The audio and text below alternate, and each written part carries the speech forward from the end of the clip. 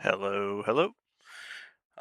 So today we're going to be casting the Imperial bracket of Div C for AoE leagues. And first up, it's going to be Lonzowall versus Ghostwriter. And here's the draft. So we'll start that. So, picks first for home maps. So most likely we're going to see each player pick their home map for the group, which I know is the case for Ghostwriter, and it is also the case for Lonzo that they both picked their home maps. So Migration and Arabia. First man up is Haboob for Ghost. Compass for Lonzo. And I'm not too surprised with Ghost going for Shoals after Migration. He does enjoy his water play.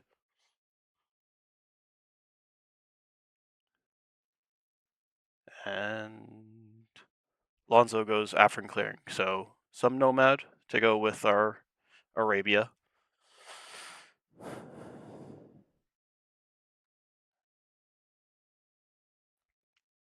Band's coming out now.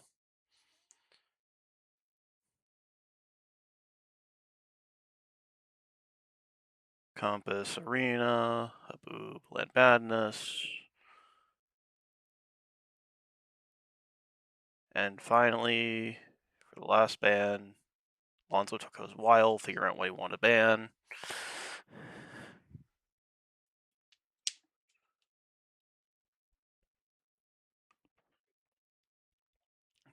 Might even leave it for random. Nope, High Tides. Get rid of as much water, and Ghost pretty quick on banning Valley, which leaves Boundary Ball as our starting map. And now for the Civ draft. Ghost bans Italians. Lonzo gets rid of Chinese, as well as Magyars. Yeah, both very good on Arabia, so it makes sense to get rid of them. Mongols as well, good to get rid of for Arabia, and Dravidians most likely is not going to be played on either Migration or Shoals. And Tupi, because we don't want to deal with any fast castle shenanigans on Arabia.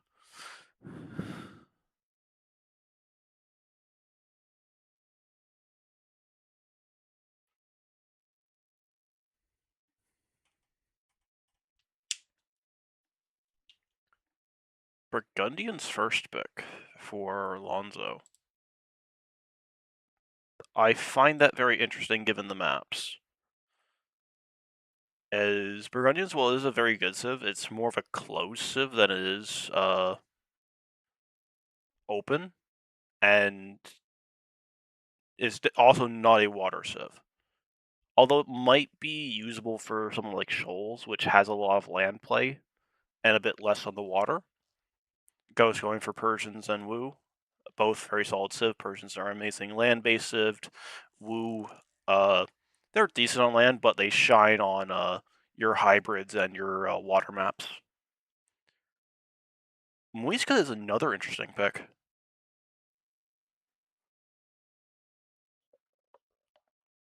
Wonder what a Muisca tech tree's like, if it's good for water, because I don't think it is.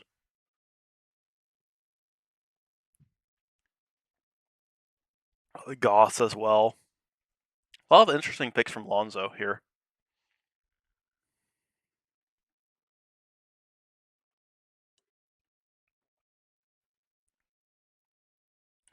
Armenians. Oh, it's a snipe to start. Snipe after 3.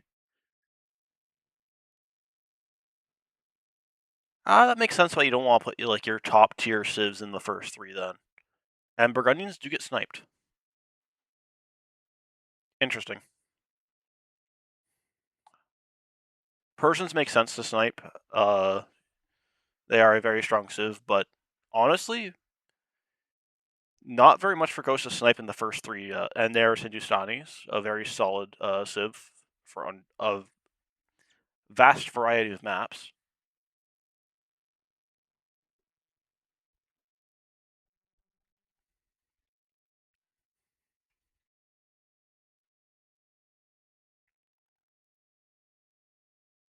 Ghost taking his time. Huns.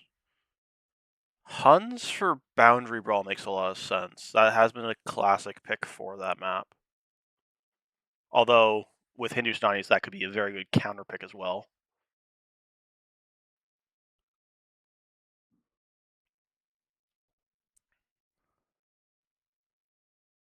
Urchins, very solid on Nomad maps as well as Arabia's.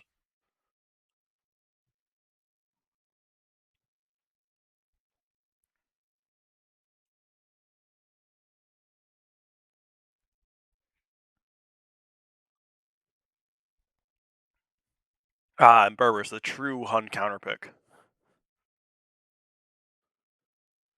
But also just a very solid civ in general. Very strong Castle Age once they get there. Saracens. 3 very strong Camel civs for Lonzo there.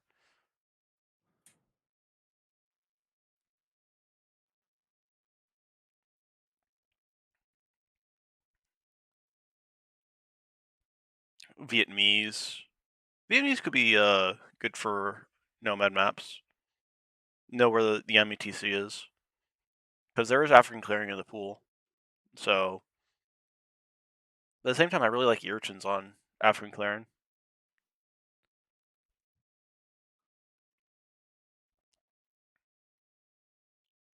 And the last pick for Ghost,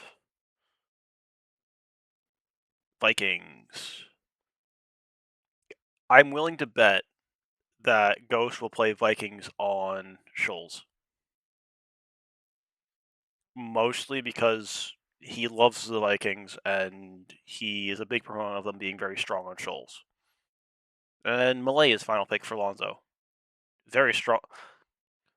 Honestly, I would not be surprised if Lonzo doesn't really use his first 2 picks and instead leans more on the back half of his draft rather than the front. Because his back half of the draft is a bunch of very strong civs. Whereas Ghost is a bit more consistent throughout, being very strong early picks and very strong late picks. Let's see if I can't guess what will be played where. Like I said, I'm pretty sure Huns will be for Boundary Ball.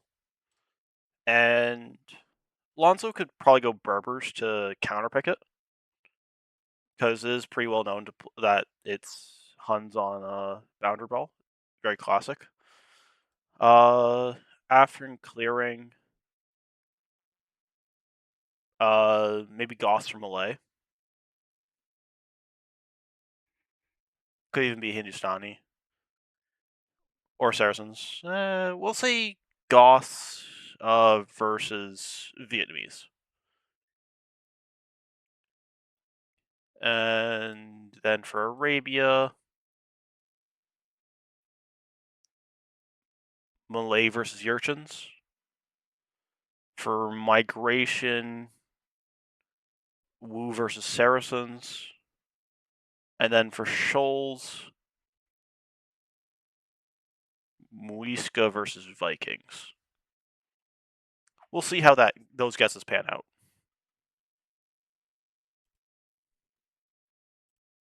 And with that, we'll hop over to Capture Age. And for the first game, it's going to be Huns, as I predicted, versus Goths. Let me just...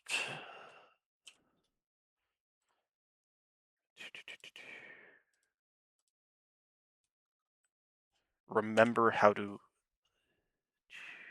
do casting. There it is. It is best of 5. Alright. Let's go. Alright, so in the teal we have Ghost, and I'm going to change Lonzo to red. That way, even if you have a bit of a difficulty seeing colors, you can still clearly differentiate. But in the cyan we have Ghostwriter playing the Huns, and in the red we have Lonzo playing the Goths. Now, I thought Lonzo was going to play Berbers here to try and counter the Hun pick on this map, since even with the water, it is actually very common to pick Huns in this map just to get all these water buffalo, as otherwise you are kind of giving this up. So, you still get a lot of value, even if you are a bit later to the dock. So, interested to see what kind of build we go with for the Huns. Gonna go instantly for a Hunt. You do get more Hunt as the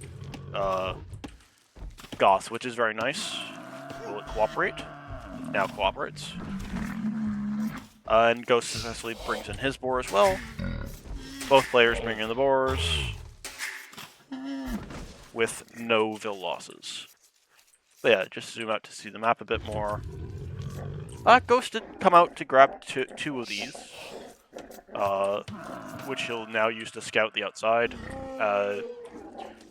Look for good wood line and gold, maybe even stone, depending on what sort of units he wants to go for.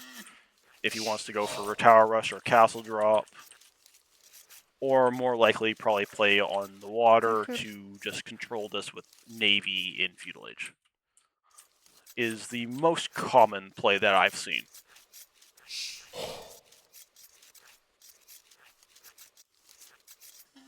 So, interesting fact about this map is that this was the map that was picked by somebody who ended up dropping out of the tournament.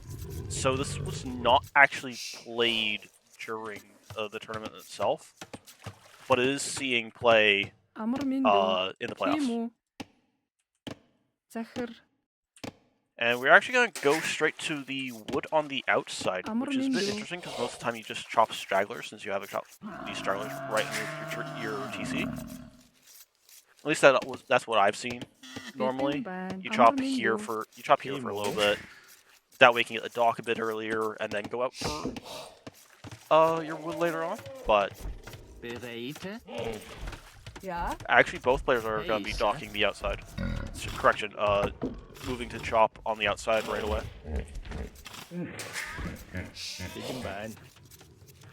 Bit heavier on food for Lonzo than Ghost is. Ghost, I believe, is going for more of just a regular dock timing with the 5 on wood. Now 6.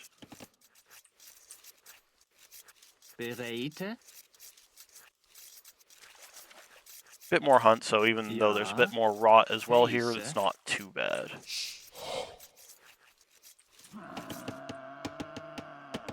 And there's going to be the dock for Ghost.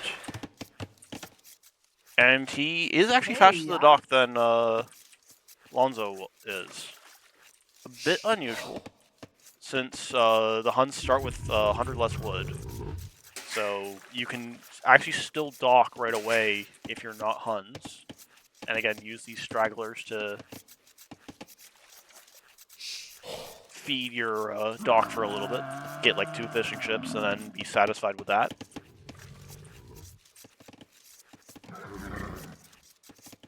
But yeah, you can see the horse paying off because all the buffalo are for Cyan, except for this 1, 2 that Lonzo was able to get. Also, very interesting build. This is probably going to be for barracks for some feudal pressure. So Lonzo's not going to be playing for the water at all in this game, it looks like. Which could be risky, especially considering how close his wood line is to the water. Like, this is very easily ranged by any galleys made.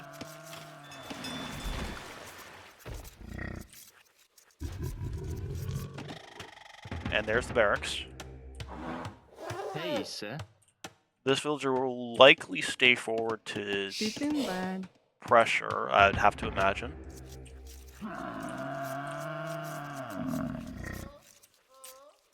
But they're both just working their way up. Should be pretty close to clicking up for red now, probably after this vill. Ghost probably going up right as soon as Luma's done. Has 3 They're going to have 4 fishing ships. That is greedy, but Ghost does tend to play rather greedy. Outpost for Lonzo, and they're both going to go up at similar timings, but Lonzo has a lot more idle time, with about 2 villagers idle time already. And Ghost going up with 0 idle time, so very good Dark Age for him.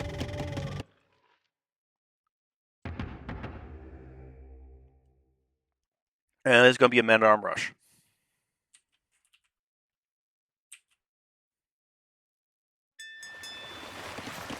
Lonzo's significantly behind res already. Now, part of that is going to be the fishing ships, as we actually went up to 5 fishing ships. And look at the walls. Is this full walled? I think it is. It is. So that is, but we haven't walled on this side yet. Ghost is actually very lucky that this is a full wood line as well.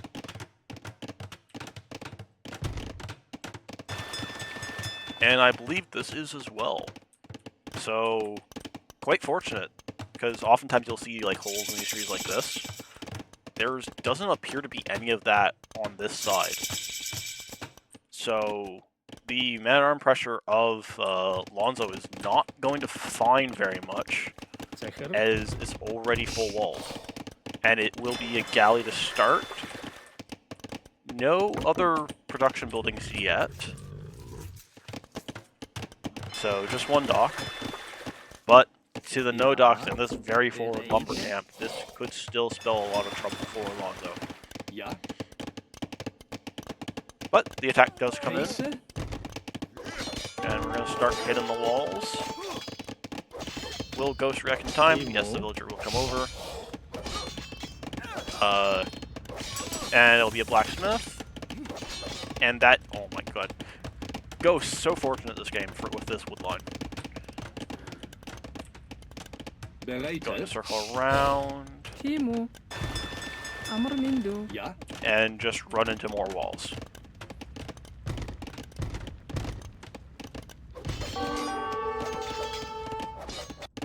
And while this is happening, Ghost will find the wood line with his galley. Villager is going back to place the archery range, but forced to abandon his wood line. And Ghost just stonewalls behind. Doesn't want to deal with anything. Although, that's a gap. If this goes down, that's a gap, I think. Yep. So, Ghost, even with stonewalling, there's a hole. And is just going to sacrifice the villas. Oh, will the wall come down? And the walls do come down in time. So, only 2 villas lost for Ghost. Did not kill any villas here, but he did force the wood line away. And has the ability to be rather annoying with against these berry villas as well. It also makes it difficult for these villagers to leave the middle.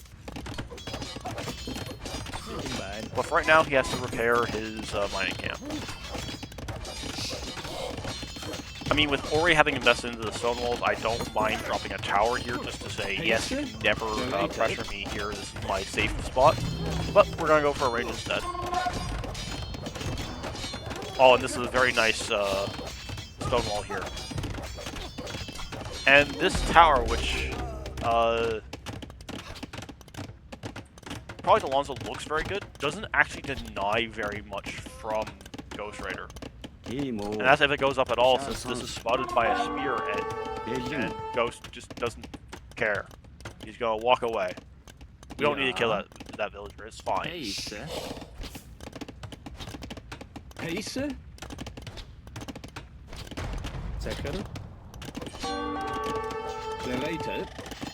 Archer's gonna come in now. And yeah, this galley's has the potential to be annoying. It's just barely out of range of those fishermen.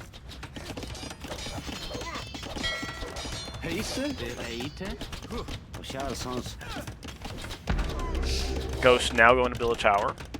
Later. At this point, needed to deal with the archers.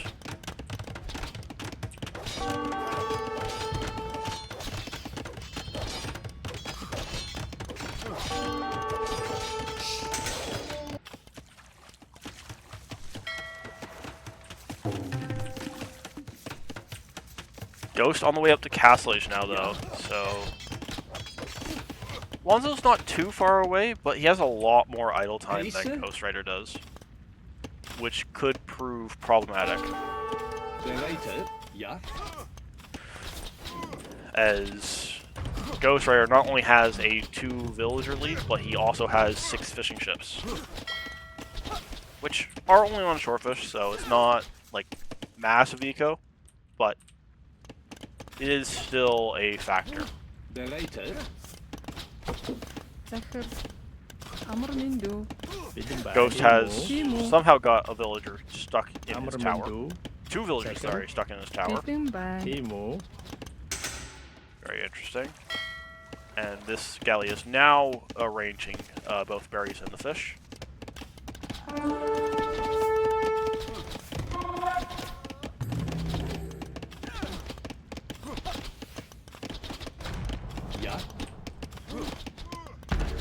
Ghost has sorted out his villagers. He's probably going to destroy this lumber camp pretty soon.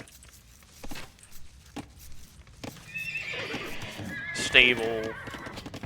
Oh, Ghost. Ghost out microed. Incredible.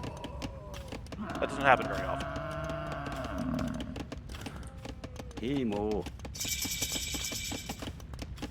But that's Castle Age in for Ghost now. Stable's almost up.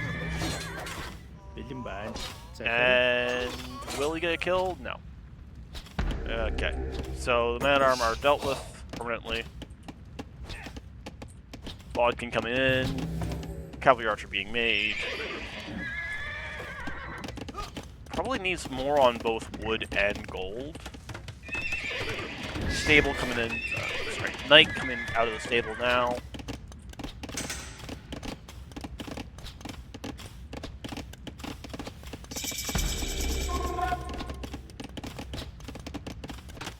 And it will be a castle for Lonzo, right on the face.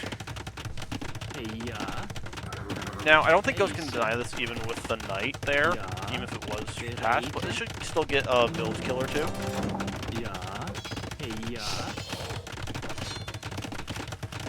But this isn't a massive position for Ghost. He can still just run away. Use a couple knights to defend, and he should be fine.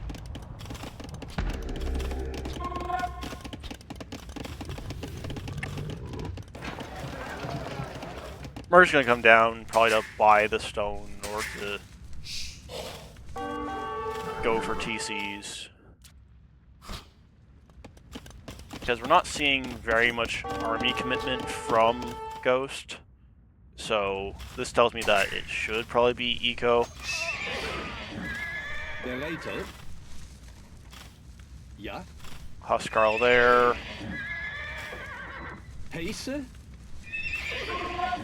So Knights do deal decently well with Huskarls. Huskarls being very anti archer and not very good against other melee units.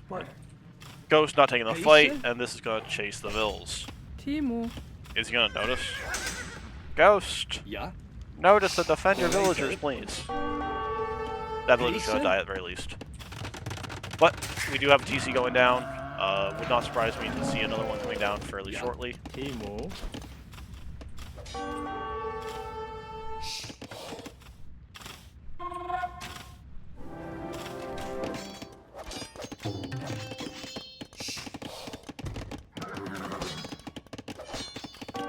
Still on stone, so looks like it might be another castle for Lonzo. Later. Beating bad.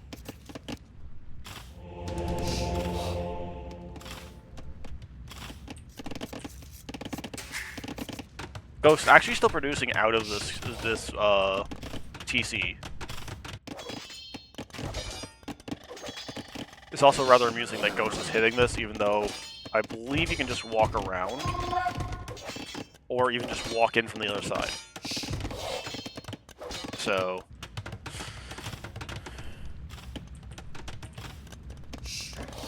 there's that. Zachar. Is going to need to transition to some farms very soon, as and we are on stone for Ghost.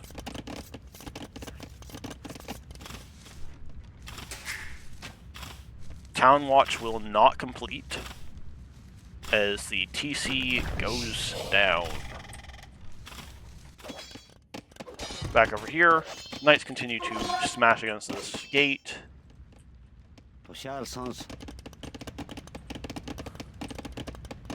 Couple cab archers for Ghost. But no further army from Lonzo. Just gonna tower against this pressure. And the tower will come in just in time to help deal with these. Oh, and there's a hole. The archers can sit underneath the tower, but they are not currently sitting underneath the tower. And Lonzo is just gonna call the GG.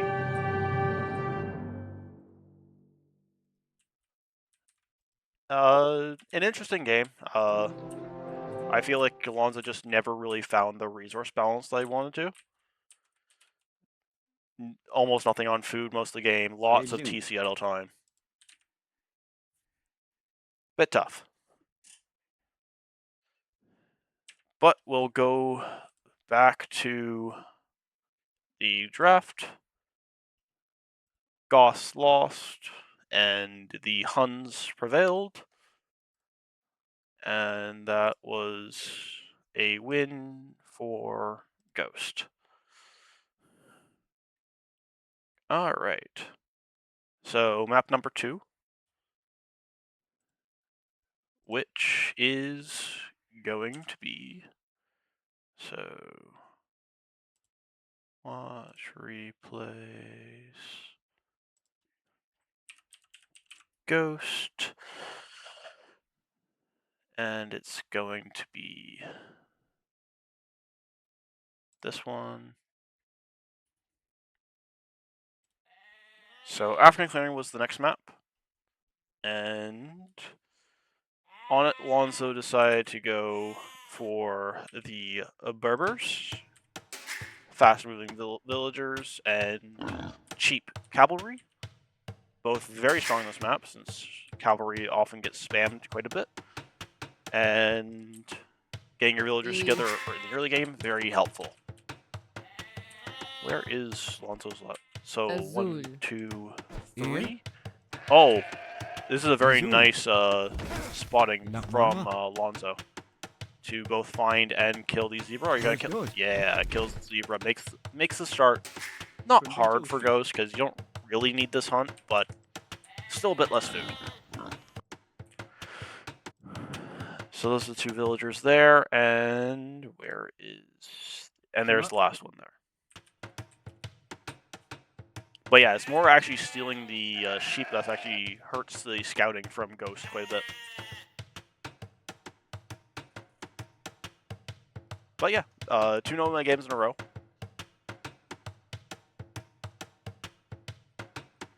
See how it goes.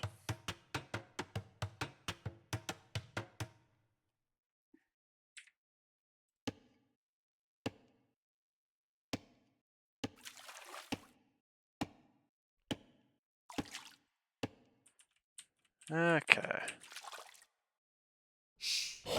Yep, going straight to the fish, going straight to the fish.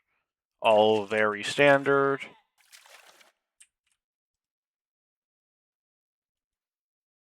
Look at the scouting for both players.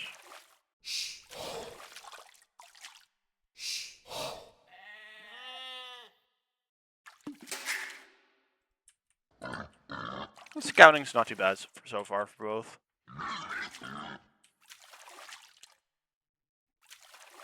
Shema? Nothing too spectacular. I am actually going to speed up just a little bit as we'll slow down once they go to Feudal Age, because this tends to be a fast castle map. You definitely can play Feudal Age with scouts and such, but it's still difficult most of the time to do so. You try to look for damage on the Shorefish if you do go for Feudal Age timing, and Ghost got housed. Got a fairly long distance spore before bringing the safer one. Lonzo did much the same.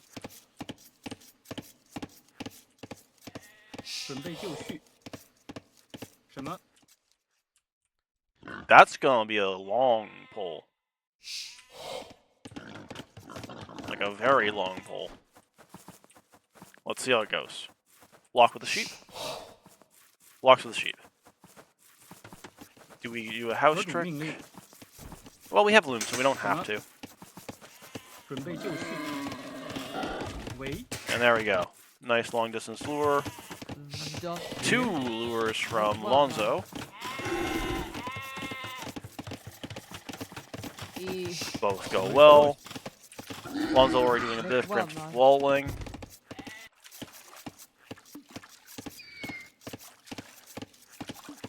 And Lonzo might be going for a Feudal Age timing.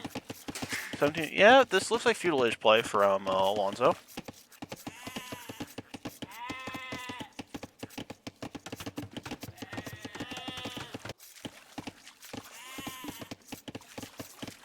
Might be the same from Ghost.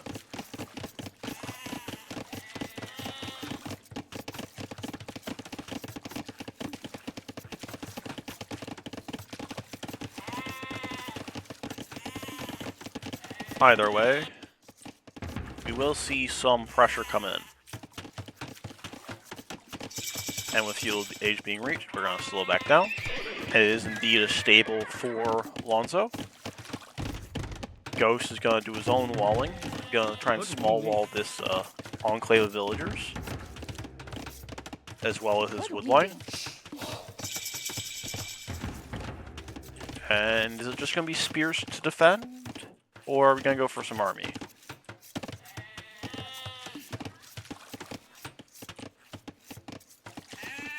Lonzo will see the barracks. Don't really want to give the sheep away at this point. Honestly, these sheep should be coming back home.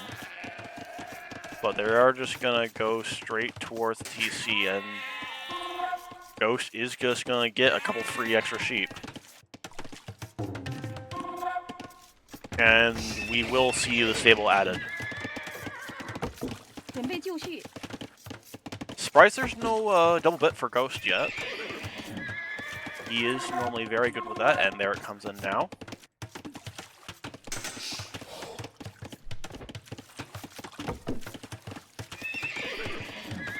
Scouts are out for Lonzo. And only the one spear, but the one spear moved forward. Where is it now? Yeah, the one spear is all the way forward for Ghost, so there's no spear back. Just the one scout, and so these can find some damage over on Ghost villagers, because this, even though it's semi-walled, is not actually walled. These are all still vulnerable to the scouts. Spearman is being produced for Ghost, but the scouts are here now. And that spear is going the wrong way. Villagers will run, but one will be picked off. One villager down. And it is just one villager. But still a very strong start for Lonzo.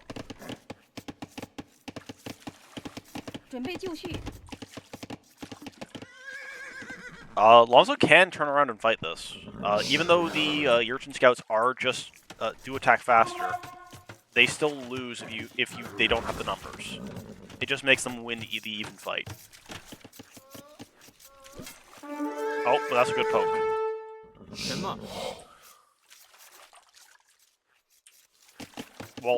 Walls are coming up for Ghost. Is not actually going to pursue these very much further. Walls are already complete for Lonzowall, and he already has all the minerals he needs. Not going to be out and about on the map for the fish. We'll probably just transition to farms and work his way towards Castle Age. Ghost doing much the same, but he still is not yet full walls. Walls are still in the process of coming down, and he does have to notice that he didn't place walls here.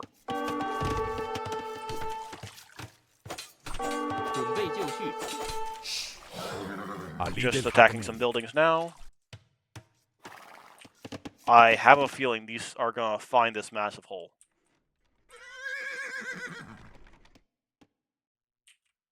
It's like a welcome in sign.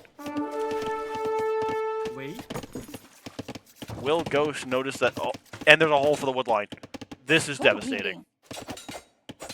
准备就绪。 This might be the game right here. It's the game right there. So a very quick game 2, making it 1-1.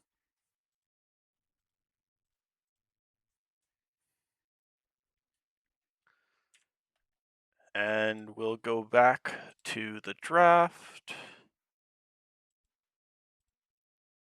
And it will be a victory for Lonzo on his home map using the Berbers. And it will be a loss for Ghost using the Urchins. Then we'll go back to Capture Age in order to go to the next map, which is going to be Migration. And we're going to see Malay and the Wu. Both these cities are very strong here. Change Lonzo back to the red. They wish each other good luck, have fun. This silly change of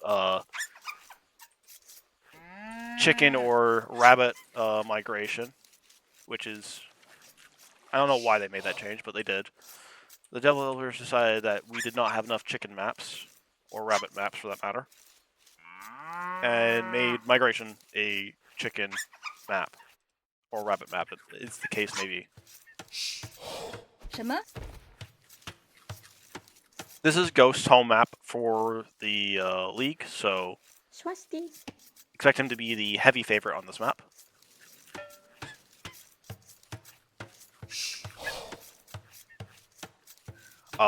Wu get extra food for building the docks, so they get 55 food every time they build a dock. Malay, their major bonus for this map is the age up time. Yeah, saving a bunch of time on the age ups is very good on this map, as normally it's a fast castle map. You'll normally see like a very long dark age. I think I expect Ghost to go to like 27 Vil Dark Age. Because this map does not have sheep. It does have sheep because you have your cows here. But it has no boars. You just have the rabbits now. Before it was always deer. You get like 5 or 6 deer. It might have been 2 full packs of deer that you had. So that'd be 8 deer. I don't think it was that many. I think it was just the 1 pack of deer. But that would be your primary source of food as you went through the Dark Age.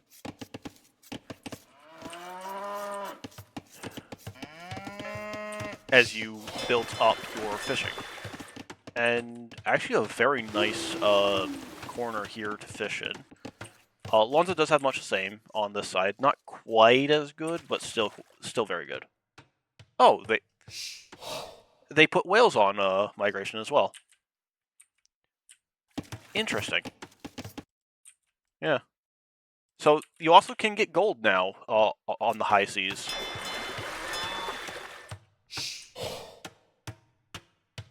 Lonzo gonna dock towards the middle to start, which is fine. Probably want to dock over here later on. That way you can get access to these deep fish and have just better fishing long term with those.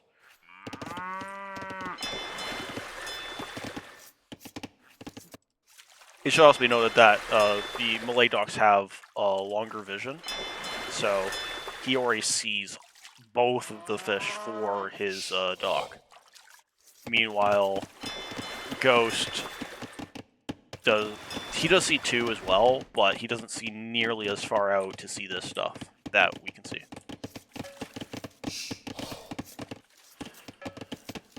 And I'm also going to speed up a bit through the Dark Age here, because,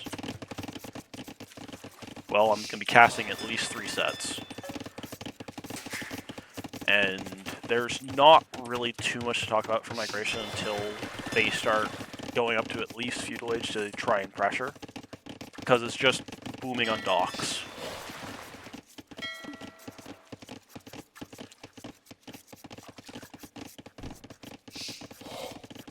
In actuality, for a large percentage of this, it's basically who can have the better boom on water in the early game is often who you see win, unless the other person is able to destroy the fishing ships in early Castle Age or Feudal Age.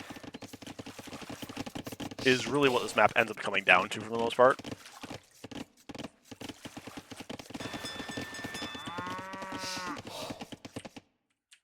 At least that's what I've found, because even though the middle is very important, and we are going to see a relatively early timing from Lonzo, I say that even though it's 25 mil. As we do see, Ghost is clicking up at 27. But Lonzo only has 6 fishing ships compared to the what will be 13 fishing ships. Lonzo going up to 7 fishing ships is quite good.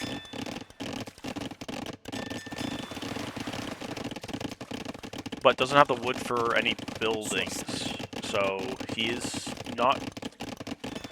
He's actually going for transport.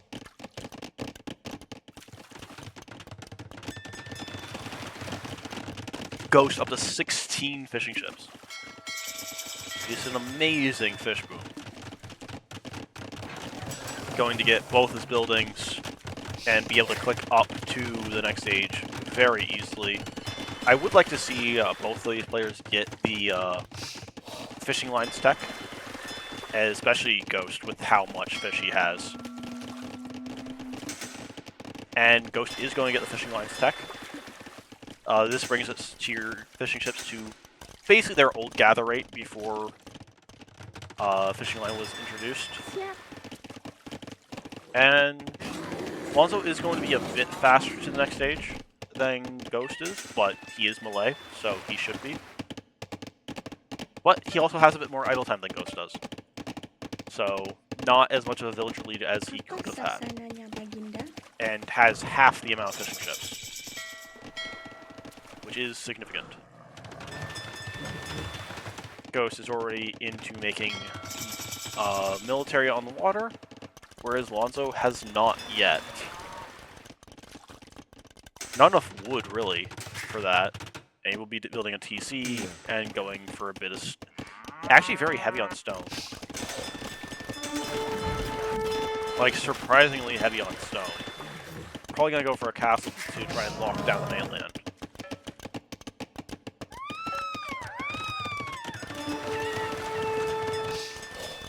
It's not a bad strategy, but at the same time, water is so important in this map. I think you have to invest into it earlier than this. Just to keep your fishing ships alive and try and damage the opponents. The castle is nice, but I think you go for this a bit later in Castle Age. Yes, Ghost, your walling on Africa was indeed masterful. You had a hole in your walls the size of a gate. Like, it looked like you wanted a gate there, but instead just deleted it. I also like your micro here. Same idea. Also, the opening of the gate is only 2 tiles, so there's 1.5 on either side.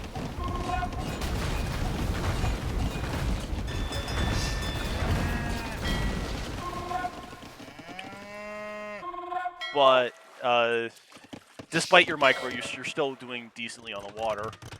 Have you seen this castle? Well, you see the Krampus, so you know it exists, and you've actually seen it as well.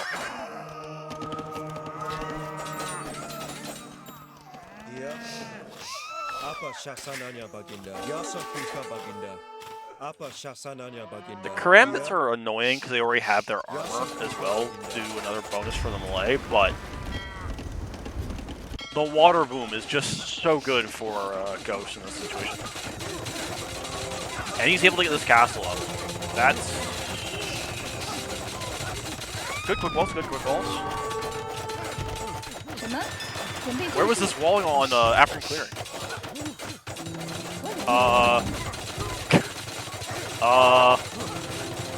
The tower might actually deny it.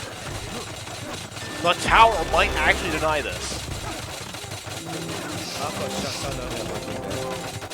Well, really it's the premise that deny it, but this tower is killing these villagers. Oh, it's gonna be close. The tower, it goes up. That was so close. And Ghost is just going to land somewhere else and just go with a TC over there. And it's going to be a siege push. Makes sense. Fire archers to push them away. And Lonzo is completely pushed off the water. So, is behind on eco, even though he has more villagers. Even though Ghost lost a bunch of villagers with this, that's ambitious. Just put it underneath your castle. That works too. And we're actually gonna go very nice castle over here. Very, very nice and preemptive. That way you don't get this happening again.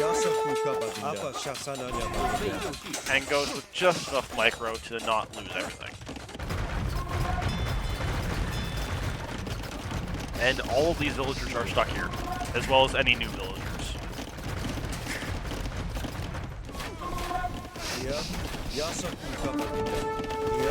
But fire archers are not actually great against rams. They're not terrible. They do well enough, but still an archer unit. And oh, that was the villagers that I popped out on the other side. This is gonna lose this castle.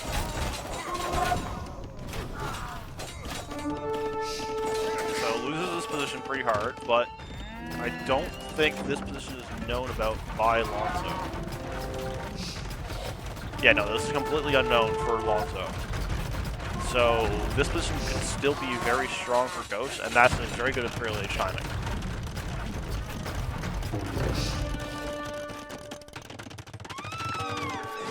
And Lonzo just doesn't have the food to go in anytime soon either. That castle is very risky on the water like that. It's gonna be used to try and redock, but against Imperial Age water, you're not winning anyways.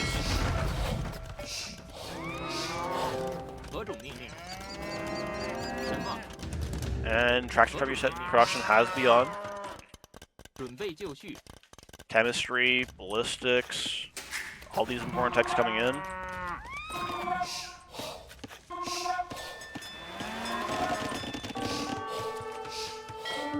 We did redock over here to try and keep some efficient fish. But the loose swans are out. The loose swans are devastating. Honestly, too good of a ship to be. Very nice dock over here for more local production of loose swans.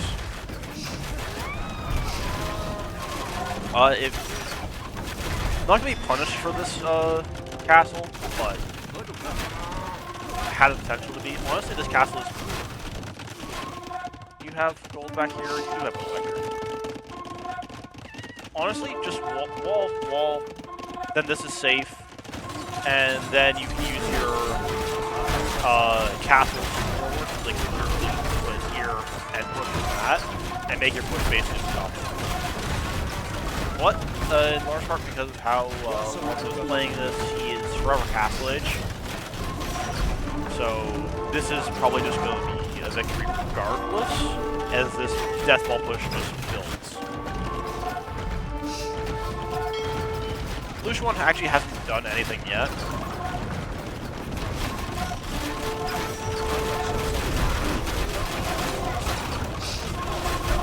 At this point, you just sit them back, retreat your thing, and just let these guys kill everything.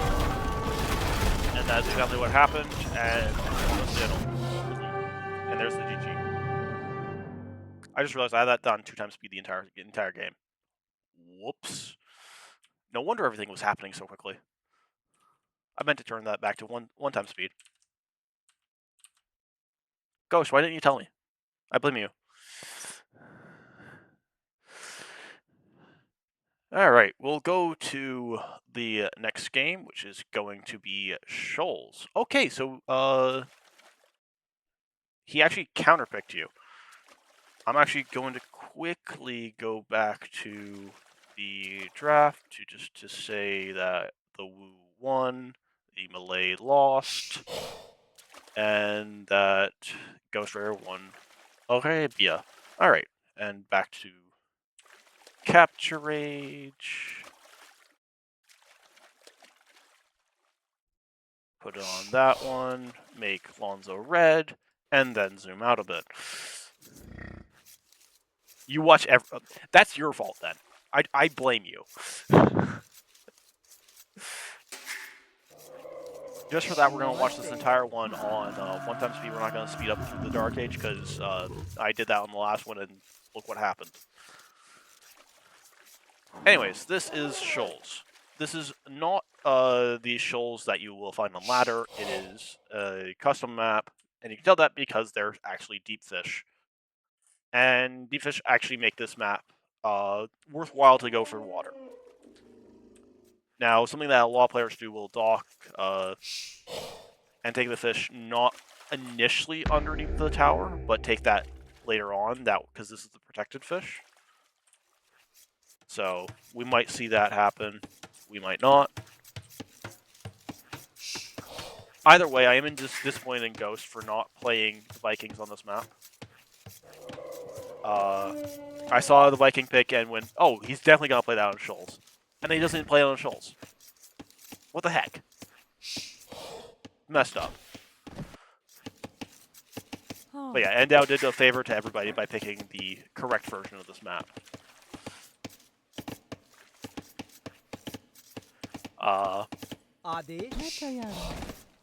But for now, we're just going to push in the deer. You start with 6 deer, or is it 5? Yeah, 6 deer and an elephant. For your hunt, you have a couple water buffalo, and then you have the fish. And that's going to be your eco for the early game. Normally go for some water. Already 6 on wood, which is a bit more than what you normally see on wood. Normally you only go to like 5 on wood. Like what Ghost has. And yep, there we go. We got a dock now.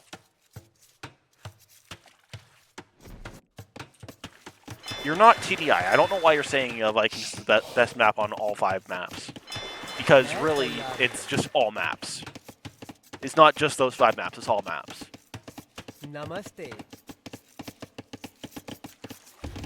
I'm guessing you maybe save them for Arabia. But I much prefer them here rather than on Arabia, since you actually get to make use of their dock bonuses as well. Rather than just the free wheelbarrow and the extra HP on your infantry. But Vietnamese are good here as well. Not having to pay wood on your eco upgrades makes them very easy to grab. Not to mention that the fact that they research faster, which means you click it and you have the tech almost instantly. Or at least it feels that way.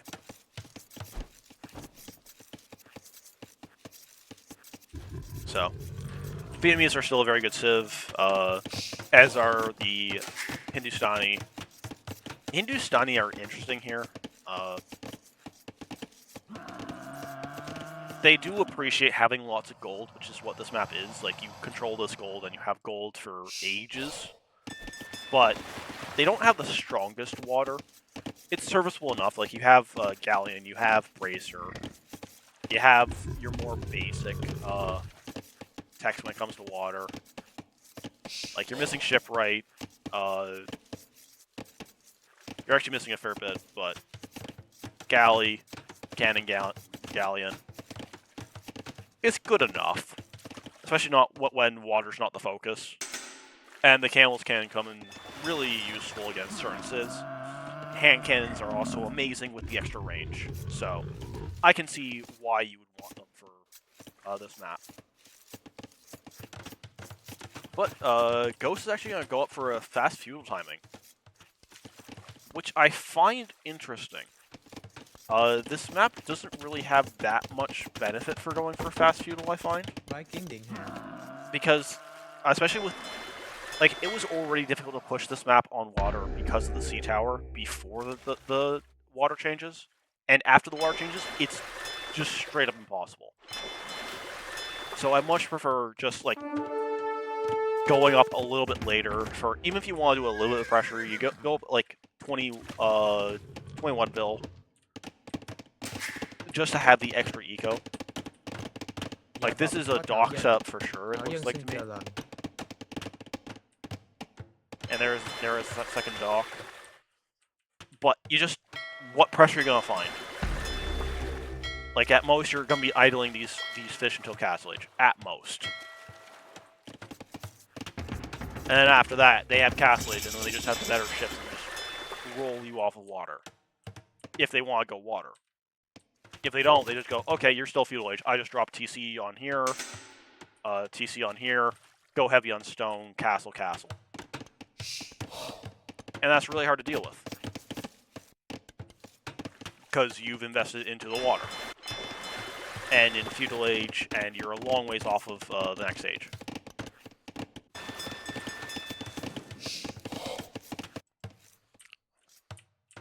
But that's also just how I feel about this map.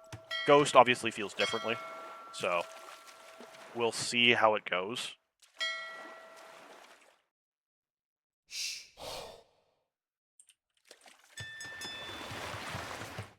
But yeah, hits. We actually didn't go to gold at all, and we're actually going for scout opening, like light caps more likely, but probably just sell bit of food, bit of wood, go up.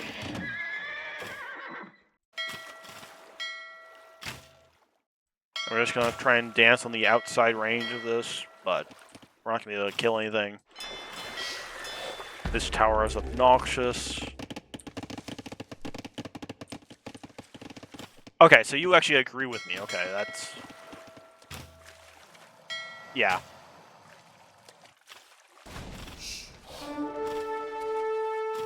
You built a galley by accident. Is this second dock by accident? Did you accidentally build this?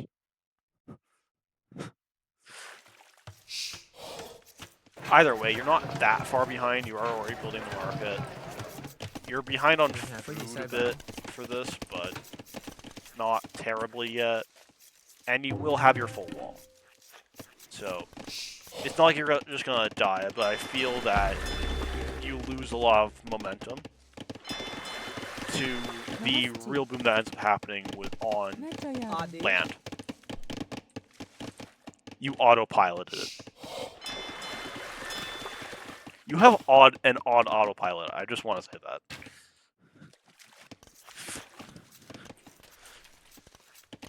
Not even actually a full wall, because we're open on the front. And if we're up against Castle Age, I don't think you want to be open on the front. Interesting that we decided to drop the mining camp here. Namaste. Might end up deleting that to place BTC later on. Yep, and we're just gonna build a couple fires. Probably could have built the fires a bit earlier. Didn't actually grab any gold at home. Just went straight. I'm mining out here. But yeah, if you're going to be later to Castle Age like this with your build, I think full wall on the front makes more sense.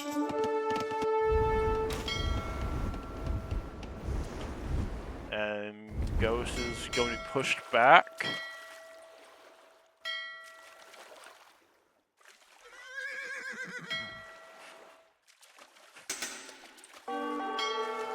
And TC and TC.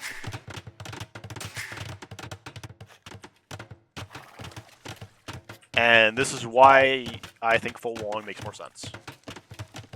Because now we're going to have... It's not light cav yet. It is just scouts. Some good quick walls to prevent a lot of damage, but we will lose at least one bill, I think. Do we save it? Do we save it? No.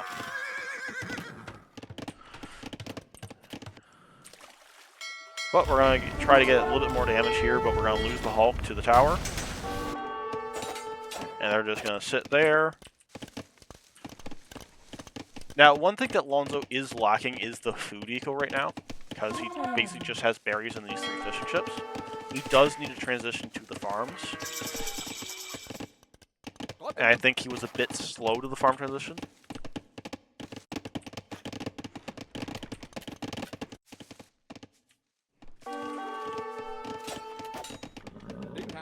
And this spear is going to eventually clear up these scouts, but in the meantime, we are actually going to lose our water presence. Oh, going to try and draw underneath the tower. Might win. Might pull us back, but just going to retreat. Farming eco is coming up. Still not quite there. And Ghost actually doing what he has to do, which is go for an aggressive play for early Castle Age, as he is already fairly behind on the boom aspect. Although not as far as you would think, he is only a few villagers behind at this point. But that will only grow as time passes unless damage is found. And it's going to be attempted to be found through CA and Fire Lancers. As the fighting on the water continues, I don't expect much to go on in the water. Like, the fish will probably be these fish will probably be cleared up at some point, maybe right now. But we're going to back off. Scouts get in. Có thảo dân. Điện hạ có gì sai bảo? But they only cost a little bit of idle time before one dies. Oh, no, it's just a spearman, not a villager. And we're just going to sit the Cav Archer there on the outside edge. Scouting out the other side, placing our second TC. Still have not cleared up the water for red.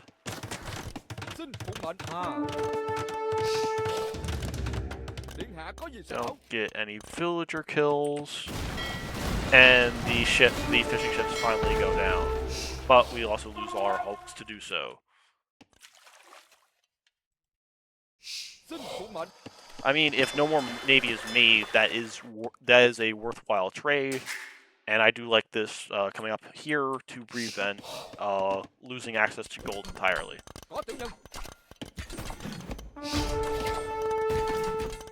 And these Cav Archers are quite annoying. Although it's a very good Scorpion that is killing all of these Fire Lancers.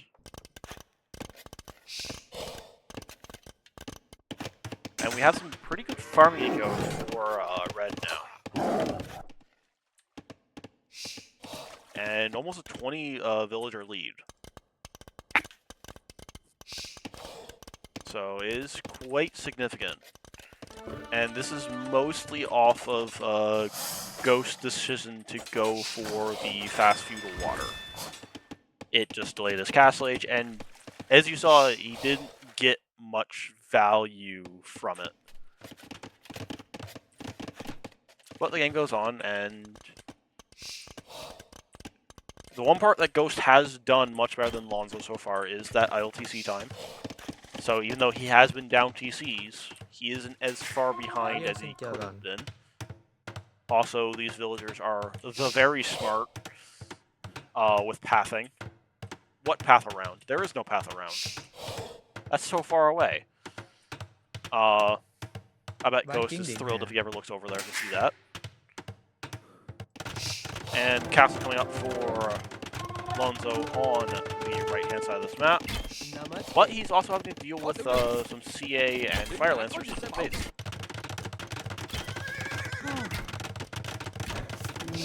This CA will not be very long for the world if this castle goes up. Yes. Oh, Điện hạ there có gì was sai a bảo? pause, Dạ vâng, có and thương Ghost saw this during the pause. So he actually gets to build his TC a bit faster. And he's going to actually add a fourth as well. So he's going to try and boom back into this. But he does so at the danger of the Ghouloms coming over to him. Which can be very powerful, but Ghouloms don't perform the greatest against Fire Lancers, so...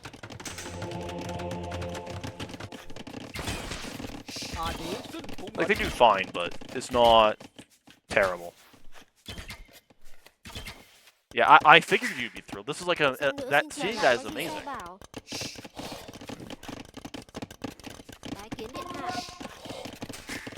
But we're just gonna boom it out. And we're gonna try to close the build difference, but it's a lot of build to go. But honestly, these three cavalries are taking Lonzo off of a lot of farms. Like, that's a lot of idle farms. So even though he has a lot of builds, the amount of idle that Ghost has gone with his army is incredible. So, because quite honestly, like, Lonzo needs to be on these farms. Like, he's not gonna have the greatest Imperial Age time because he got kicked, because he's not on those farms, which does give Ghost a bit more of a chance in this game.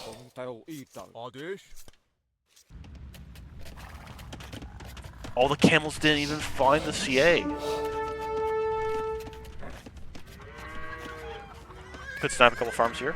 Oh, nope, Lonzo deletes them fast enough, and we're just going to run away. Do we see this? I don't think Ghost saw this, but I think this fight goes well enough for him anyways.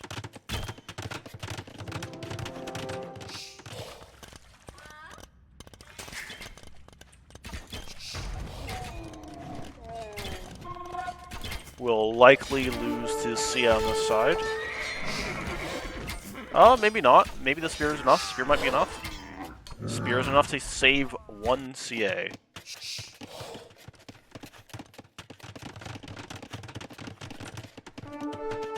And Ghost has brought the bill difference down a bit.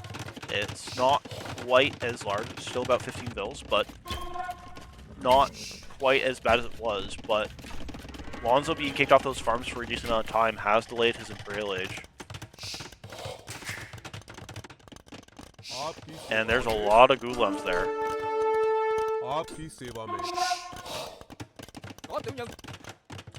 Fire Lancers are fine against them, but at the same time, these do have a bit of bonus against shock infantry. Like, they have +2 against shock infantry, so they're actually dealing 13 damage rather than the... correction, 12 damage rather than the 10 that they're advertised as dealing. So, Fire Lancers still do lose that fight, but it's not as bad as if they were fighting long swords, for example. And we are finally getting Imperial Age in for Lonzo. And double stack castles to try and push this position. Ghost still has a fair way to go until Imperial Age. Holding this position will be difficult, but also crucial for Ghost to take this game. And we're just gonna walk into this castle, which I'm sure is a great start to that.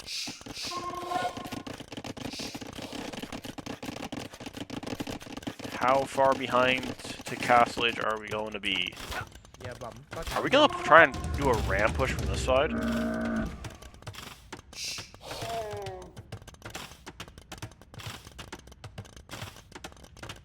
This might be an all-in Castle Age. And an attempt to push in from this side.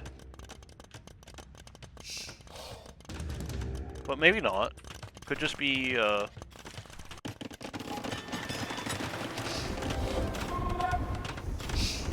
that's a scary sight to see all that running through the middle. But this is walled out, so could actually take a massive fight here. And this could actually hurt Lonzo a fair bit if his army gets cleared up right before it. And I think his army is going to be cleared up. Yeah, his army is cleared up right as Imp hits. That hurts. Like, you ideally want to keep that army around just to defend here as you go for Trebs. Because that was quite a few units to lose there that could have been like elite Gulam. And that's a ballsy castle against somebody who just hit him. That is a very ballsy castle. But at the same time, yeah, that's what I'm thinking, is that to buy a bit of time to try and allow to hold the position. Basically, he has to get through 2 castles instead of just the 1, but at the same time, that's still... But at the same time, this is Ghost's farming ego. If he loses this, he basically loses the game. And there's the first 2 traps. With how many Gulam we have, we should still try to go for elite Gulam. Because it is good, it is still good against everything Ghost has made. And Ghost is committing to the Fire Lancers.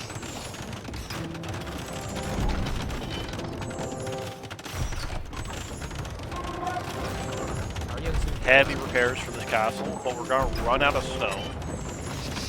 Gonna buy some more. Or is the castle just gonna go down? We buy a bunch more stone. We're gonna keep up with repairs.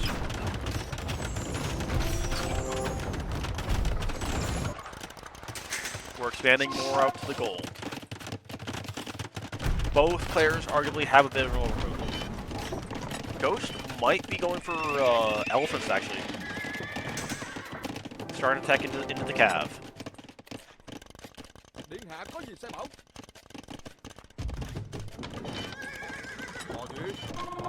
And there's the elite Gulam coming in. Like I said, too bad that we lost almost 20 of these earlier.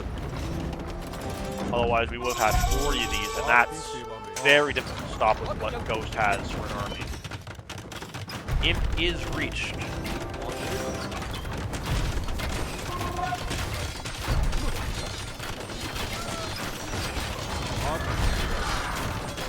Unfortunately, most of Red's units are just not engaging yet. Now they are. Spike goes solidly in Lonzo's favor. And it's going to be up to these elephants that do not have Shatras yet. Warding's being researched for the lone castle on this side. Would much rather that be the Shatras to make these elephants super chunky. Adds 100 HP to these guys. But it is not strictly needed for this fight. Lonzo going to break in. Elephants will chase. And Lonzo adapting and going for camels to deal with the elephants. The sheer chunk of these elephants is going to be all Ghost has. And these are just going to run around and try and harass this now. Also, there's a lone Gulam that's going to kill a bunch of villagers. Will Ghost notice?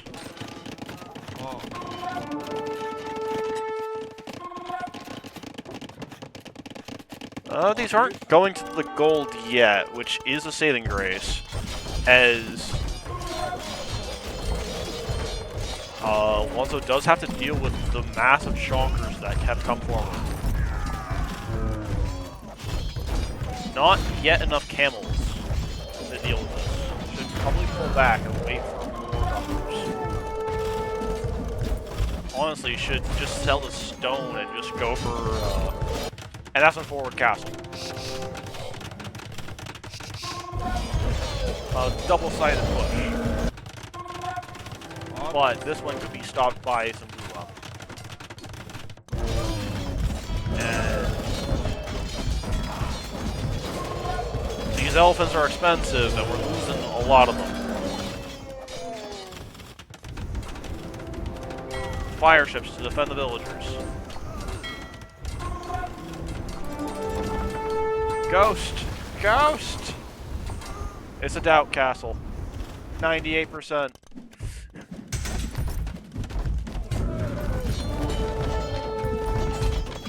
Really bad fight for Lonzo, mostly just how it was taken. Just goes super poorly. Taking a bunch of hits for free there. Ghost, you did not need that many more villagers to complete this. You needed like 2. And it's done.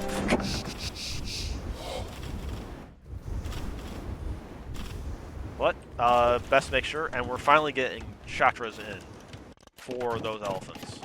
Very important upgrade for the Vietnamese is what makes their elephants so good.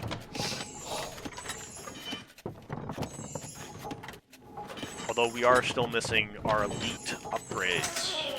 But chakras is actually probably more important than the elite upgrade when facing other melee units. And there's chakras now. A bunch of trebs have been brought over to deal with this castle.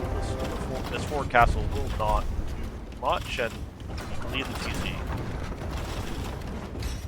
Why did we delete the TC? Interesting.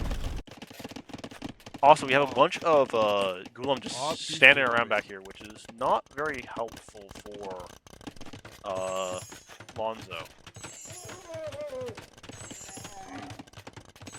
As that's basically dead paw if they don't do anything. Now, if they come over here to raid the golds, that's amazing. But just standing there, not the best. And we do have almost full upgrades in for both the Fire Lancers and the Battle Elephants. And against just the Camel Riders, that would be a very good fight, but we could see the backline of Hand Cannoneers start being made very shortly. But we gotta get these Gulums moving. These Gulums need to do some work. Will they see these villagers? Ghost, his own worst enemy.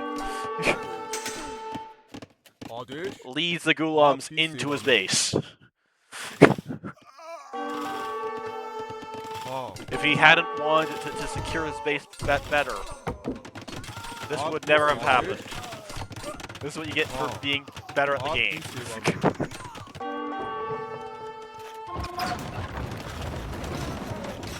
The Elephants all goes backwards, meanwhile the Fire Lancers go forward.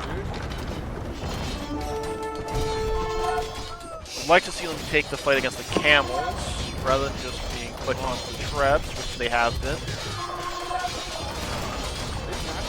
And now they're finally fighting against the rest, but that could have been a much better fight for Ghost if he took the fight. Yes, it is an amazing map. And now the Elephants come back with all their chong.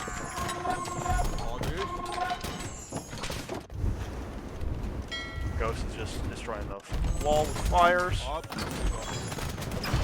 Yes. There was a short pause, it seems. And now the fighting will be engaged in properly. Imperial Camels versus Elephants. Who wins?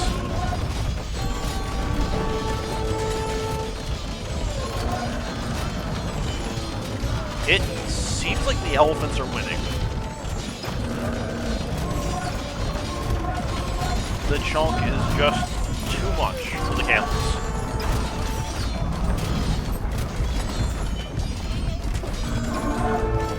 It's going to push the Hand Cannoneers back as well. These Trebs have been left out to die.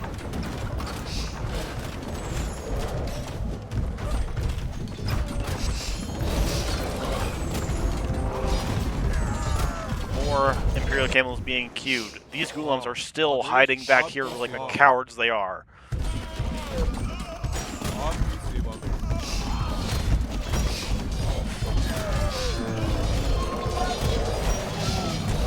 As the elephants just push through everything. More elephants stream towards the front.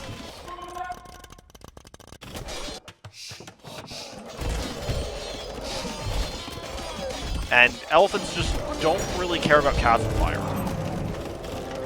They can take the fight under the castles all day long.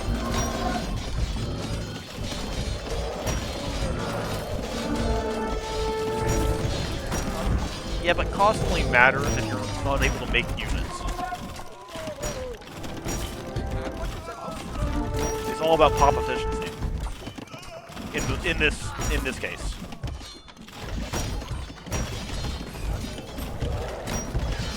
These videos will be going to YouTube after the cast, yes.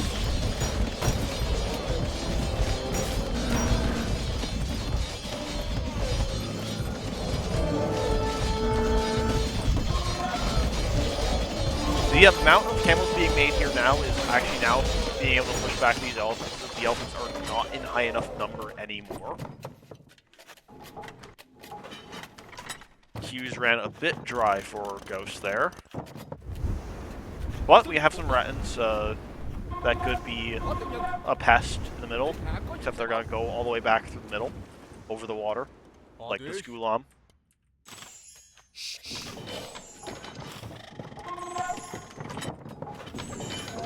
Now the really tricky thing for these camels is... so the old one about, with Dino, unfortunately, is lost to time because Twitch deleted it. So, and I don't have it. So it's lost to time. It's gone to the ether. Yeah. It is quite unfortunate. I wish you had brought that idea to me before I had lost the, previous VOD, but such is life sometimes.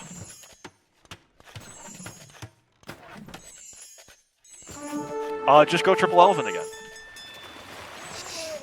Easy.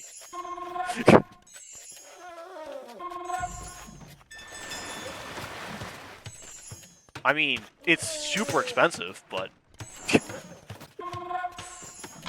what beats triple elephant?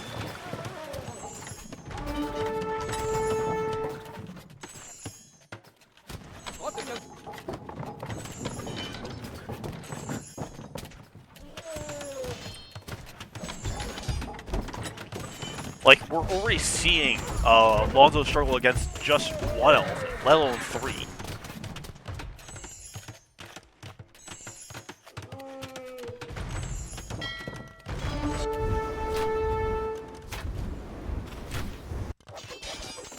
And Ghost just recuperating everything before the fight. Gotta heal all these chonkers up.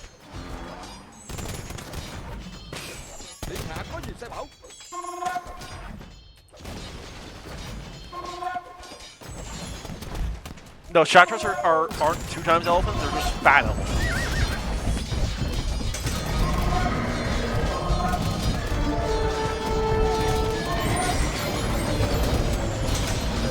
And the fight truly begins.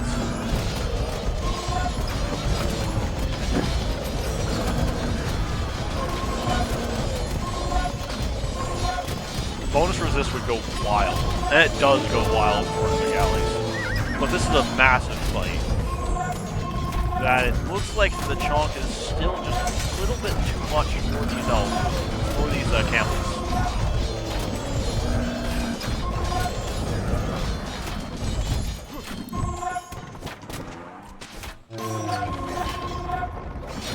And going to take the traps again, which are shooting at walls.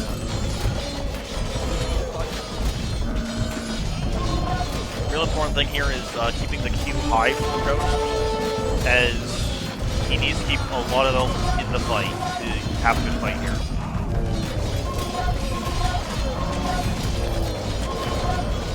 And the fight does go to Ghost, but he doesn't really have enough elements in the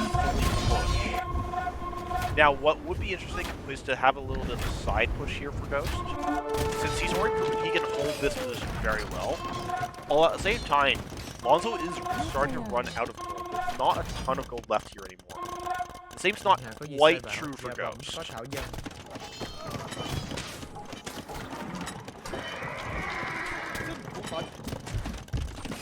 So a bit more gold concerns for Lonzo than there is for Ghost.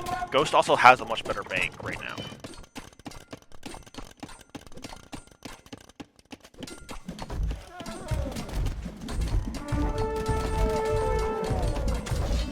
But Ghost is taking the fight here, is now getting paper money to keep gold flow coming in even after all the gold is mined.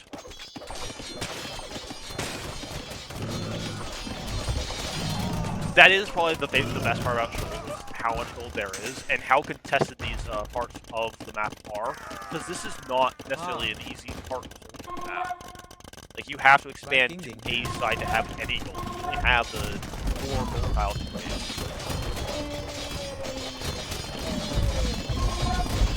And here we go. Another massive fight. Gotta get all the chonkers involved here.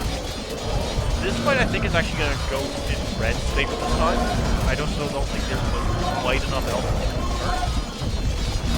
convert. But even still, with the gold situation, each fight that's even closely favors Ghost a bit more in the game.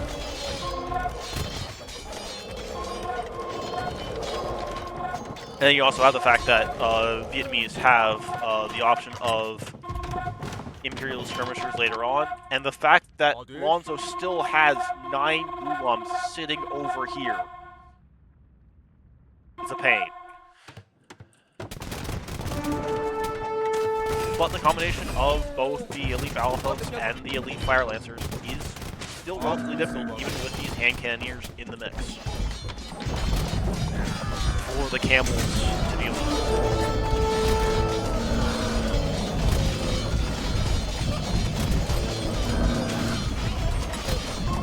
I do like that we're now getting the armies clashing a bit more frequently now, and this fight goes heavily in Lonzo's favor. And I got a nice treble in this castle now.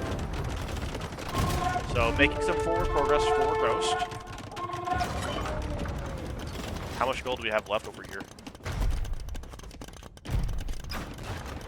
We have only a little over 2k left of gold for Lonzo to mine. Meanwhile, about not too much more for Ghost. Still just closer to 3k. But the difference in the bank is becoming pronounced at this point. Getting treadmill train, build the buildings a bit faster.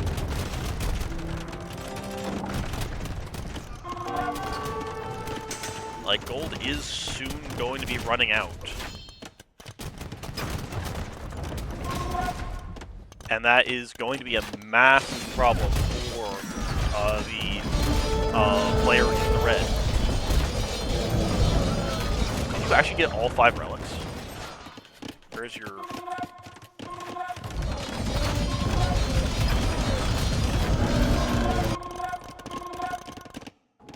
I don't see... Oh, there's your monster.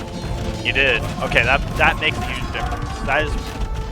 Honestly, as wild as those drugs probably win you the game. And Lonzo does call it. After having lost that final fight and seeing his gold situation, he does decide to call it. It was a very good game. Field Ghost made a bit of a mistake in Feudal Age, but he brought it very well back and able to win this series. So he's going to be going on to the finals. Meanwhile, Lonzo will have to satisfy himself with playing for 3rd place. All right.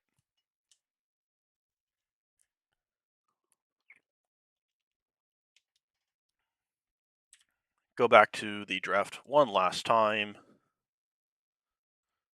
to say that Lonzo, nope, he lost on Shoals as he decided to go to his opponent's home map of Shoals for the last game, where on the 4th game where he lost. And also quickly check out here. I'm still sad you didn't use Vikings there, Ghost. But the Vietnamese beat the Hindustanis. And with that, we are going to now move on to our second set of the day. This is a semis between Lakinther and Andao. You expected Saracens there? That's fair, I guess. I still think Vikings do very well against Saracens. So, you still should have played Vikings.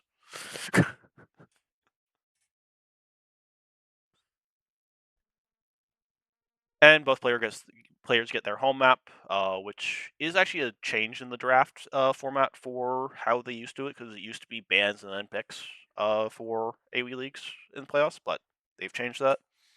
So most of the time we're going to be seeing home maps picked to start. So we're going to get the chance to see Shoals again, hopefully, and hopefully see some more chonkers there. Also, I'd like to see those. I do agree that it is much better to have the pick before bans, because you come in with a home map, and before you used to not be able to play your home map in playoffs normally, because 9 times out of 10 the opponent's going to ban your home map first. So it is nice that with it being the first pick, you have the choice of going for your home map or going for a different map. Most of the time you're going to see people go for their home map, but the maps for this are going to be for Andao, Shoals, and High Tides, getting our nice hybrid maps in there. For Lakinther, we're going to go Valley and Land Madness, going for more of your standard Arabia-ish maps. And for the admin, we get actual Arabia. Now onto the Civ picks.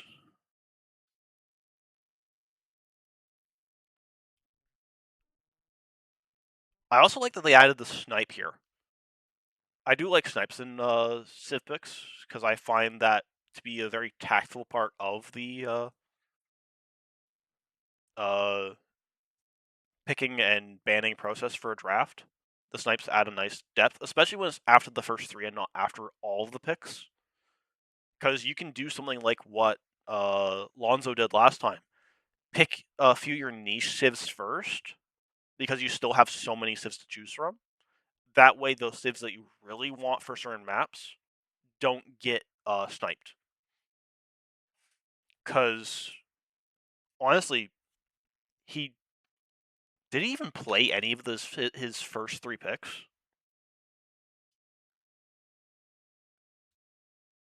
But it's really interesting.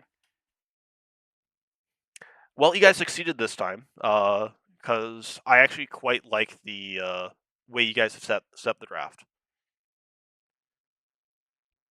Because it's even best of 5, and I remember previous leagues being best of 3 until finals, and then finals was best of 5.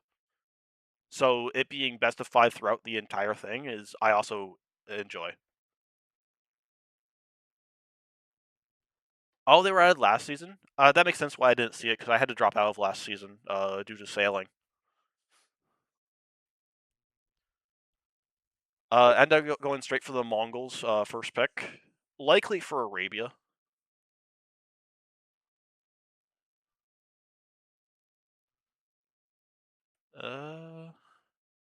As we just slowly go through the draft.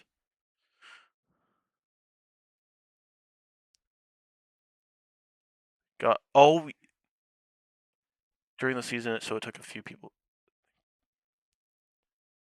What do you mean you got another 3 civs during last season? Because I thought they were banned from the league. Because normally when you get a release during a tournament, you don't add them into the tournament. Were they added in right away?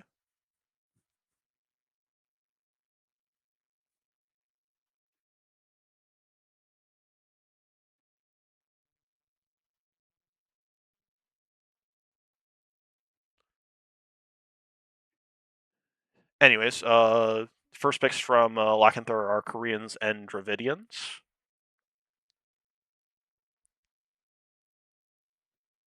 Okay, fair enough. That's so we went from the 2 to 3 bands since. Okay. So basically, because of the additional civs, you went for a different format to get a few more bands to keep it at roughly the same ratio of available civs. Okay, that makes sense. Andao going for Franks and Bengalis. Bengalis for Shoals is going to be really fun if it gets through. I hope it gets through. But I also have a feeling that Lakinther, having watched the games, might try to go for a snipe there.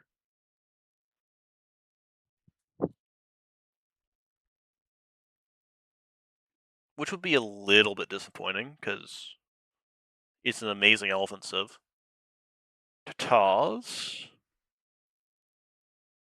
You have a specific plan for Shoals.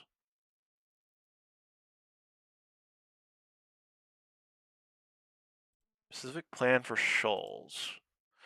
Is your civ already picked for Shoals?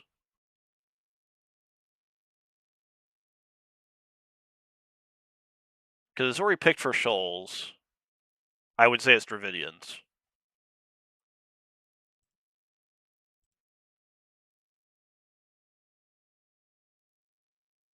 Don't want to give any info.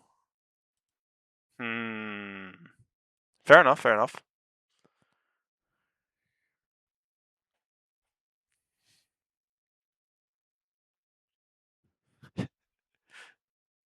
Well, Ghost, isn't your idea to go feudal?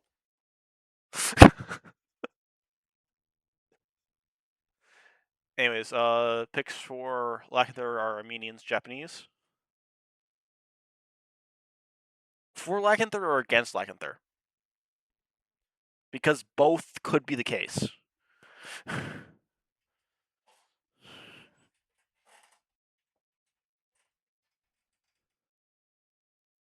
Halb Rocket Cart and Towers. Yeah, but that's just how Koreans play. Like that's just what you do. It's not really a planned strat. Like planned strat is like you do something weird. It's like me going for like fast bloodlines on scouts. Because not very many people do that. Even though a lot of us can do it. Picking it first. The thing is, Bengali, their Ellie archers actually lose to Dravidian Ellie archers.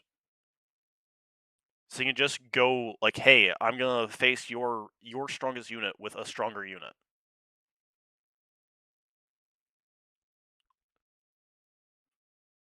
Because Dravidians can do it almost as well as Bengalis can because of that extra 200 wood, making it really smooth for a boom. And then you both go for Ellie archers late, and it's actually very tough for Bengalis to win. Because you actually have like bombard cannons and just better siege than the galleys have, while also having an equal to slightly better Ellie Archer. No, it's the fact that they have. Oh wait, they still have Thumb Ring, right? Because it's Thumb Ring plus firing faster. Because they have because their bonus for skirms also applies to their Ellie Archers. So it's the rate of fire that really does it.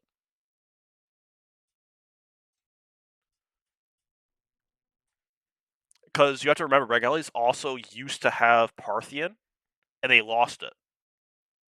So they're actually even worse in the matchup now than they were. Because unfortunately, their bonus is mostly for resisting the bonus damage, but they don't resist the bonus damage. There's no bonus damage in Ellie Archer versus Ellie Archer.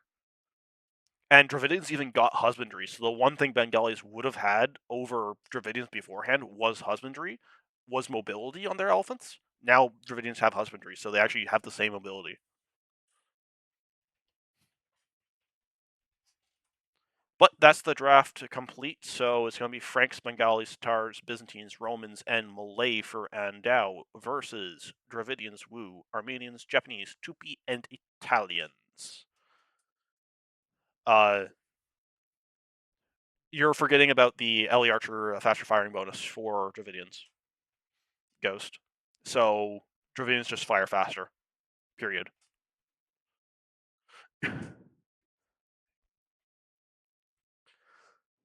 Alright, so go to Capture Rage. Lakinther. And go to game 1. Yeah, Pikes was never a trump card. Anyways, for the first game on Arabia, in the blue, we have Lakinther playing the Tupi. I really hope this is not a Phosphor, but I half expect a Phosphor. And in the red, we have Andao playing the classic, the Franks. So most likely going to be a scout opening for Andao, I would assume. Although, to be fair, with the berry bonus, you can open men-at-arms, archers, whatever you want, really. It's just a nice little bonus. Oh. Thank you. You see the game now. Oui. Okay. Oui. Que fait? Look, you gotta add suspense. Just leave it on the previous screen for a little bit. Make it really panic. Anyways, as stated, in the red we have Andao going.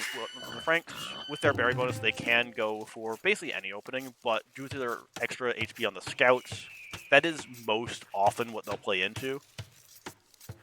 Actually has a pretty nice base overall.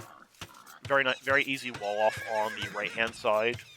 And even with a forward gold, you have this wood line that connects pretty easily here. So it's not too bad. And this side, well, it's not the best, it's not the worst either. Okay. But just having one side easily walled off can be pretty nice. And it is a deer generation this time.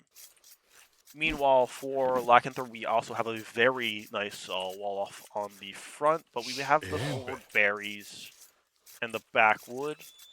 So a bit more open on the front left than Andao, but still a pretty good base. Honestly, I'd call these bases pretty even in how good they are.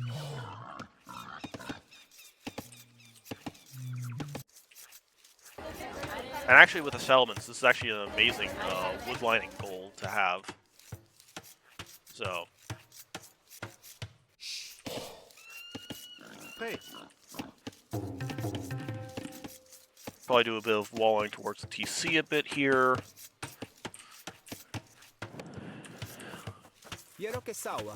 But yeah, about the only thing I don't really want to see is the Phosphor, but at the same time, I do understand the Phosphor. It is a solid opening that can very easily lead to wins. So far, just 3 to wood, so that's a 4th to wood.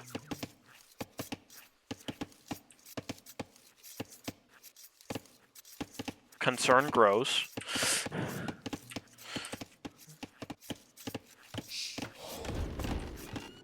Don't get me wrong, 2BRA, and that's the 5th of wood. This is a Phosphor.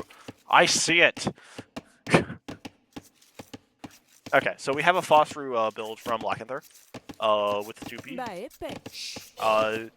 Which does make sense. 2P is a very strong civ to go for this kind of build with. And we'll see how the Franks deal with this, because the Franks actually aren't the best, I would say, for dealing with this sort of pressure. With this sort of build, actually. Mostly because they want to play the standard open style. And a Phosphor just doesn't allow for that.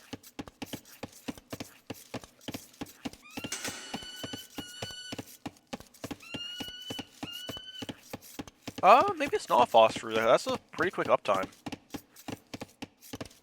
Just archers in general, I guess. Still felt like we went 5 to wood pretty early. And this is forward villagers.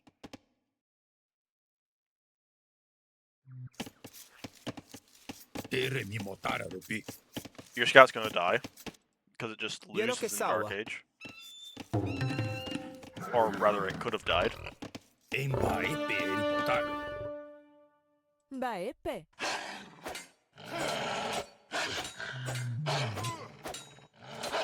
Yes, I am unfamiliar with that one. It is, I would not say super noob friendly. These villagers are very far forward. Barracks is being built at home. So this is going to be the archer range forward. Bah épais. I guess you can do this because of the settlement. Otherwise, it'd actually probably be pretty difficult, I imagine. Impe.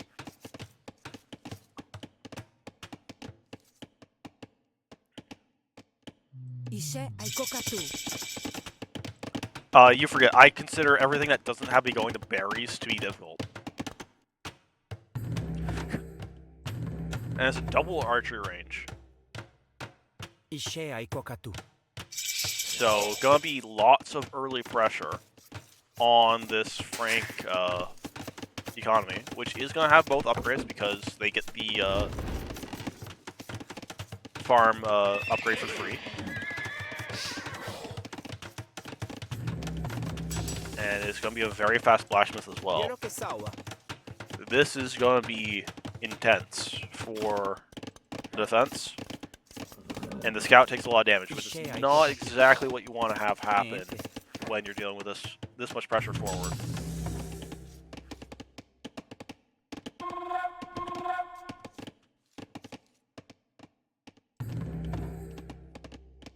Archer. Epe. I do not know where these villagers are going. Eikové. Bah épais.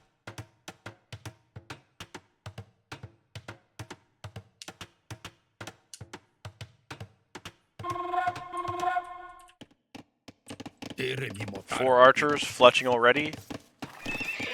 Only 2 scouts to defend us.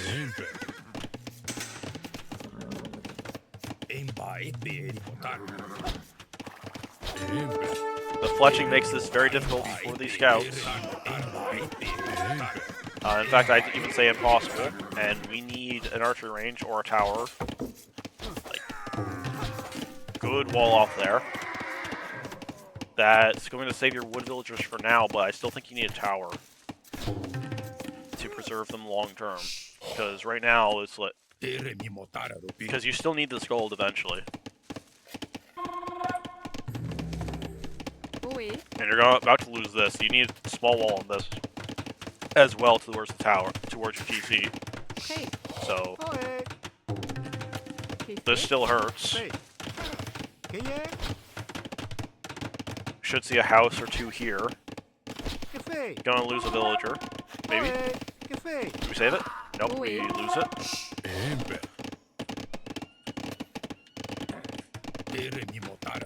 More archers there.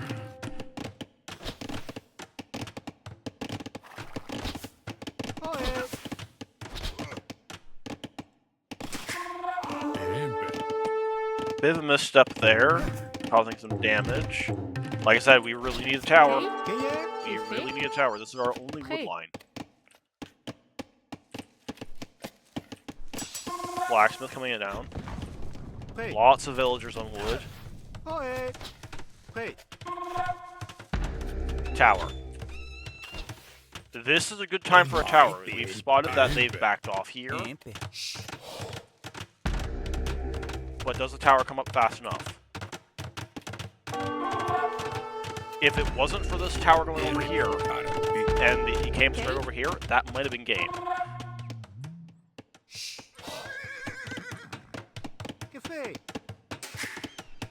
But this does give a safe space for, oh, and spotting the villagers here, this is amazing for Andao. Because these 4 villagers will go down.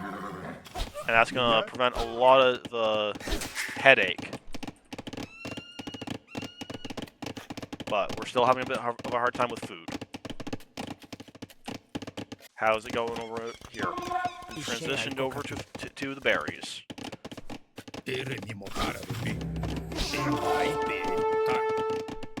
And just so many archers.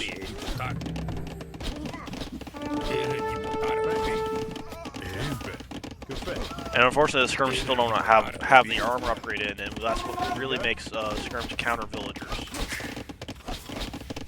Sorry, counter the archers is the armor. But this tower does make it so you have safe wood and safe gold.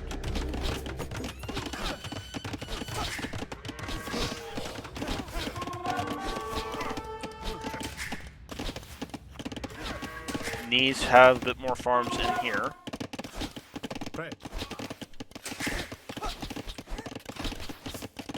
Just to keep the food coming in for both villagers and skirms.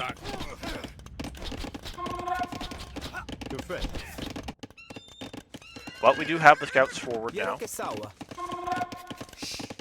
Looks like we actually picked up another eco kill. Ishe Aikokatu. And we got another one. So very good counter damage for Andao there.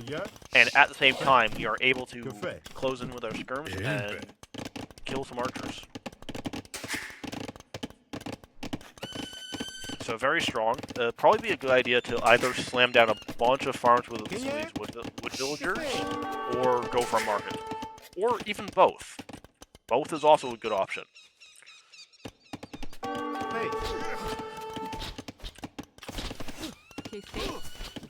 Okay. Those scouts come over here. I don't think these scouts can clean up this. I think they will die if they try to.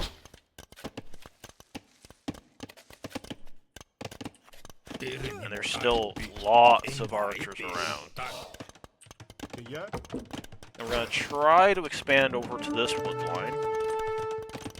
And the market is getting slammed down now. 5 villagers building that market. Very crucial market. But one of the things that is a benefit to Andao is that, well, not losing all the skirms, but that Lakinther has been a bit slow to add the farms himself. And we are just going to dive this tower. Prêt.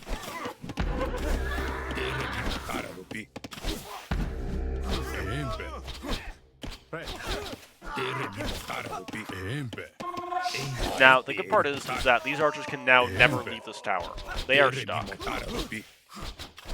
Bad news is we have 4 villagers that are also stuck.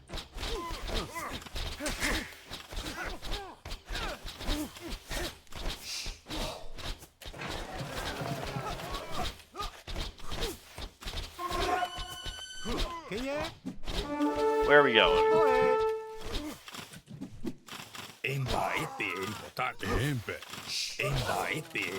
We're going to lose another 2 villagers there. But a lot of archers go down. And we're able to go back to our wood and back to our gold. But Lakinther is almost up now. Still very few farms. Still mostly Mark Eco, but we are up. Although, mind you, Andao could buy his way up not too long after. But the damage done by the timing might be a little bit too much.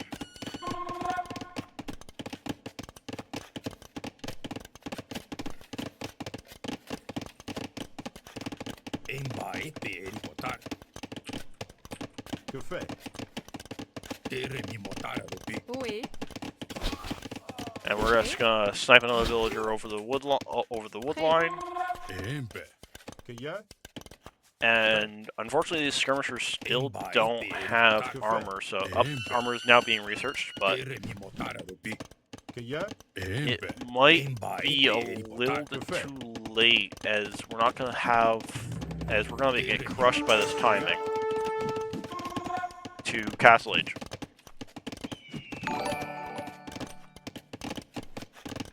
Thank you for the follow. And there's another, and we lose yet another villain to these archers. Overall, the archer play has been very solid from Lakinther with the 2P. And I'm glad we saw this rather than seeing a phosphor build, because this has been much more entertaining with all the action from these archers, soon-to-be crossbowmen. We have nearly clicked up for Andao, so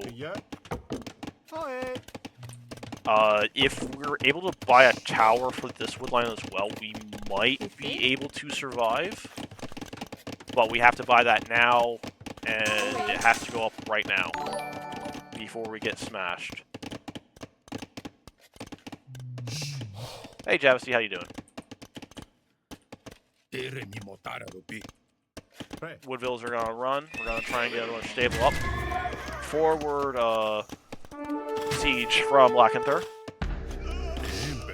Going to be devastating against the still feudal age Andao.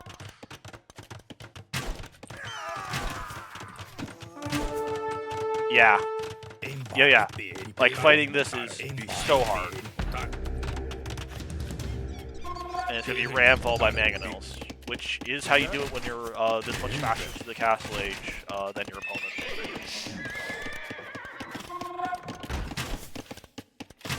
And these archers are just going to waltz right through. Like I said, it's one of those things, if you realize that you're behind the castle age in this, you need the second tower to try and hold from the archers. Now, it doesn't help for this siege push on the other side, but it at least makes it so you don't lose this side of your base as well. But all these villagers will go down. I don't think they'll take any of these weapons at all. But we do reach. We're able to make some knights.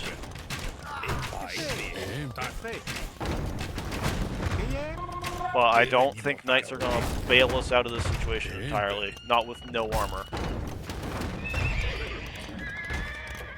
But we've been able to make queue up 4 knights.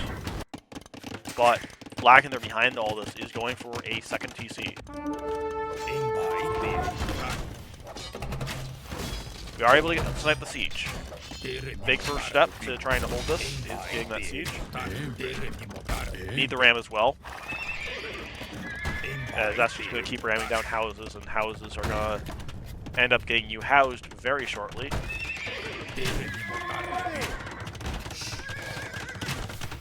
But we're going for our own siege now, and more houses. But at the same time, you still have crossbows on this side just waiting to pop out. Makes this so hard. And we're down to 29 villas. We're not making any new villas. This is unfortunately looking pretty over for Andao right now. Okay. But still gonna fight on for a little bit. This is just game 1. We're not that far behind in score yet, but things do look rather good.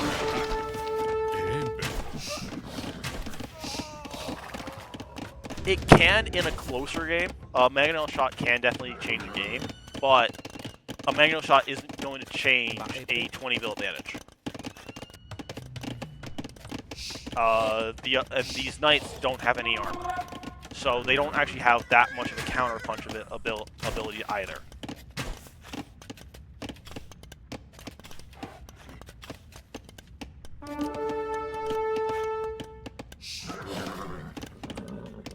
And there's not very much res for Andao either. So this is just a very rough situation as we continue to lose even more bills.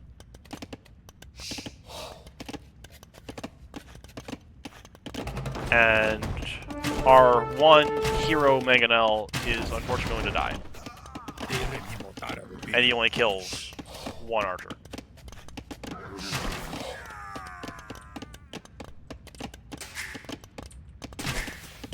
And we're idle yet again, so it's really rough. This 2 forward archer Viper showed on Malians, and he himself told he doesn't know how to stop that. This, as bad as this is to say, you stop this by scouting it. If you scout that this is what's happening, you don't go stable, and you go for 1 archer range, and you defend with skirm.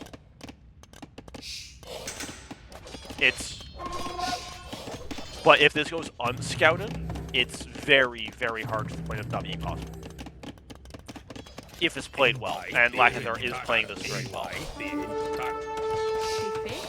So basically, it's unless skirm was already part of your initial plan, or archer range at the very least. This is very difficult to defend. defend with, and is almost not defendable with a stable unless you scout it. And are able to get the villagers.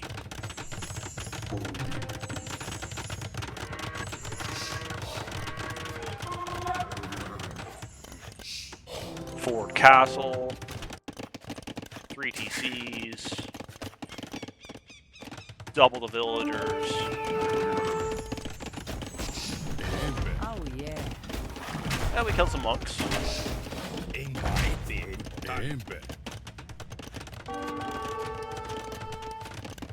And main scrims is still gonna stop. I've stopped it before. But I was playing man-armed skirm. Oh yeah, if you don't see it, then it's rough.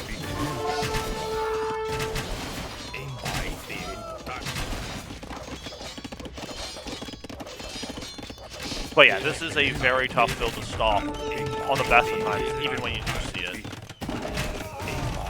If you don't scout it, it becomes borderline impossible.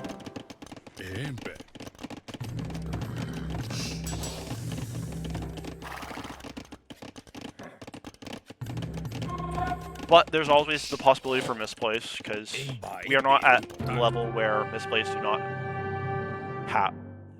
Shocked every time from the Civ. Probably the 2P stock I'm referring to. Did it face you on the lot? Yeah. Alright. That's game number 1. Go back to the draft. And Frank's loss, 2P win.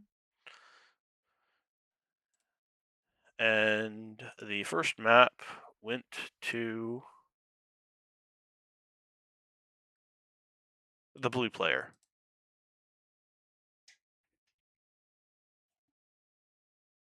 And now back to Capture Age. This time actually going back to Capture Age and not just saying I'm back to Capture Age. And to the second map, which is going to be Shoals. This is Andao's home map for the entire tournament. So I expect to see lots of elephants from the galleys. And it's against the Armenians. Armenians do love their infantry.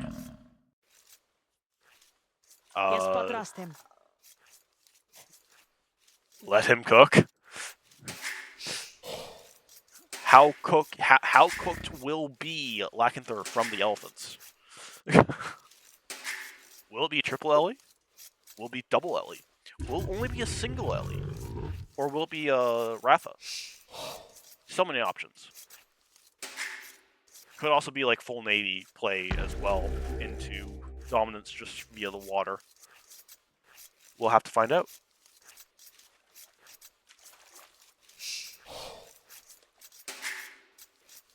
But like they're going for the Armenians. I find the Armenians quite interesting here. They are a naval civ, so perhaps it could be an indicator that Lakinther wants to play more for water than anything else. As far as land goes, they have very strong infantry with the Ferriters and Imp, allowing their champions to be basically the best champions in Imp, as well as able to go for champion in Castle Age. But overall, I still think that Bengalis are much better than this goes late, and this map has a solid tendency of going towards late game. Because the game either ends when one person doesn't get any gold, or it turns into a slugfest at post-Imperial Age. Champs lose only to Romans under Aura. Yeah, that makes sense, because the Roman legionaries have, I think, +4 bonus versus infantry, which obviously doesn't even quite make up for the HP difference. because it's like 70 HP versus 100.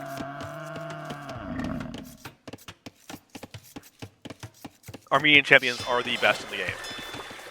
They're actually one of the only champions that I would say are actually a mainline unit for a Civ going champion in Imp. Like, the only other Civs I can think of that use Longsword as a mainline unit in Imp are going to be Romans sometimes, depending on the matchup. Vikings, due to their also having extra HP, though not as much.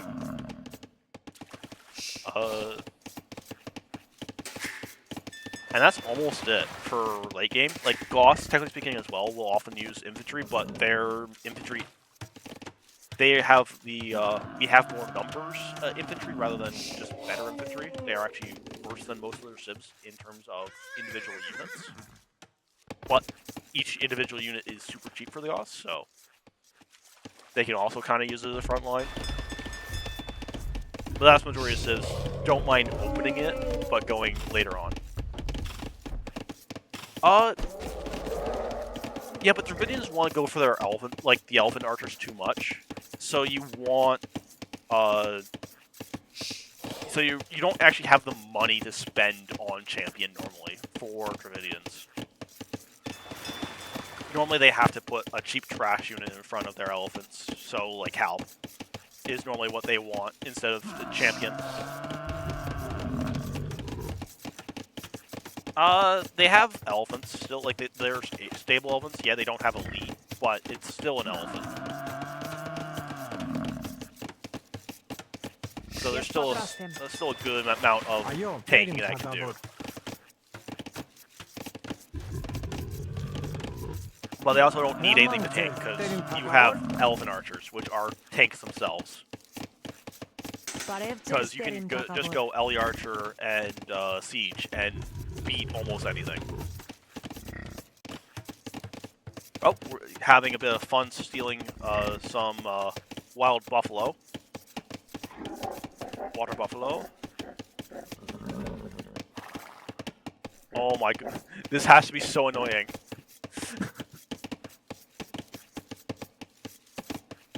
Oh. You know what the worst part is? He just walks away enough for you to get back control, and then he just clicks them.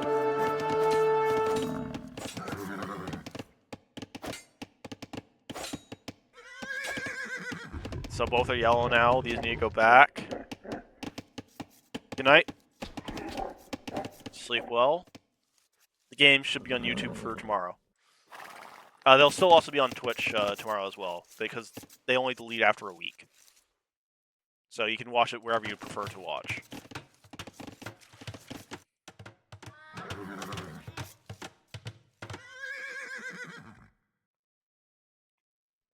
But Andao got the better of that scout battle, so is free to chase until Feudal Age, but actually backs off just before Lakinther hits Feudal Age. And it looks like both these players are actually, well, actually no. Lakinther looks to be following in Ghost's plan of going for the water, whereas Lakinther looks like he's probably going for Castle Age. Correction. And Andao looks to be going for Castle Age water, which I think is much better in the new meta of water, especially on this like a hybrid map where you don't want to invest too much to the water. Like, I can get it if you're playing something more like Migration, where there's a lot of water aspect to the game. But for this map, where the water doesn't make up that much of a deal until late game, I think it's much better to just go for Castle. Because this tower already denies all this. The docks can be garrisoned by the fishing ships. It's just really hard to pressure water in Feudal Age now. Like, these can garrison in the dock now, and this, they would kill the... We're not actually gonna dock, gonna garrison. Interesting. And have we abandoned our fast castle idea? I think we have. we're actually going to play Feudal Water versus Feudal Water. A very interesting decision there. Perhaps afraid we're going to lose too much. Hey, Or we just didn't drop a mill, and therefore we Oh, couldn't yeah. go for a fast castle.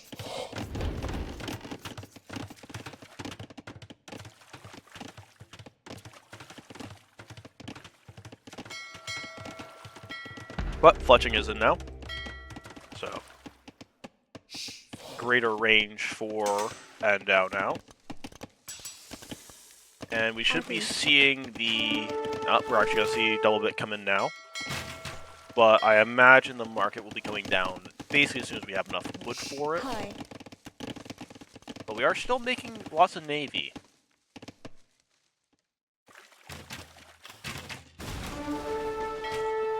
Which has me a little bit concerned. Because again, I do think that it's better to just go, okay, I just accept that my ships are going to be idle for a little bit as I go up to Castle Age, before then just having the significantly better navy.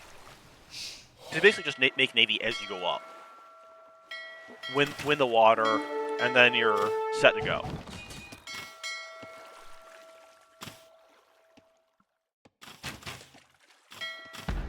Because these towers, these docks, just make it so you can't win water in Feudal Age anymore. Like, this already was a difficult sell for Feudal Age water into the towers. With the change, I don't think it's the best play.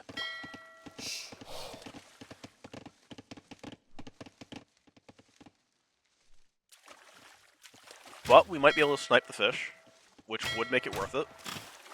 And fishing line's actually coming in now. Market is going up.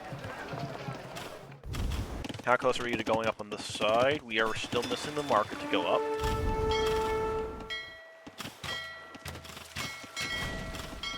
Going to snipe that Hulk before diving back out. Market is almost up, and as soon as it is, we can use the market to balance our eco and then go off.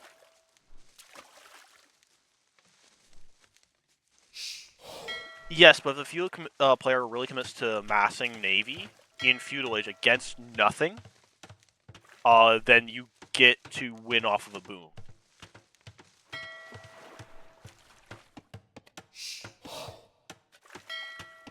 Because you should be like 20 villagers ahead easily if they go heavy water. Even if you just go like 2 GC and water. Because this tower is basically unkillable by Feudal Navy. So even if they mass a fair bit in Feudal Age, if you mass on the way up to Castle Age and then in Castle Age with the ship upgrades, you're still gonna win. Especially if they're one component navy like this.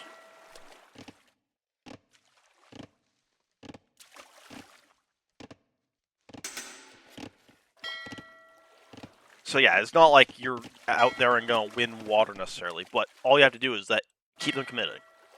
The commitment to water is the losing play. Because you need fish to get anything out of it.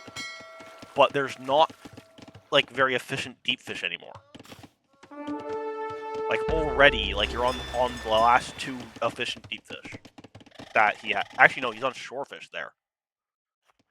So he has 1 more efficient deep fish there, 1 more efficient deep fish there, 1 more efficient deep fish there.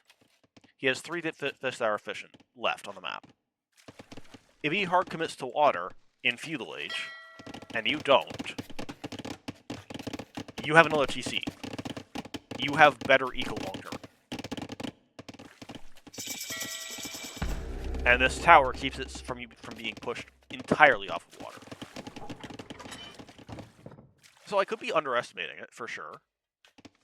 But overall, I think it's much more worth it to go for the fast castle and just have better eco.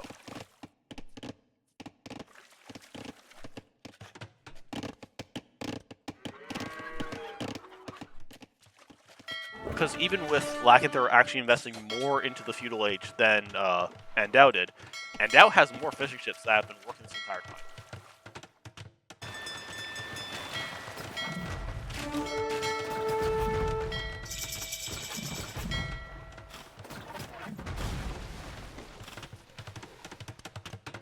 And they're actually both going to TC this side.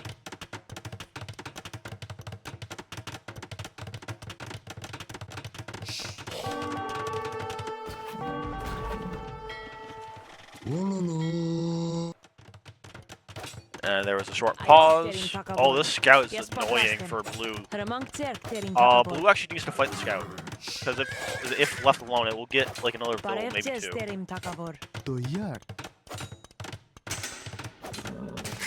No, just the one more build. It looks like. But that's still annoying to lose 2 builds for nothing there. And it does let him know that that's there. Question is, does blue see this after the TC completes? No, he doesn't.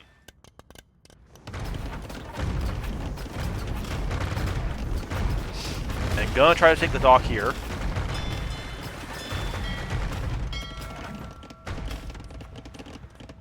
Doesn't quite get it. Does almost force the ungarrison though. And it's gonna be some mangonels to really push this position. Although this monastery is a very nice defensive building because you can also make the warrior priests.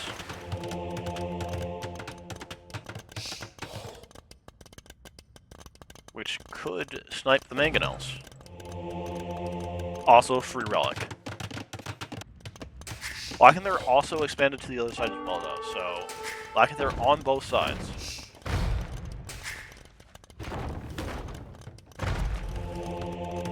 Warrior Priest, another Siege Workshop.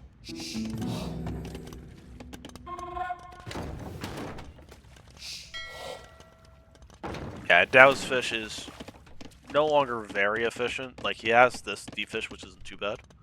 But the other side is going all the way out to the middle.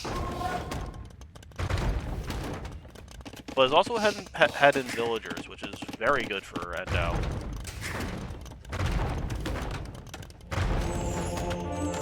Start repairing the TC, try to keep it up against the pressure. Both mineral upgrades coming in.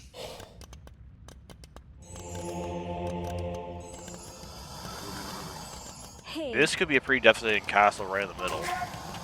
Right here, I think there's enough space for it. Yes, Armenians do get redemption. They get every monastery tech.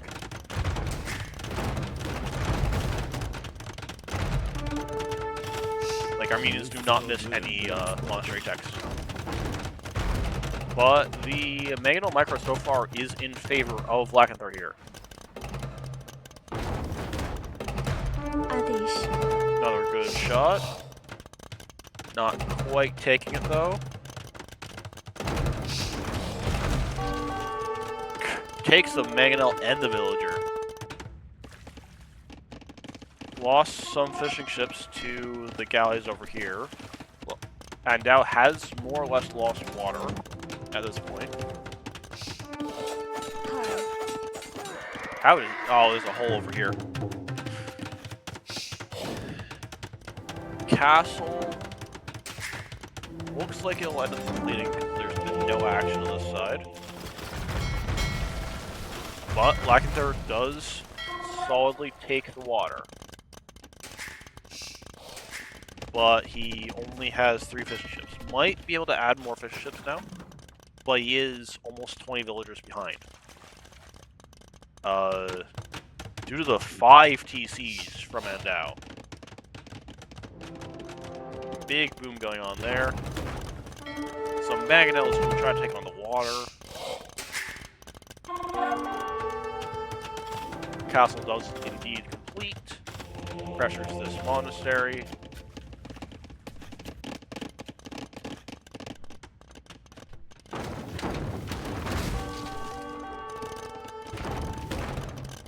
Lakinther continues to have better trades for the mangonels. And this could actually be trouble for... Oh, that's a really good 1 for 2 there. But this could be a bit of an issue for Andao to lose his position, but he's going to castle the other side of the gold pit. And it will be some Ratha.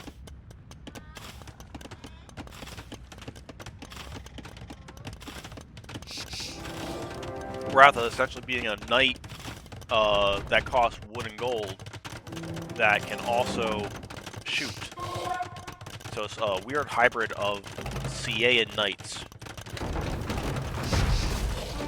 1-for-1 trade there, not too bad. This castle should complete. But this navy could be a bit annoying.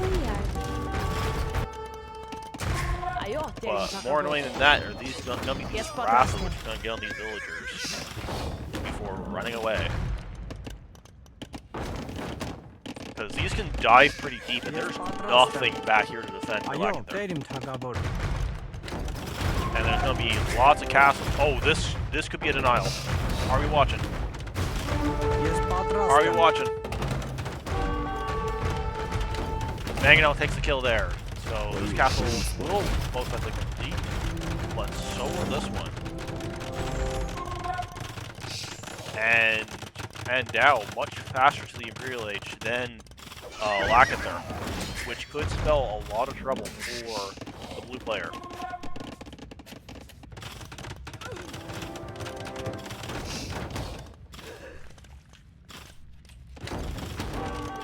This TC will likely go down now, as being pressured by a Mangonel, a Ram, and a castle. But with two castles on this side, it looks like it'll still be a stable position.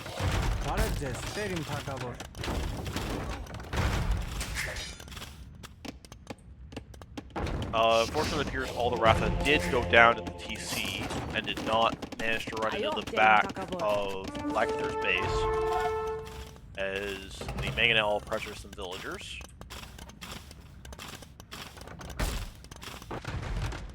Another castle for Andao. These castles have been oppressive for Lakinther.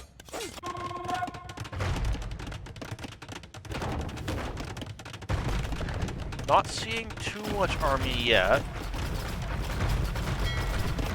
as the navy is one for Lakinther, but there's still fishing ships working for Andao. There's still actually more fishing ships working for Andao than there is for Lakinther, even with this navy. And here are the elephants, the chonkers. What's the score? The score is all these villagers. And the res, like, look at the res collected difference. It's 6k. That's the score difference right there. Is the amount of res collected. Like the upgrades, the villagers, all of it's been better for Andao. And the KD is pretty even. So, like, even like gold control. Andao has gold control. Lakinther doesn't. Like, he has this castle to compete a little bit, but this is mostly Andao. Especially considering Andao is in the Imperial Age, and Lakinther is not.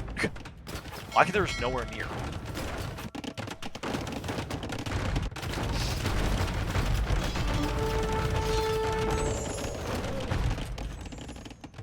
Now, mind you, Andao doesn't have any army right now, which is also an issue.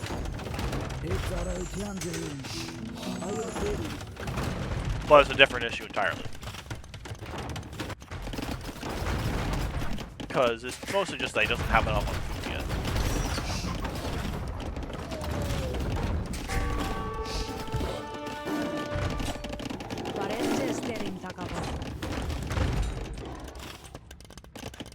But that is slowly changing.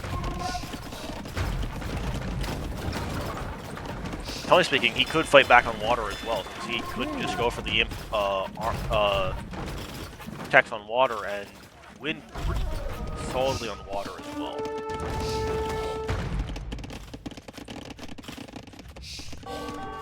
But so far, I just think that he's lacking some army.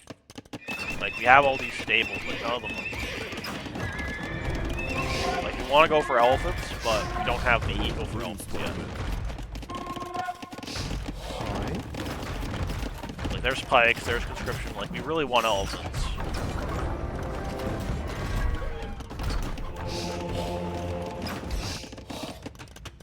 And there's the stables on this side for the elephants.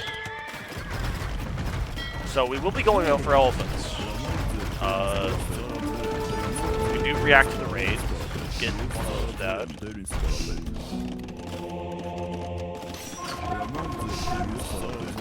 Now on the other side we have rams and warrior priests. None of which does well against elephants.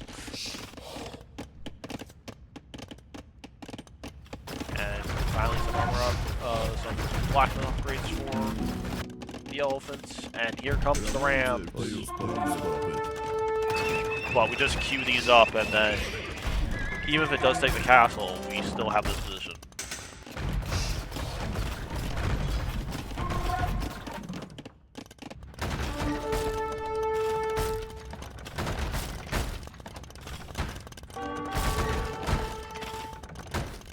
There's the score.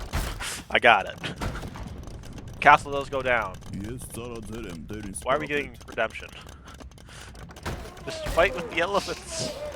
The elephants wreck everything. The Chakras move in to finally deal with this.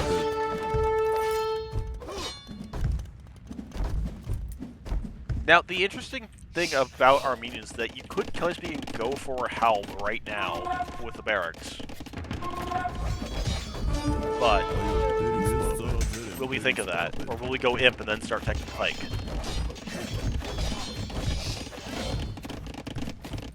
Well, yeah, like, it's one of those things where I don't really have much to talk about right now. Unfortunately, Lakinther's down by 12k res, an age behind, and has elephants in his face.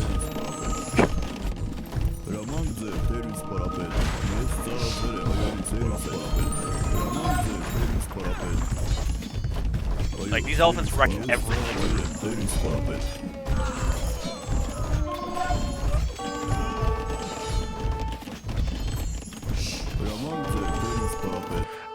You say that like I was on top of the scoreboard in the first place, and I never was. I updated like 2 games at a time, the entire time.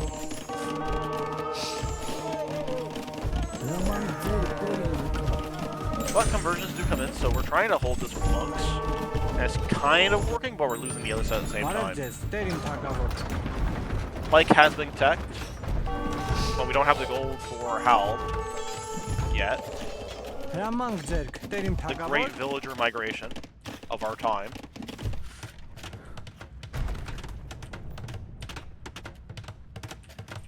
Javsky, I don't think is a famous player. I think it was more of a caster, to be honest. Don't ask me why, but I think it was more of a caster than I do as a player. Although, to be fair, his Shodal plays are incredible.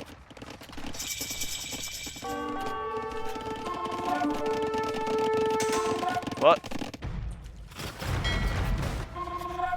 the push continues from both sides. Elite Battle Elephant comes in. The Chonkers are almost fully upgraded now. And we still have no Howl. We still have 1 relic, 2 relics. And we're 5k score behind. Almost 20k res behind.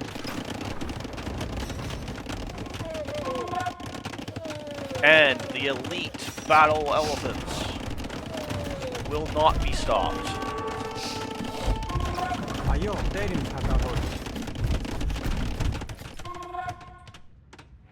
Can we attack from the other side as well? Like, even just these 4 battle elephants are a pain to deal with just pike. Like, you really need help. Yes, ACCF threshold is already reached. We're already 6k score behind.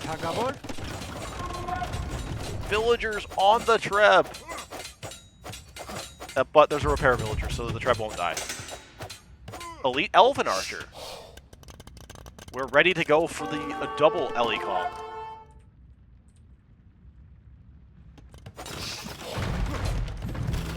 Double Ellies. Hal now coming in. We are also getting Siege Elephant, so we might see the elusive triple Ellie.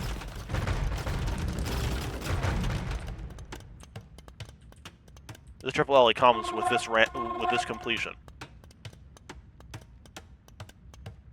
Triple Ellie. All on one screen. Triple Ellie. It is incredible. And the villagers are mad. But the villagers cannot deal with the triple elephant. And therefore have to run away.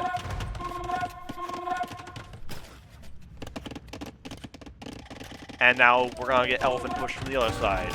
While the chonk comes in from the right side. The question is, when will Lakinther surrender to the chonk? Do any conversions come in? No. No, they do not. And the triple threat Ellie will not be stopped. As Ellie's dive deep. We have prepared skirm. But our opponent can afford faith and still have tons of res in the bank while going triple chonk. The chonk will not be stopped. The chonk cannot be stopped. The chonk is inevitable. And there goes the GG.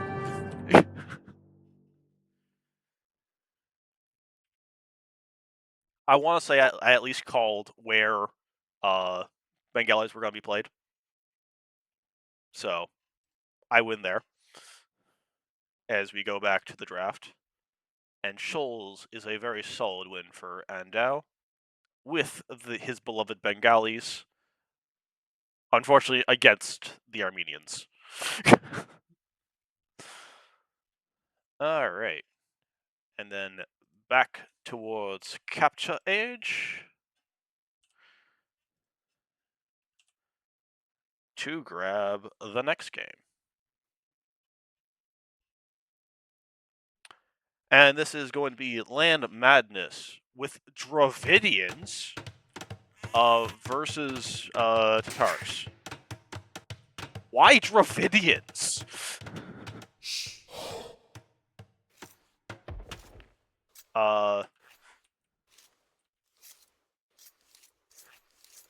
The chunk was very real in the last game. But why Dravidians? I am shookest by the Dravidians. Because this is a mobility-based map, for the most part. Normally you're going to see lots of CA, lots of cavalry, and occasionally archers. Dravidians are a good civ. I'm not saying they're not a good civ. Why here?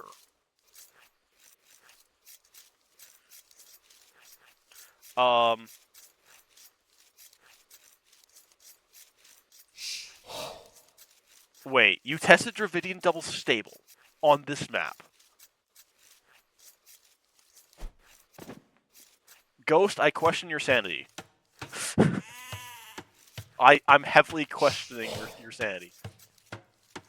Yes, but why not pick, like, Kumins for the same thing?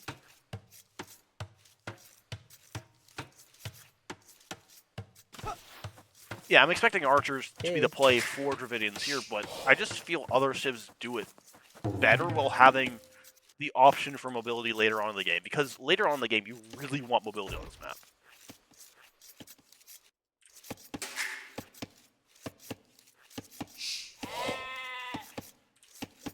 Because you can't full wall, like you can't wall to the edge of the map. So if you can't wall to the edge of the map, you can't ever wall up. You can't ever get like the super defensive that you want for the death ball that Dravidians want to play for in the late game. And you get picked apart by mobility. You can make the chunks from the Dravidian staple, which is a very solid point. but at the same time, that doesn't give you mobility. If we see triple chunk this game, I no longer question the Dravidian pick. I question why this map for the Dravidian pick. But we could be surprised. My guess is that it's going to be more of an archer range sword, similar to the first game that we saw. Also, before Robotic is on my case, there's the scoreboard.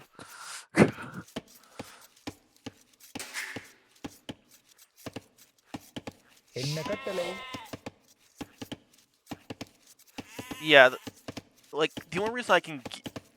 It would be funny to catch somebody off guard with it, but you can do that with Kumans. I would say Kuman's the better pick for that strategy.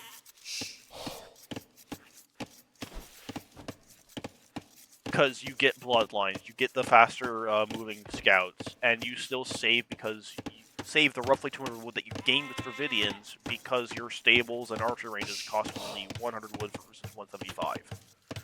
So, if that was the plan, like, Kuman's is just as good.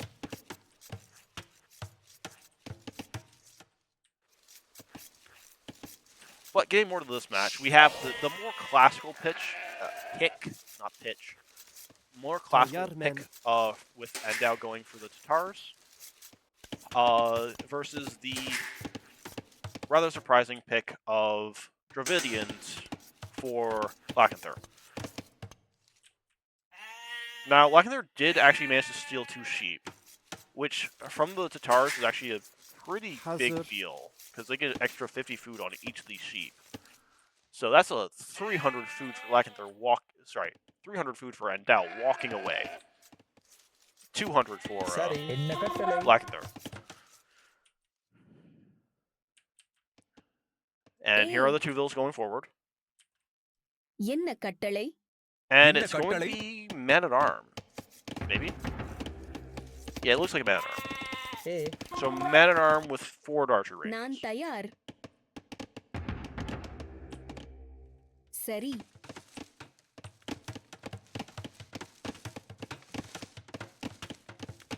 Magyar full crossbow. Magyar full crossbow's a play. Like, they get full upgrades in... Sorry. Actually, do they get ARB? I think they get ARB. என்ன கட்டளை? Yeah, I'm pretty sure Magyar's is... Yeah, because I'm pretty sure Magyar's is like one of the very few civs that has fully upgraded cav and fully upgraded ARB.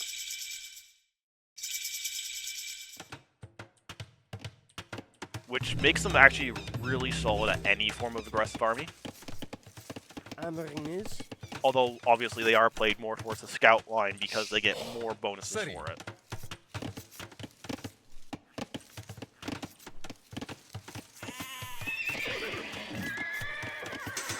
Yeah, I was more thinking for Expo LC mostly, and then you use ARB as a power spike unit before transitioning fully into their heavy CA for super late game.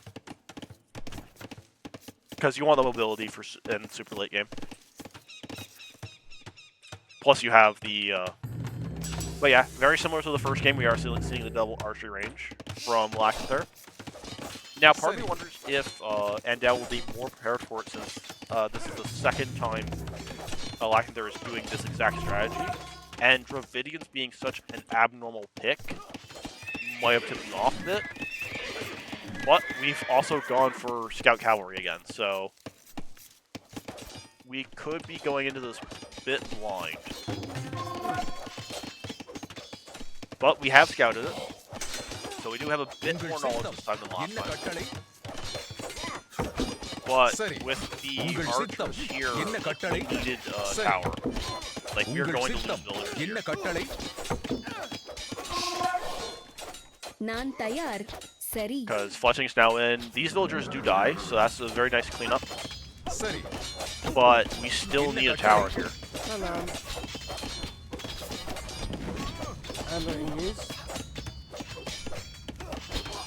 Villager gets away, but now this one's trapped. Need a tower. Need a tower. This game might already be over, depending on this. Oh, we are gonna run away, but we're gonna lose another villager for this. 1 villager down.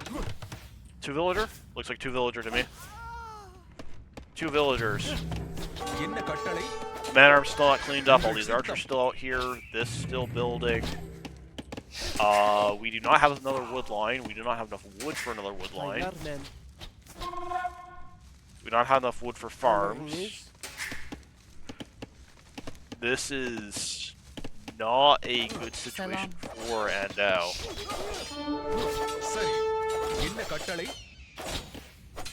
Needs to clean up badly. I do not think he'll get the cleanup. These skirms will die. Doesn't have the wood to place the lumber camp.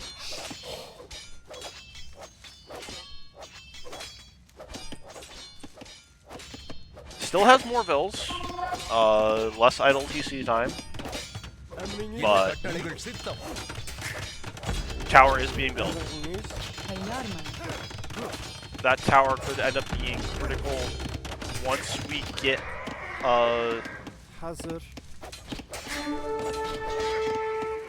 lumber camp down.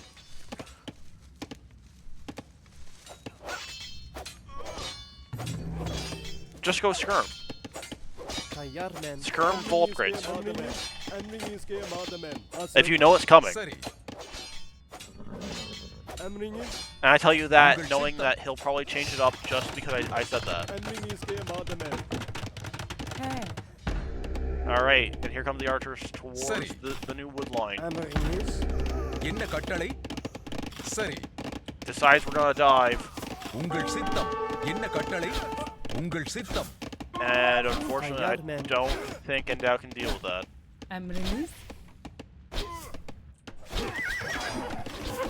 As we lose the battle on the front as well. And there's the GG.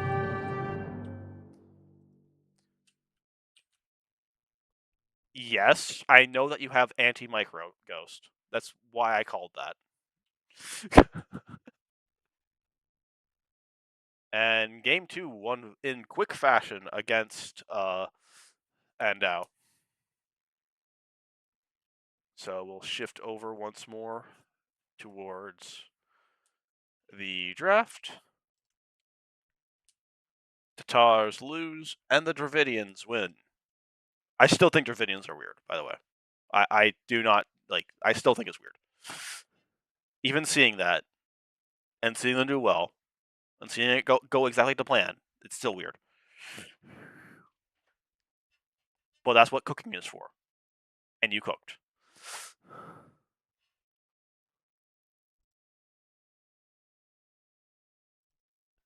Victory on Lad Madness.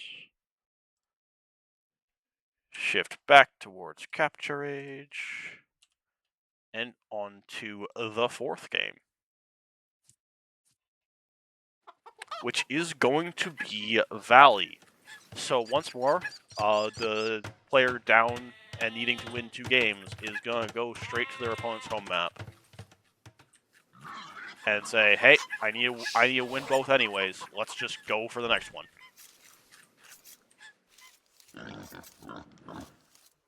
And we're going to go with Romans versus Wu. So, having seen Lakinther play the same strategy already twice on open maps, I expect forward archers for the 3rd time. But maybe Andao will have the counter strat and go for skirms this time.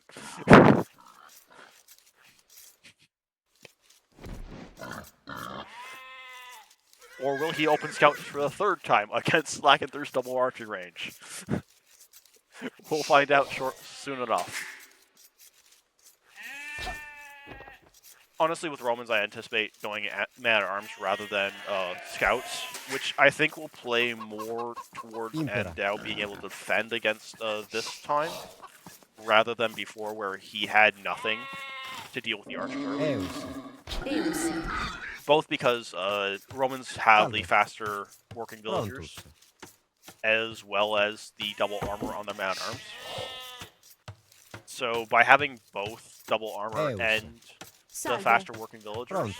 you can go Impera. for man-at-arms skirm with the armor with not too much difficulty, and I think that will prove to be difficult to deal with for the double range forward.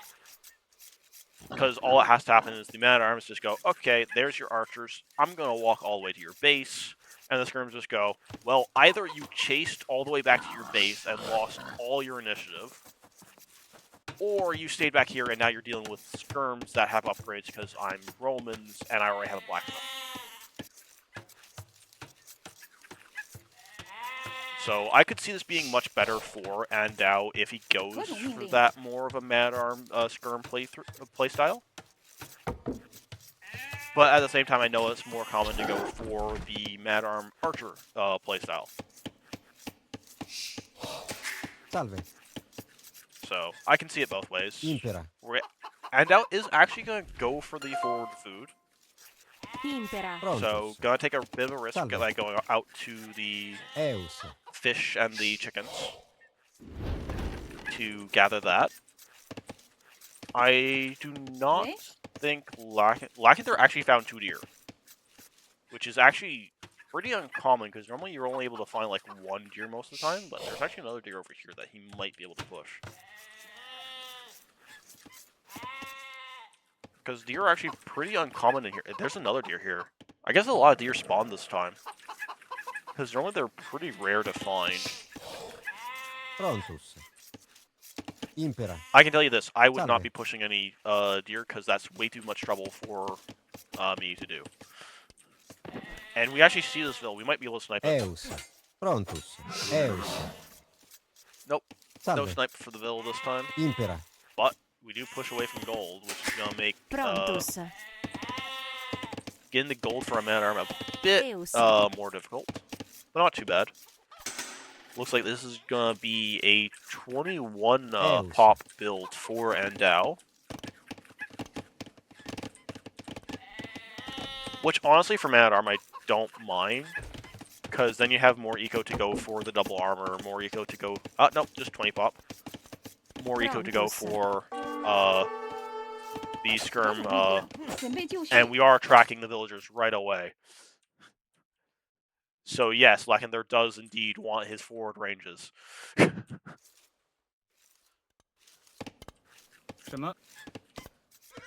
Honestly, this scout needs to stay right next to the villagers. Actually gonna go for the mill. Okay. So both players go for the mill. It has not been scouted by Lakinther that Andao is in the middle like this. Barracks is a bit late this time, I think, for Lakinther. Prontus. And we do scout out the forward mill now. Barracks. I would honestly like to see the barracks over here. Impera.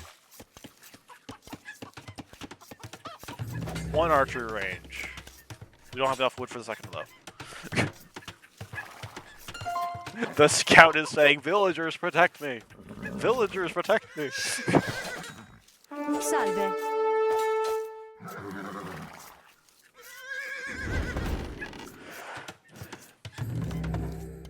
One archery range. Probably see the second drop soon.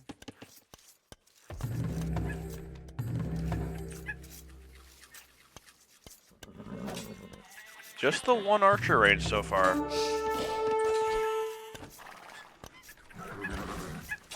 Now, Andao will lose the scout, most likely. Although, Feudal might be able to run away. 3rd militia in queue. Impera. 4th militia in queue, sorry. Tibi Servio. Archery range. We do not go for the instant blacksmith.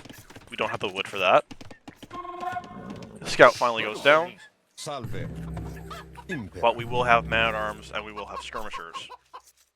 Impera. Tibi Servio. Salve. And we have a blacksmith. No. We have been short on wood for Lakinther. I don't know if we messed up our build by building this mill, or Impera. if we were just Tibi feeling a bit Servio. off Salve. this game. Tibi Servio. But second range is only just now going up, and we still don't have a blacksmith.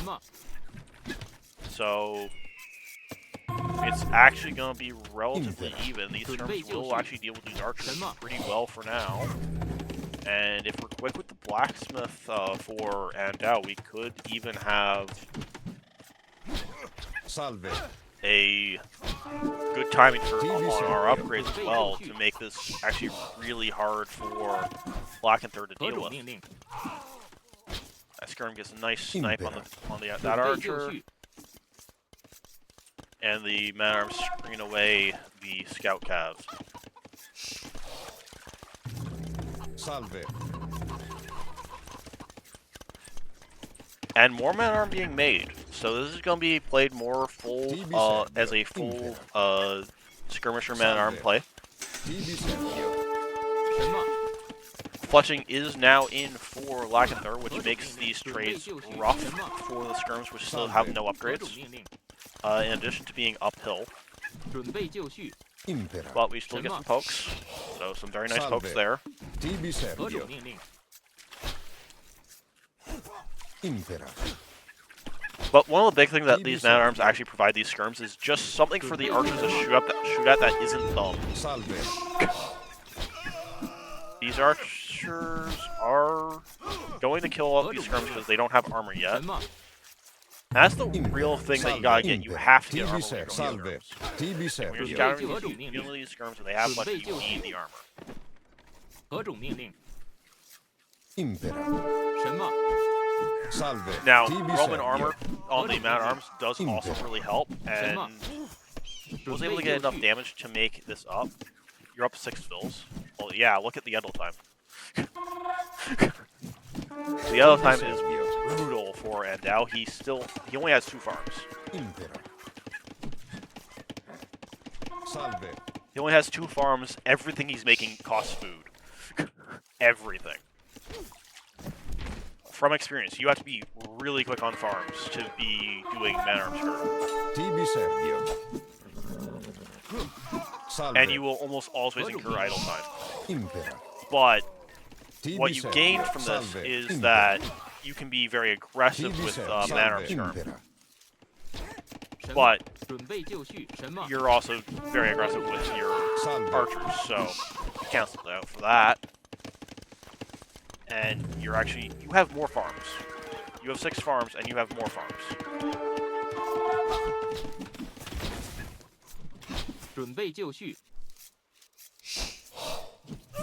Salve. Because these Eus. villagers have not been the most efficient out here, because they have to run away from these archers all the time.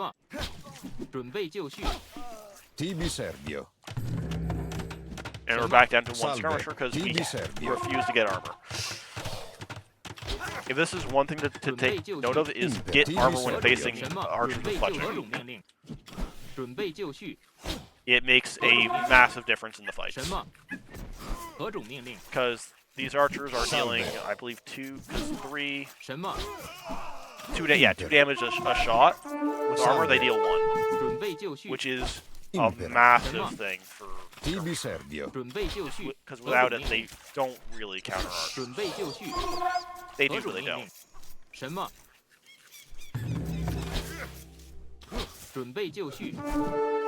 Yeah, you're 8 vills up now.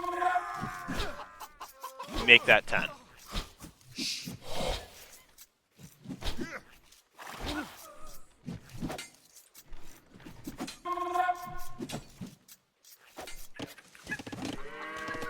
But we're taking berries now as well.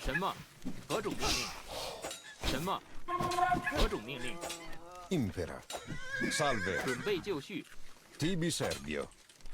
But the archer numbers aren't that high. They're high enough, but they're not super high. But they can kill all these vills. Prontus. Should get at least 1 kill, maybe 2, maybe 3.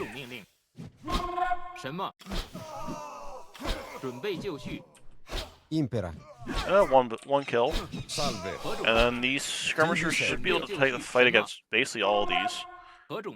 The villagers walk directly into the archers to lose another 2.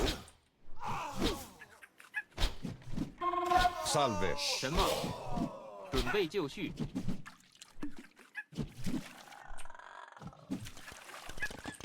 So, this game is looking pretty rough for Andao. Down 14 villagers. Like, the vill difference is actually insane.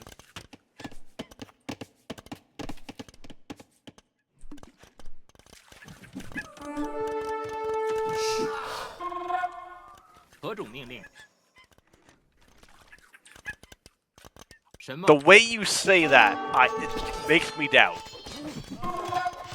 It makes me doubt. But yes, this should be an easy 3-1 victory for you. Why do I feel like you just cursed yourself? Impera.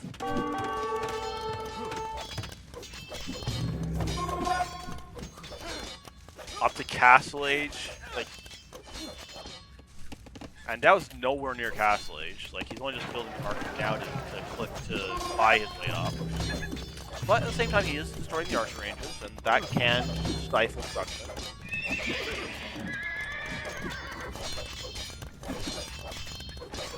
We only have 10 archers, which isn't actually that many, especially considering that there's 8 skirmishers.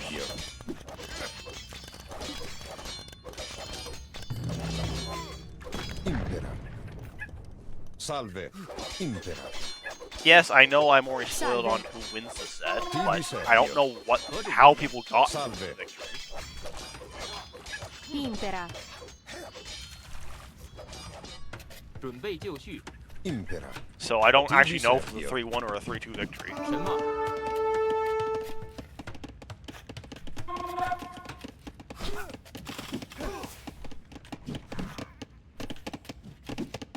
Fair enough. Salve. Impera. Nah, it's fine, it's fine. I kind of already knew because I can see it when I'm selecting games that there was 5 games. 5 actual games because it repeats if there isn't. Tibi Serbio. Salve. But watching this, I have no idea how you lose this. Like, you have 2 minutes of Castle Age time. You make like 3 knights to win.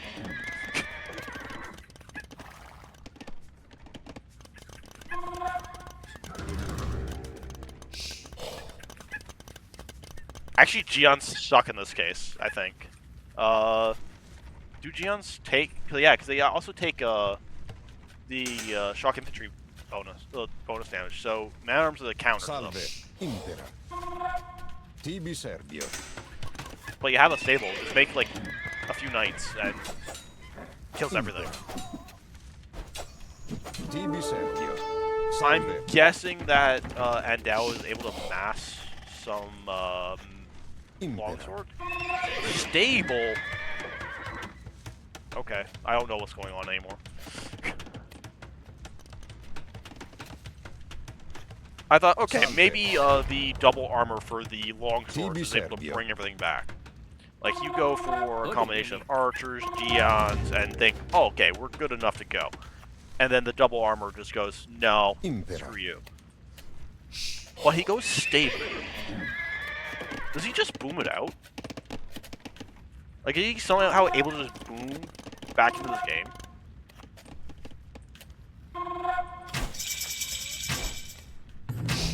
So Elite Skirm is clicked. Salve. Which makes sense, you're still seeing a bunch of archers. 准备就绪。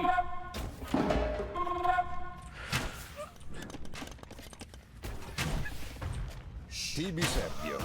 1 knight is queued. That'll die to the man-at-arms. Your Elite Skirm's almost in.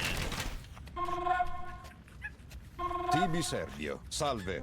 Tibi Serbio. I can see how he Impera. holds, but Tibi he's still Serbio. 20 bills down. Salve.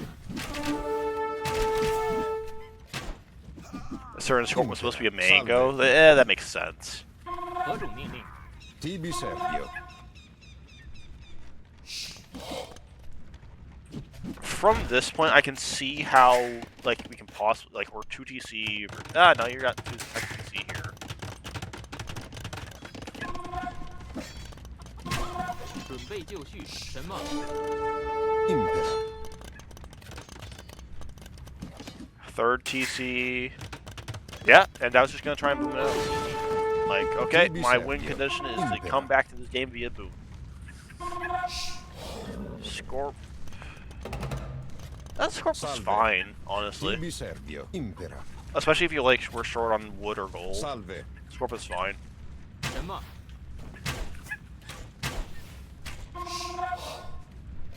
I'm surprised the score is so close. With how big the Vil difference is. Like, you've also collected 3k more res.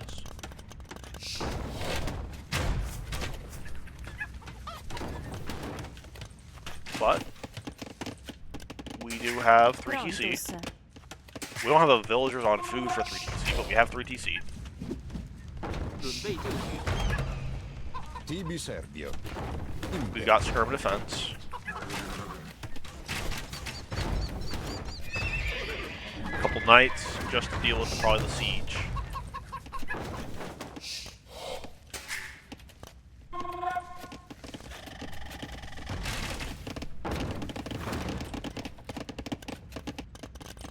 Only 2 TC versus 3 TC, so totally speaking, Andao should slowly catch up in terms of villagers. Deus. Impera. And the scouts will die to the skirms.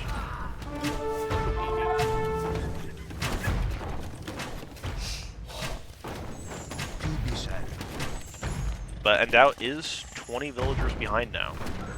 什么？何种命令？准备就绪，什么？ I do like that you're actually destroying all the buildings. Because this just prevents so much counterplay. 准备就绪，什么？何种命令？ Mango, 2 knights. 准备就绪，何种命令？准备就绪， Bunch of army. Some good eco in behind.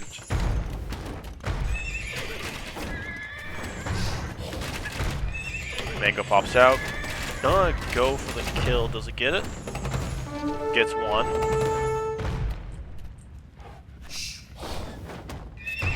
Just gonna slowly push this. 什么？ Yeah, those can just go in and kill that mango. 何种命令？ Go and kill the mango. 什么？ Uh, back off. 准 We're 备 gonna be 就绪， cautious. 什么？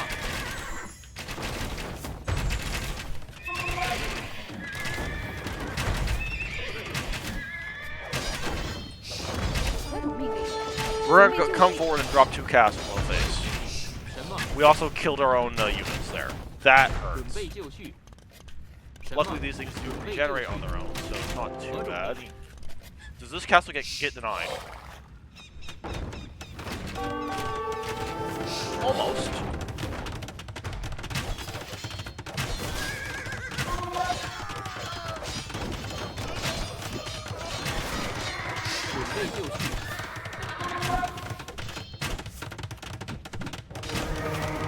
This castle actually probably gets denied based on that mangonel plus all these skirms.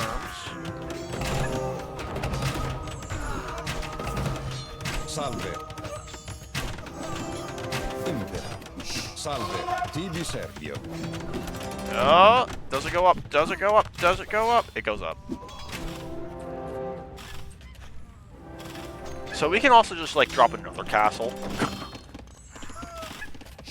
Like castle creep style.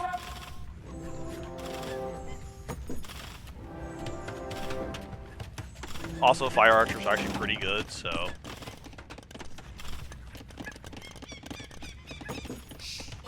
Like, we're setting a bunch more villas on this stone, and we can already drop another castle.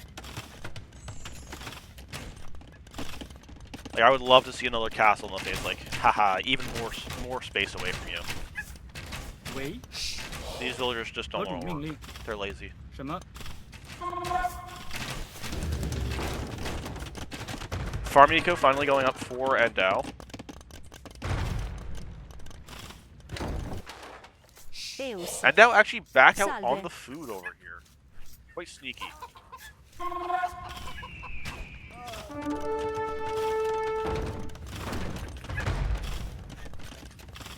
Just gonna siege push this TC, and we're actually gonna drop another castle as well.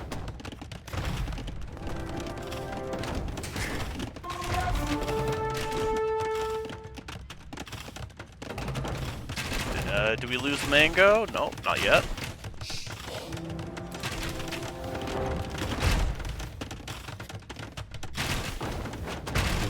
Thing is that we drop a castle here, we can then like drop a castle over here, just keep the castle creeping all the way through Andao's base.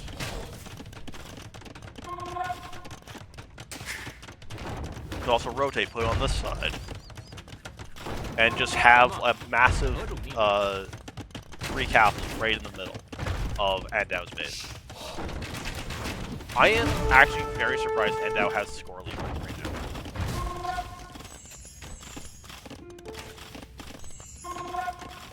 Yes, he does have the KD advantage, so Andao has been killing more units than Lakinther has, but the position for Lakinther is just so good right now.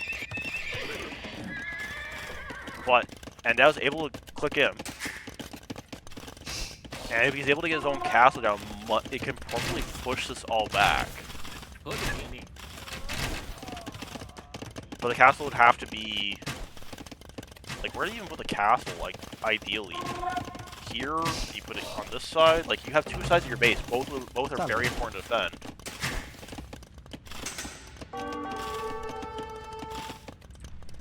And Lakinther has another castle ready to go. Should probably be thinking more about Imp right now. At this point in the game. With 2 castles forward like this, but...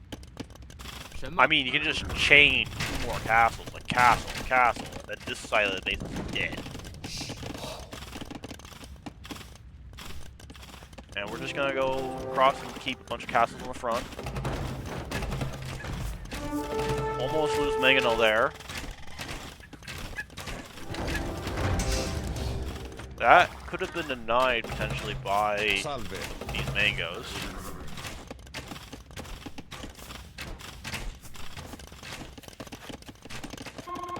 Prontos. And we're definitely going to see a castle from Andao, but where do we see it placed?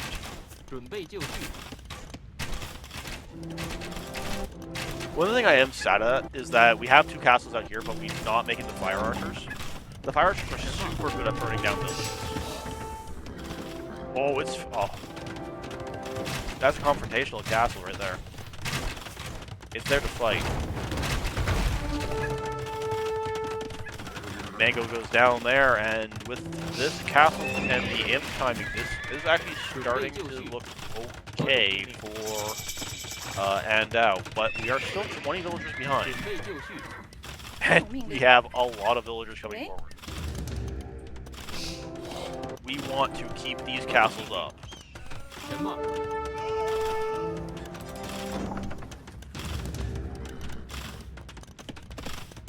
We have 2k stone. And we're gonna go for a 3rd castle. This castle doesn't really pressure anything. Which makes me even sadder that we're not going for the fire archers. Fire archers are a good unit to basically make out of this because you don't make traps. But we are gonna tech Cav. Only just now getting Force Caller. Could be a bit of an issue, and we should see some repairs going down. That prep is actually a bit exposed where it is. Cavalier for Andao.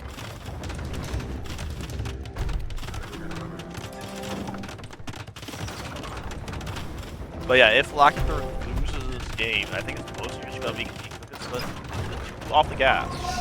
And needed to press a bit more with the advantage that he had gained throughout Feudal Age.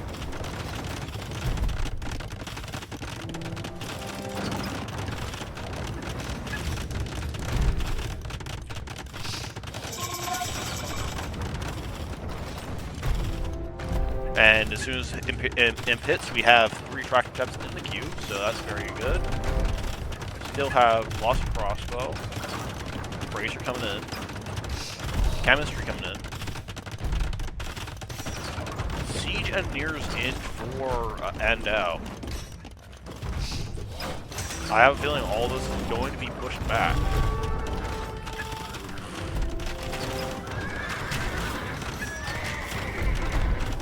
Lose a couple Cavalier, but we are slowly pushing these castles down. Lifeman is being teched, but Andao has brought the eco back and actually had a fantastic raid back here with some Cavalier.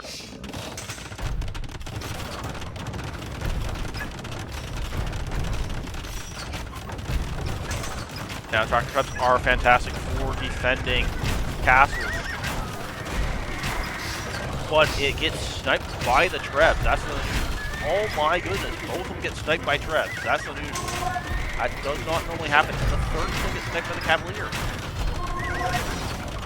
Massive turn of events for Andao. Like that right there quite possibly solidified the game for Andao, because those traction traps take a while to train and they are expensive and what we can save these castles.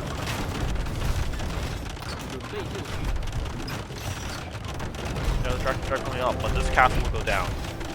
Quite possibly shortly followed by the next castle. Now, these are blessed. We'll shred these Cavaliers who must yet have the last armor. 什么？ They will also shred these skirmishers who take the fight against them. Salve. But Scorps being teched by the Roman player for their amazing Scorpions. And another castle goes down for Lakinther.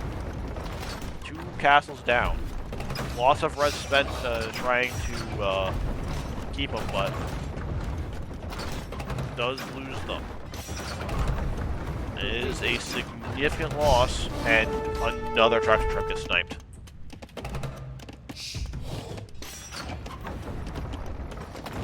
And he doesn't even get a trap yet. 1 HP. Or at least it had 1 HP. And now it dies. Chemistry being researched to fully upgrade the heavy scorpions of the Roman player. Severely housed for blue player.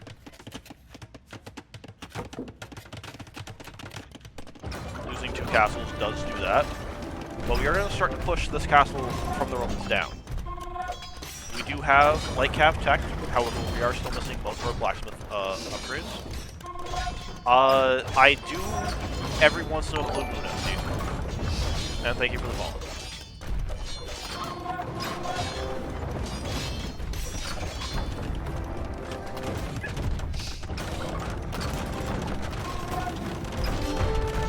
And the Roman castle will fall. But these scorpions will destroy these archers. And unfortunately with no upgrades on our, well, almost no upgrades on our light cav, they're not going to stand very well against the army from the Romans. Another castle on the front. The Trebs were saved and are immediately putting this castle back down to the ground. And there are no repairs needed for it.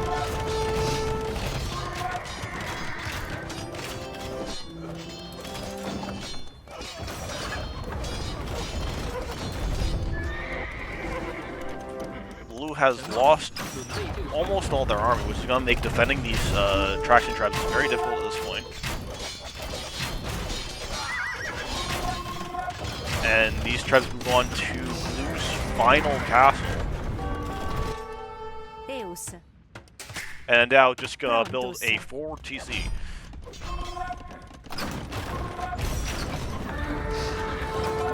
And now still 40 villagers behind.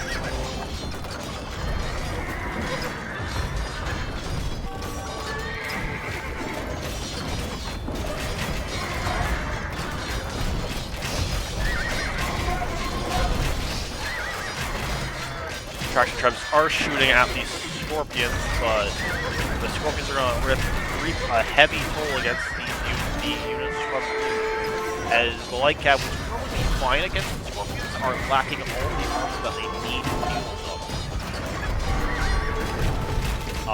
And the army from blue is just going to be pushed all the way back, as Andao now gets into the swing of heavy army production, which is able to push all of blue back across the river. But blue doesn't have any castles defensively. Like, blue is completely open to raids, to all sorts of damage from these Cavaliers. Cavalier that are still missing the last armor, by the way, which does hurt how they perform against these crossbows, but just a few heavy scorpions can really change that. As these trebs now roll forward to take the base of Lakinther down. But we're going to back off. We don't have quite enough army to sustain us forward. We know that we need more scorpions. Scorpions are what win us this game. And speaking of it, we're going to get ballistas to get even faster firing on our scorpions. And unfortunately, I don't think we're going to end up getting any more blacksmith techs for the blue player, as I just don't think it's in our mind right now. Even though they are absolutely critical to how these fights will end up going.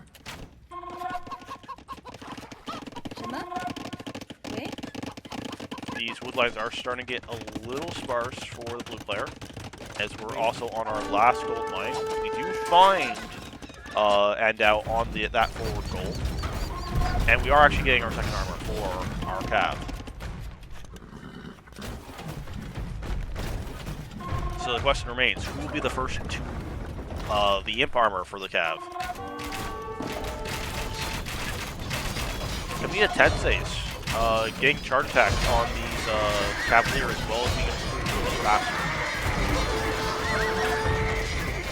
And these scorpions just roll right in, as there is no unit from blue to deal with these scorpions quite yet.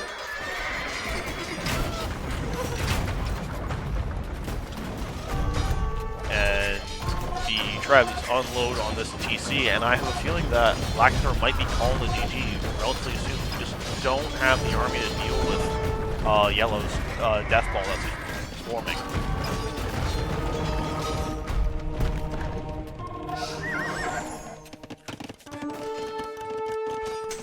We do have some nice raids on this forward TC.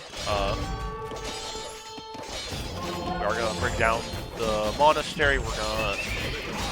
But Trebs are going to destroy all of this.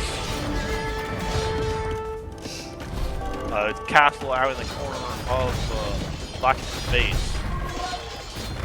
Final armor is coming in for Andao. He will be the first to get the final armor for the cav.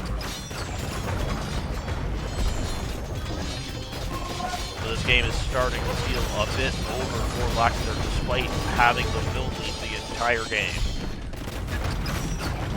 It shows you can be ahead of Nico, but if you don't have the army to take the fight, you still more game. Forward monastery to gobble up all the relics that Lakinther had gathered.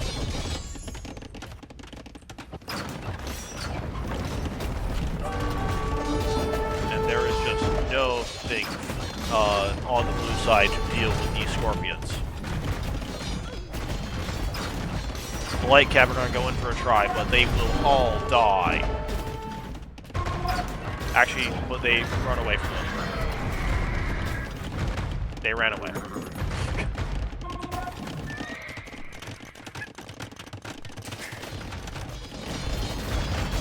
Final upgrade for the Cavalier coming in now with Blast Furnace. Soon, even just the Cavalier will be difficult for Lakinther's army to deal with properly.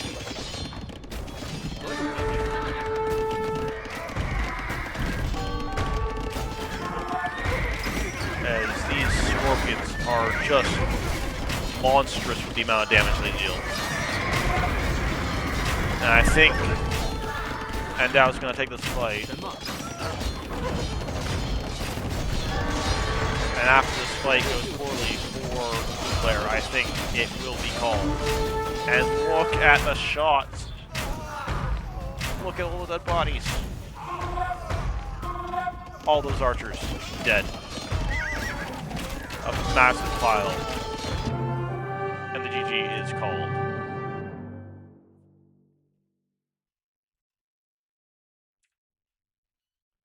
So we'll take a quick look back over here to, yes, it was very sad. Those archers, unfortunately there's no Empire left to actually mourn those archers as the Empire died.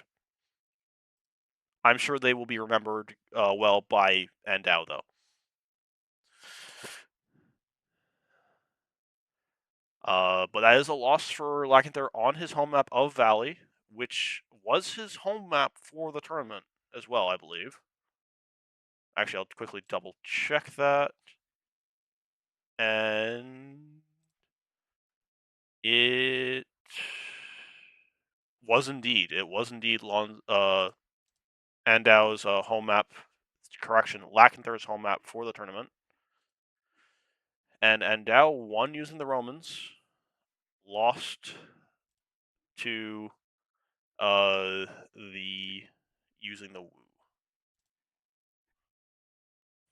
But that does mean we go to Game 5.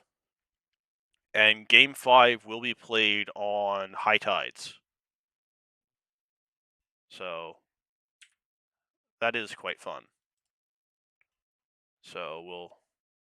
Oh, I didn't bring you guys over the browser. Anyways, that's the browser. Anyways, back to Capture Age.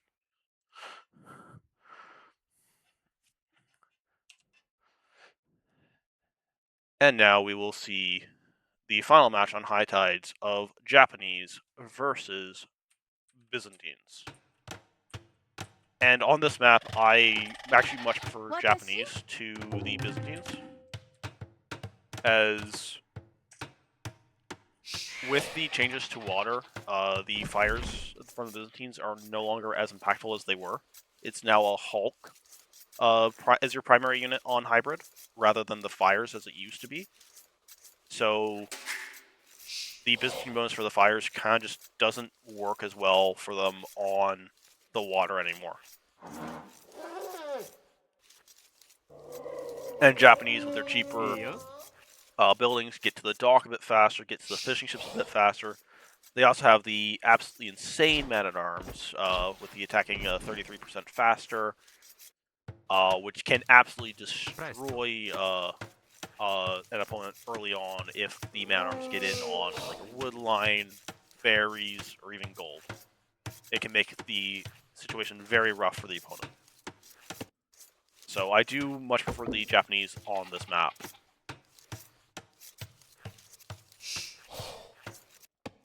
Also, Endao's gone through the entire rainbow. He's gone red, yellow, orange, yellow, red. And so far he's only won on yellow. Also, there. So we'll see if he can actually get a win on a different color, or if yellow is really the color he should have been playing this entire time.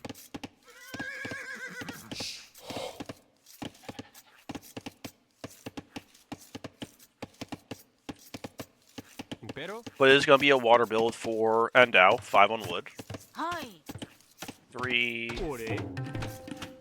lame our own stone house. But I imagine this is going to be going for a dock, so we're going for the slightly faster dock timing that the Japanese can go for. Nani?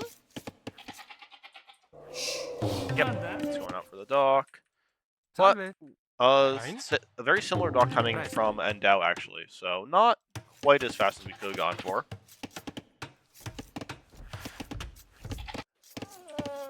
But still a bit faster, and it looks like we are actually going to go for the dock way out here, which is better for long-term fishing.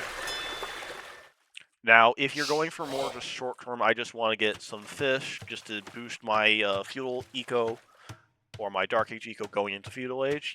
You can actually argue going for this if you don't want to commit to water. Like you dock out here, you take your two deep fish that are nice and close, and then you commit fully to land. And say, if I lose water, I lose water. Oh well. At least I had the faster dock up. At least I had some fish to get some time, and you invested on water. Therefore, my land pressure's better. Which is the kind of dock that Andao's going for, is this one out in the corner. So maybe a bit of a leaning towards playing for the land rather than the water with that. Which, with how Byzantines are now, does make some sense. They can still play the very nice trash. Like Spear Skirm, which isn't like a very popular opening, can still be pretty strong. Just because it's very hard to fight against, even if it can't really kill very much. Salve. But 2 fish already out for the Japanese player, a more faster working Impero. fishing ships for them. So that's a very powerful bonus there. So we are going to gold. So this could either be for man-at-arm play, or it can be for a dock play. So going for water regression. Yeah. With how much is going over and the fact that we don't have a barracks yet, I would say this is probably going to be water play. Although, where's our villager? That's a scout. Do we not have a villager forward? Ein.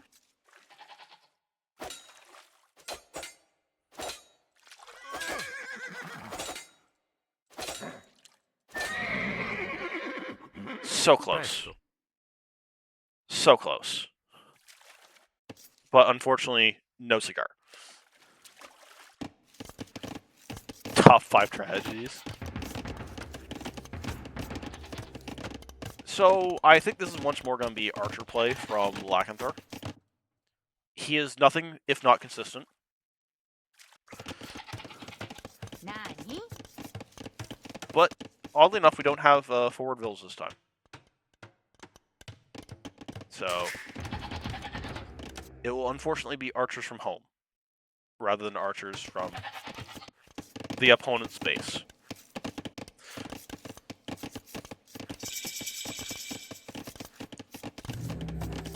Yep, archers.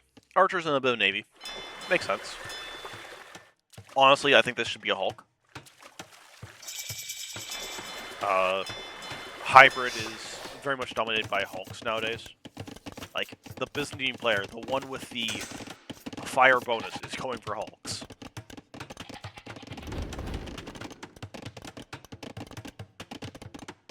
It's a bit unfortunate for the Byzantines now, but you still get the extra vision, you still get the cheap trash, so it's still pretty good.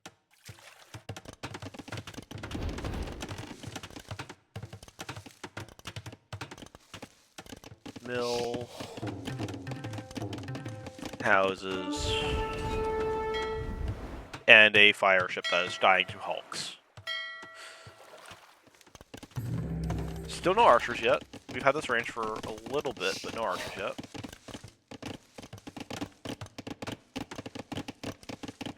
Do we have... Archers now in queue, but we don't have a second or a blacksmith yet.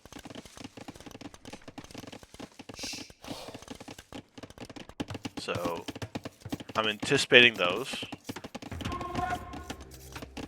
I'm sure Andao is also anticipating the archer play, which is why this barracks is already up.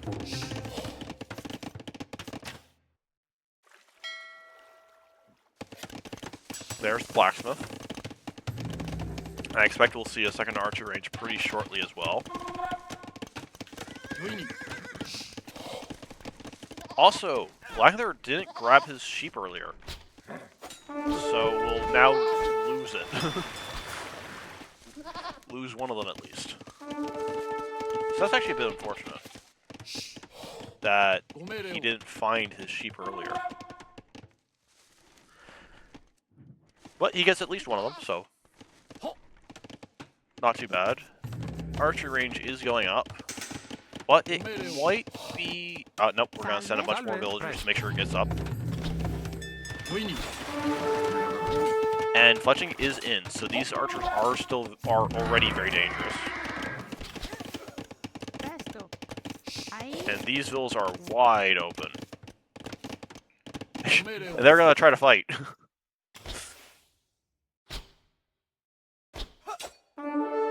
I don't think that's the best. Yeah. Ein. Impero. One villager dies. But the cheap skirms come out. And he should win the, like, if he fights. So that should be, yeah, that'll, yeah. And you kind of see why Hulks are favored on hybrid with how that goes. Impero. Salve. Ein. Impero. Once more, Lakinther goes for fletching first, even though against the archers, I still think you go armor first. Salve. Did I really? Okay. Ein. Presto. Ein.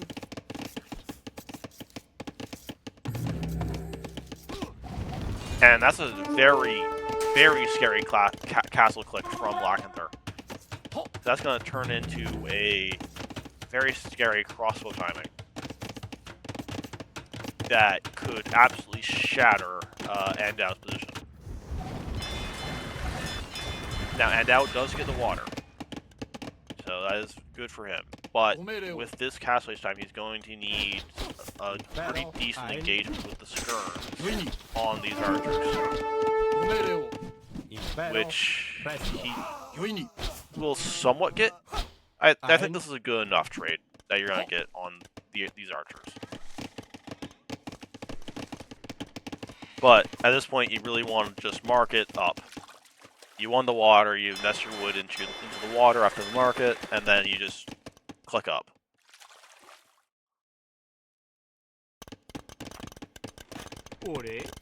Because it looks like Lakinther's going to go for a castle on the face.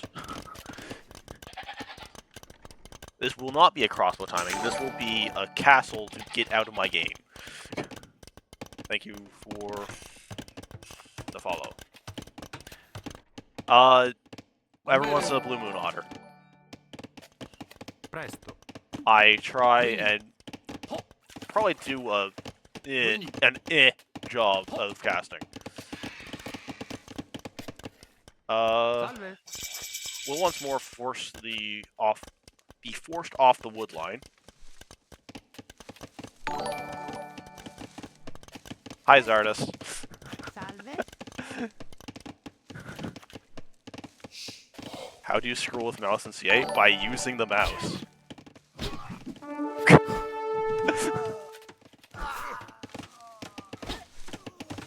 Also, I still use that in this as well. My audio's... Hey, you can actually thank Ghost for my audio being decent, because he was around during my first stream and basically said I was way too fucking quiet. So I turned myself a fair bit up.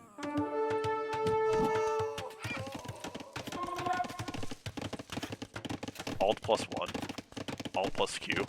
What are those? I do not know what those are. And I carry on. But we will try to do the market and up for Andao, but it may be a little bit too late. The castle is at home, so we are just going Samurai. So Samurai and Rams. Try and deal with the expected skirms. Which makes sense, because we did force our opponent on skirms with the archer play. Archer range for circles. Well, I found what Alt 1 does. There. Circle's gone.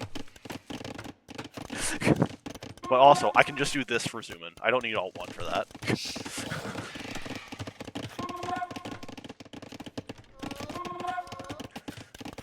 Castle on the way, but we have Rams and Samurai, which I think can actually end this pretty quick if we just stay on skirms.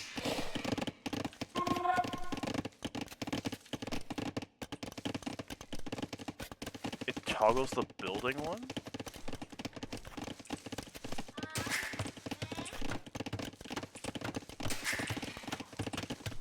Alt Q does nothing when on a building.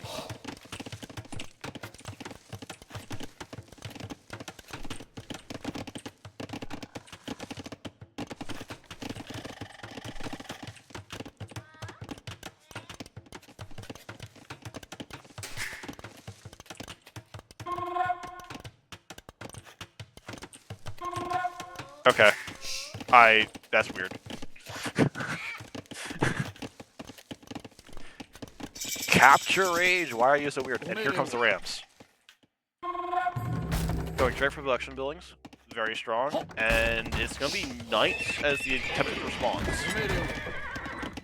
I do not think it's gonna be enough, as there are 12 Samurai here. Most of them in the Rams. And the Rams break in. There's a third Ram on the way across. And these Samurai are about to, well, hop in the Rams and hop back out. But this is probably a dead TC. If we're paying attention. Do we hop out? There we go. And this is why infantry is strong, boys. It's called Rams.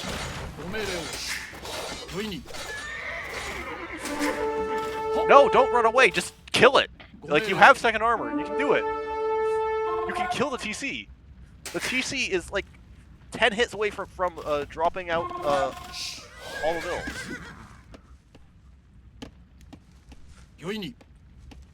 But we're gonna try with another Ram. We didn't feel confident with just a Samurai. We're just gonna go for another Ram. But we're gonna try and house wall it. We got the walls down.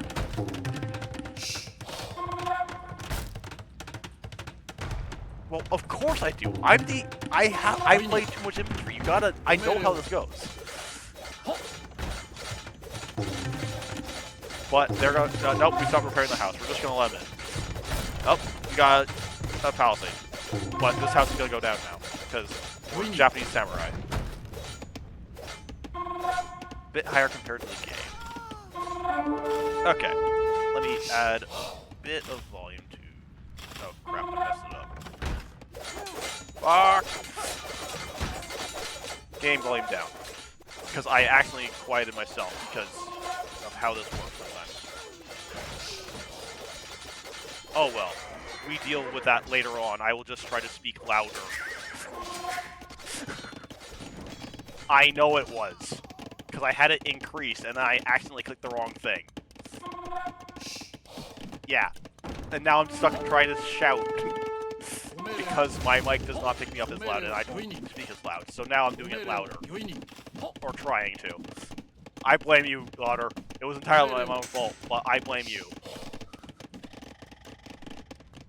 Anyways, Samurai in on the sides. Doesn't decide to dive to TCs even though he could. He has second armor. The fish is actually really helping to keep Andao in the game, but the Samurai are just going to come kill these two bills and continue to pressure. These wood bills are completely exposed if the Samurai ever find their way over there. And yeah, the push is coming hard and fast. And we have 20 Samurai, 1 Ram forward, another Ram on the way, monks gathering relics, they do our base crowd, and we are trying to mash crossbow. Crossbow is a good response to this, however, we just do not have enough crossbow. And at this point, I don't think we can get enough crossbow. Infantry has all who beat skirms. I don't know when you think they ever didn't beat skirms. But we do have a mango in defense to try and kill this Ram, because Lakinther has not yet tried to push through without a ram. Ram goes down. Samurai are running towards the army to try and fight it off. Gonna take a pretty big shot from Vega there, but still engaging, and we have a siege tower on the way as well. We're bringing everything. The fight didn't go super well for Lakinther there, but that's partly because all his reinforcements are still back over here. Has to defend his Mangonel from that knight, but if he gets a shot on these crossbows, it would be devastating, and the crossbow will now be eaten by the samurai, or not, because the samurai are going to go defend the Mangonel. And Mangonel does go down as we come back to Rams and Siege Tower. And honestly, this game is all Lakinther, as he now has double the vill count of his opponent, and his opponent is stuck on this TC. If it wasn't for the fish, there would be no food eco. We are trying to get a castle down to get a castles that make cataphracts. But, fun fact, cataphracts are actually not the best against samurai, because the samurai still deal full bonus damage against cataphracts. So they still get their full +8, I think, in Castle Age. +10 again in Castle Age. So samurai still get their +10 against unique units, even against cataphract. This castle might be denied.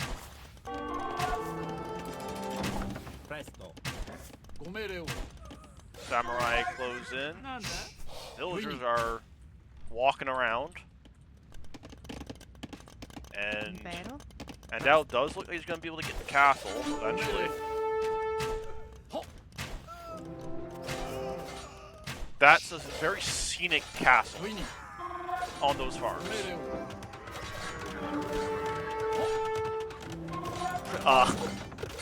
Normally that's a TC, but in this case it's a castle. Castle. Honestly, I want to see a mill just steal all these farms, because I think that'd be hilarious. Squire's now coming in for the samurai. We are gonna have a castle go up for the blue player as well here, but red is also going to get their own castle here. But I do think this game is wrapping up very shortly, as red's castle will not complete. And the vill difference is just far too much. The infantry has proven too much for the Byzantines to deal with.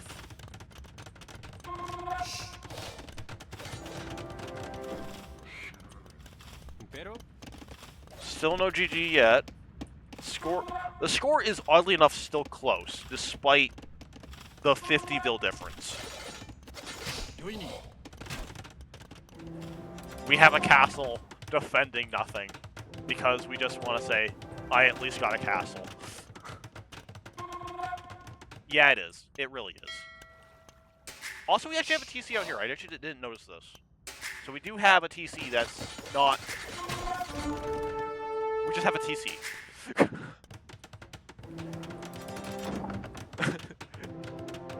Yes, but like I said, the Cataphract still takes full bonus damage from Samurai. Because the Cataphract resists cav damage, not the unit damage that Samurai gets. So Samurai still have 22 attack against Cataphracts. So yes, the Cataphract does have their own massive damage against the Samurai, but against this many Samurai, it doesn't really matter. Yeah, Catas have bonus as well, but this is the case of they counter each other. But numbers win.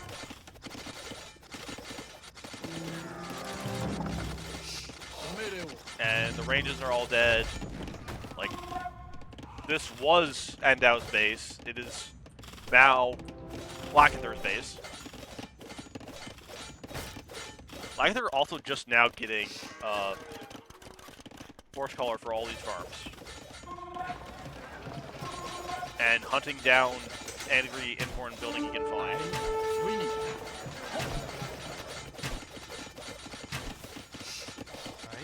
We have wood, we have gold. And we have a bit of... This was semifinals. So, semifinals for the Imperial bracket, which is actually the top finishers. So, whoever wins this goes into finals to see who was the best in Div C. Impero. And this is a game 5, so I do understand why Andao is fighting on, even despite how this game looks. That's fair. I do understand disliking them. I'm indifferent to it for the most part. Mark it just to keep every last bit of eco he has flowing, as he attempts to deal with these 30 samurai with 10 crossbow. Impero. Presto. Make that 7 crossbow. Ein. And there are no, like, the only range left is this one, which isn't going to be making any more, so. We have katas. We have 2 katas and a third being made. But Imp is on the way. This is the real semis, if you wanted to sort it that way. Impero. So this is the top 1 and top 2 from their respective sides of the division. Ein. I believe Andao was second, and Lakinther was first on this list. I might be back on that. But the Katas will come out, they will fight, and they will die. And Andao plays until the last piece of army is dead, so the castle will fall. Ein.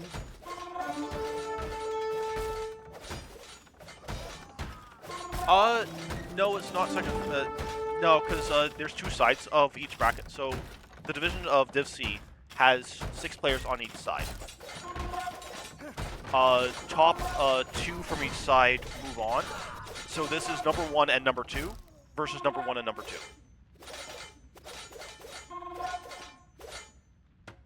And yes. Winnie. That is what the situation was, and it's been a great semis here. Well, it's game 5. Of course you're going to be a massive rat in this game.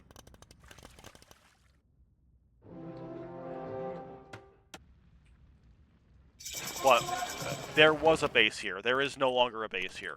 We've hidden it everywhere we can. But Imp is in. We have 60 more villagers than Red does. I do think this is unfortunately very over for the Red player. And the GG is called. No, this is the number you want to care about. How many did he make? But yeah.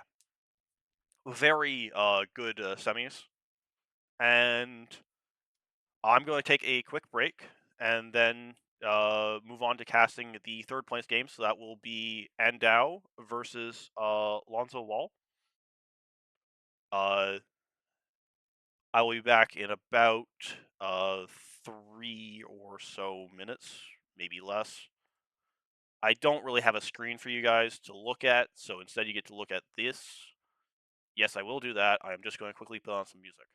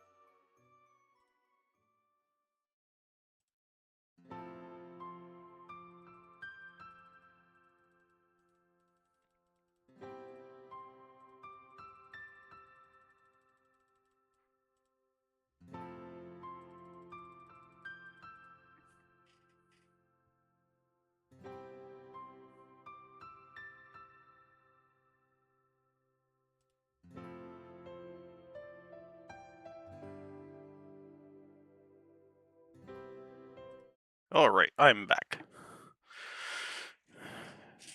Is my volume better, Otter?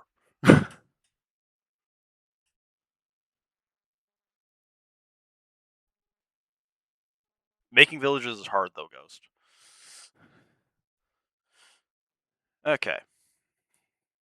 In that case, then should be good to go to the browser.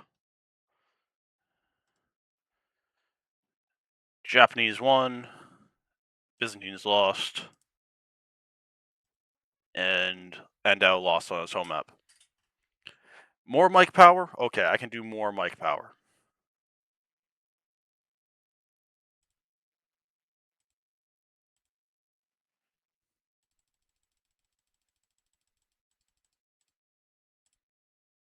How about that? Is that better, Otter?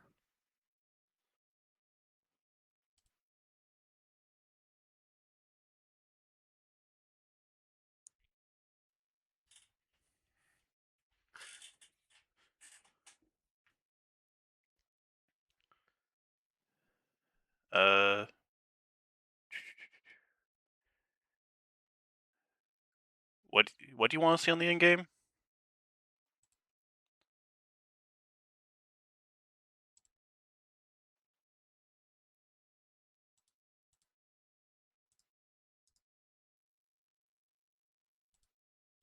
I don't know how I added another one there. Oh, Ghost is amazing on water maps.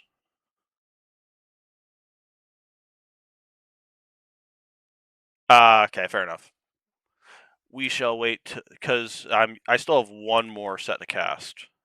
Because I'm casting the third place match. So this will be Lonzo versus Andao. And this is actually just the best of 3. The third place set is best of 3, whereas semis and finals are all best of 5. So, at most 3 games.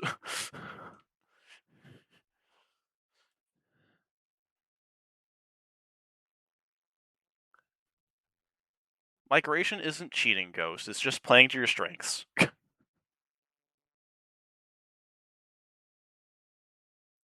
And you want to know what the best part is? I stole Ghost's build. So you can still blame Ghost.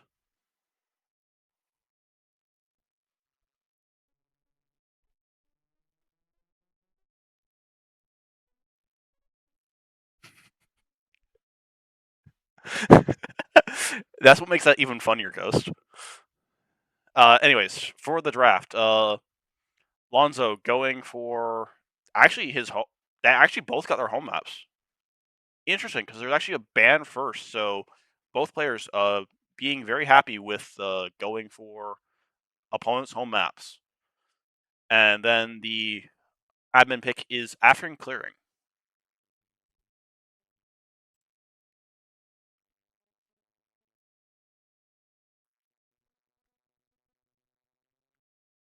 Ghost, that's not even your build.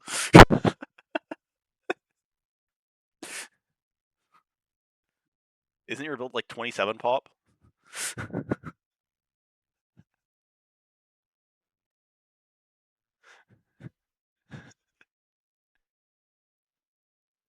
Well, that would be interesting to face in migration.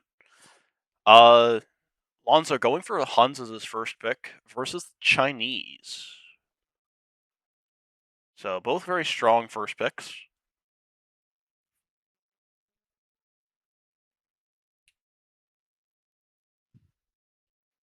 Wei and Mongols banned by Andao, Khmer Vietnamese by Lonzo. Andao getting his favored Bengalis as a second pick, although I will not be surprised if it ends up being sniped by Lonzo.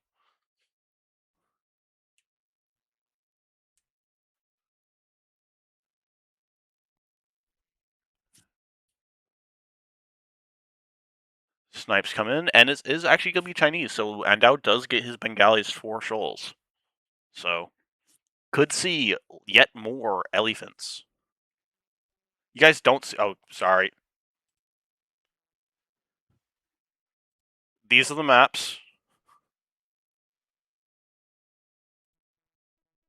These are the civs. Also, Lakinther is the only person to ever say that you guys don't see what I'm talking about. So Lakinther is the A+ chatter. Everybody else gets a C-.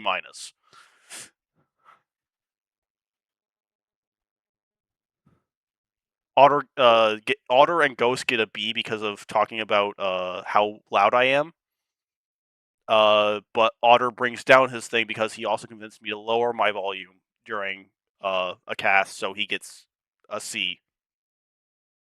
Just a C. Anyways, carrying on. Lonzo gets Spanish and urchins, while Andao goes for Tatars, and whatever he picks after this.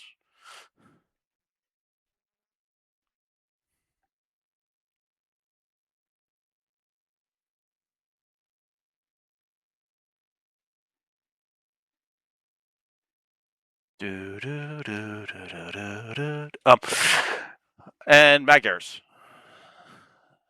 Magyars is a very good civ for both Arabia and African clearing.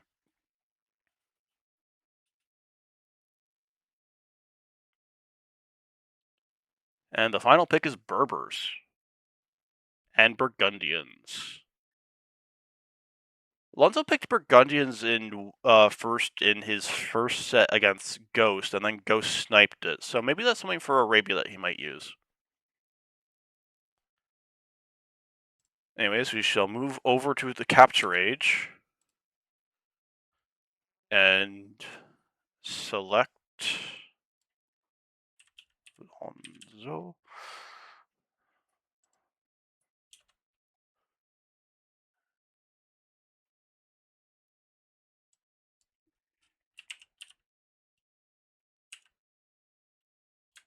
Where is it? I know I have it downloaded. It doesn't show up. Of course it doesn't show up. Why would it show up? Now I have to check my save game data to make sure it's actually there. It is.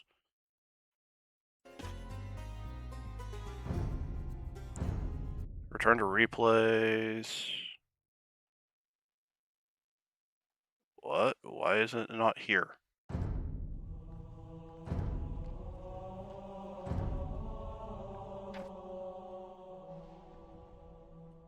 Did it just like delete itself? What the? Okay, time to re-download those games, I guess. I don't know what happened. Div C results. Download game. Download game. Download game. Go to downloads. Copy the games over into the save games, even though they already exist here. Replace them.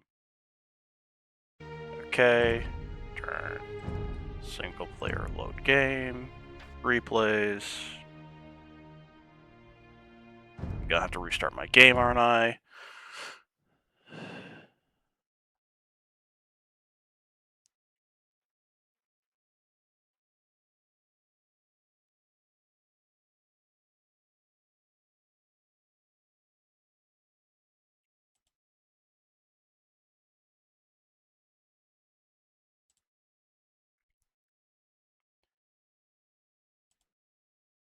Yeah, well, unfortunately, the games decided to just delete themselves from my game, so... Oh, I see. Oh my, I'm not able to cast the ones. Because they're not AoE record files. They're just files. What the...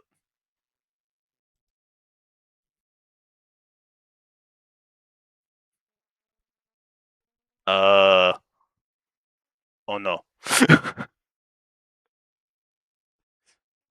This is where I get to blame the players for not having the right file type.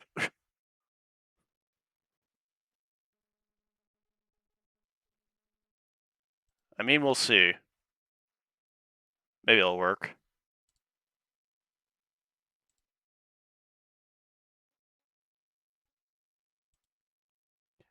That is an excellent question, but in my files, they are a file and not an AoE record file.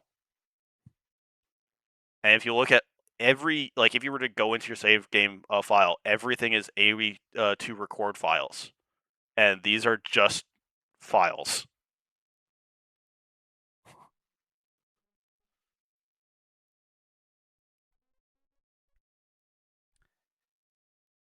Just re-add it. Okay, I'll do that.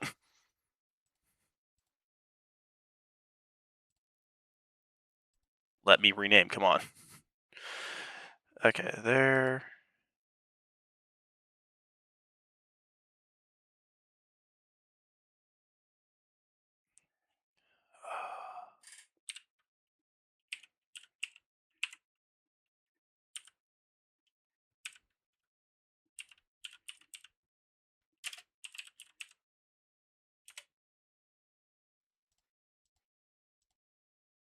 I have a feeling that didn't work.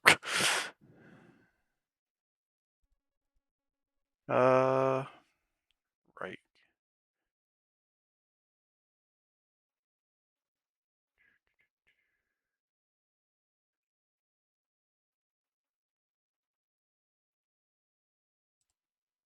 Yeah, because when I go to rename, it just has the naming of it, not the file part of it.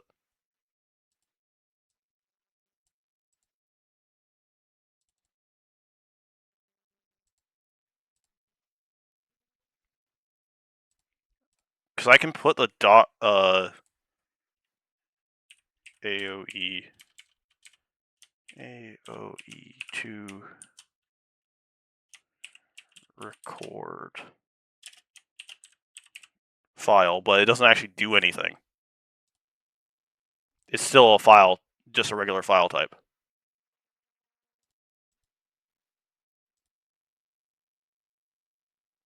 Because all these are also like only like a few hundred kilobytes, and not the full game record, which is normally a few thousand kilobytes. So I think they fucked up.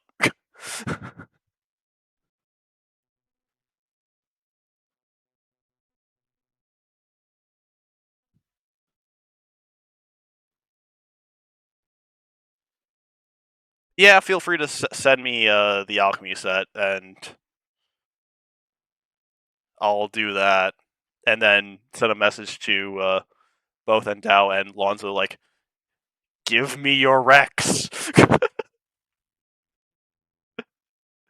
Because yeah, these files are just toast.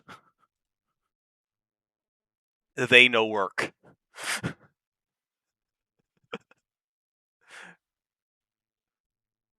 Yeah, I mean, there's no documentation.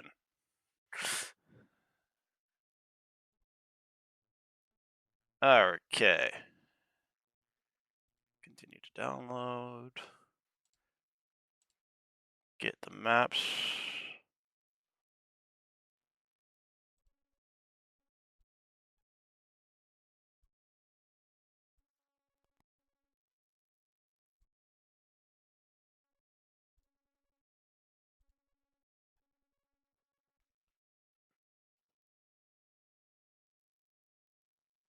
Okay. I still have to get my game back up because I was trying to get the games to work. In the meantime, I can go to this. Is it civs first or maps first?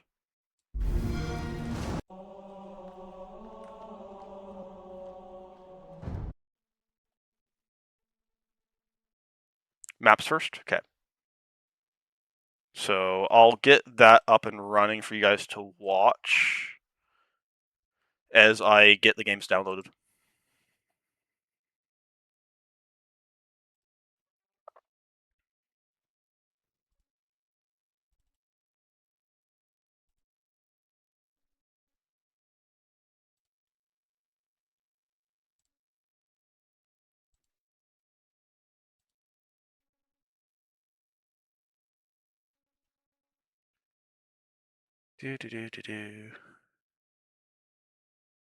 Is this like a best of 3, play all? What is it? For how many games? Play all 2? Okay.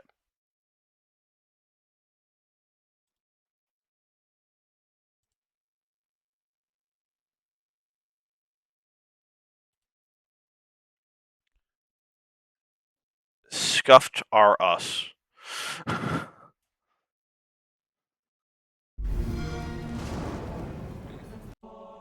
Okay, single player load game. Replays. Game 1.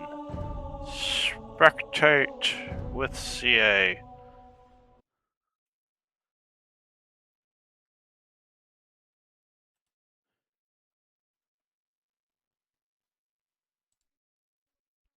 I don't know why it stopped loading, but it stopped loading. Anyways. Okay, so. Actually, wait, I have to still go for the draft first. Draft. Meh. We don't need to know the Civ draft. Oh dear god, this is such a big Civ draft. How long is this gonna take? Is this Civ draft gonna be as long as the matches?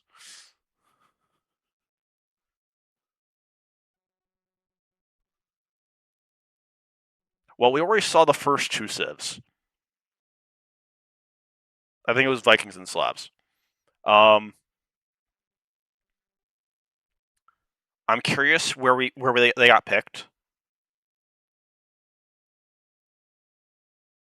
Yeah, like the amount of civs is what. There are snipes, so there's only like 2.5 times. So, and now I have to figure out how to change the title of my stream. Edit stream info. Casting.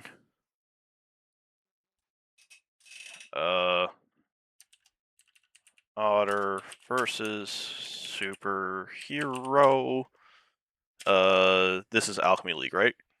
How the fuck do you spell alchemy?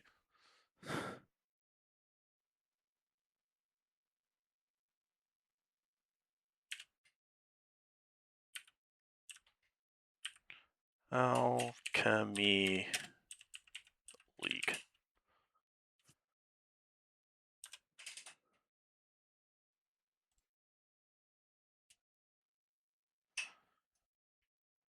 I am quite happy to just leave it as Alchemy League.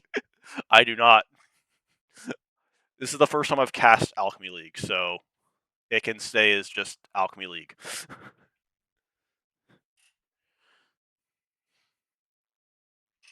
Oh, hey, look, we're on to the actual picks. After a million bans.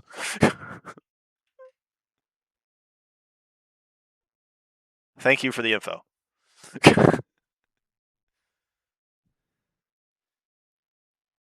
Otter picking Vikings first. So, first pick.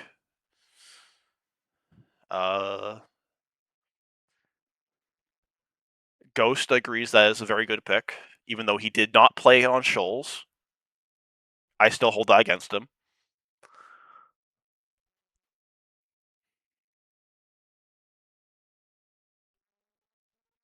And now we just wait for Otter to take his entire time to pick his next 2 civs. Romans and Goss. I like both these civs. Like, he's going for Man-at-Arms. No, the Ghost played Shoals earlier today. He had Vikings, his favorite civ to play on Shoals. And he didn't play them. So I hold it against him.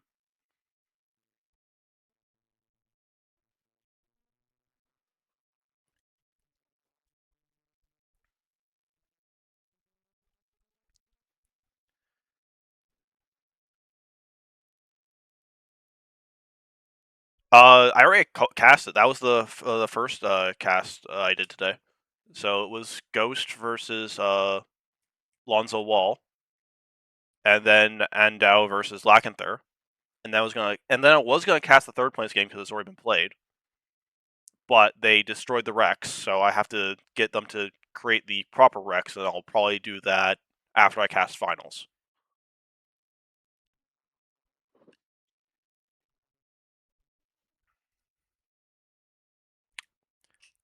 For anybody else, Ghost, maybe.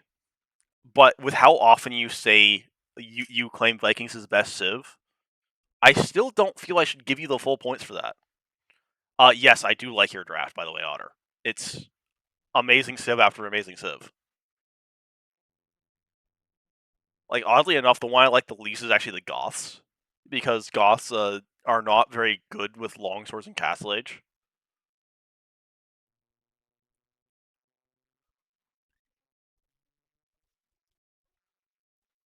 But overall, they're still an amazing Civ. Cheap infantry, lots of pressure on in Feudal Age. They miss Gambesons, which makes it so you cannot dive TCs. And they also die incredibly hard to any sort of crossbow play.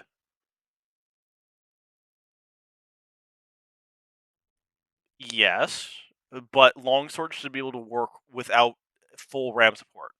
Because what happens when the ram dies? Because that will happen.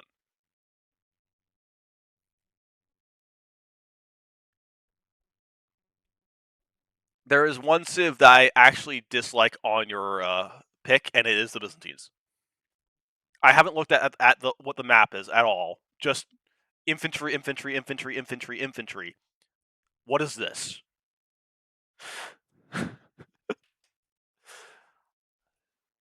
Actually, a really solid pick from draft from Superhero as well, with the Wu, Urchins, Wei, Burgundians, and Slavs. All very strong civs. I'm actually gonna look at the maps again. So, how is the second map decided? Because obviously we have the one pick, but how is the second one decided? Last band?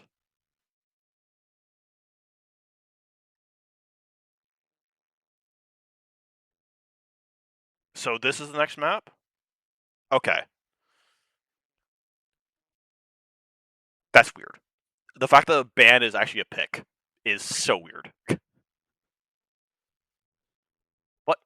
Okay. Okay, so so this is your pick basically, and this is his other. Yeah, okay, fair enough. But we will now shift over to Capture Age and hit the play button. All right, so in the yellow, we have the Otter One playing the Vikings. And in the red, we have Superhero 55 playing the Slavs. Oh. One moment. It is gone. I also do not have whatever logo there is for Alchemy League. I also don't think I'm even in that. Oh, you sent it? I'm actually going to pause this so I can actually get that added then.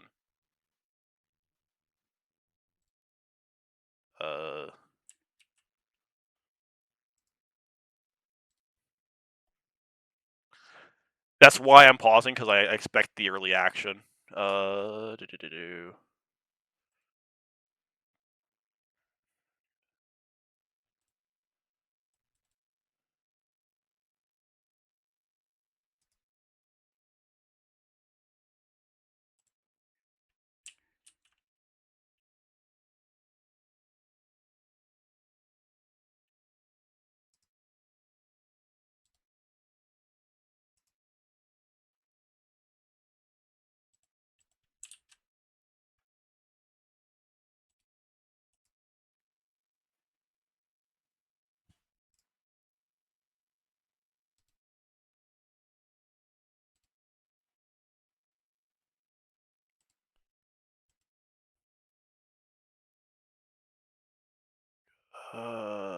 Save image.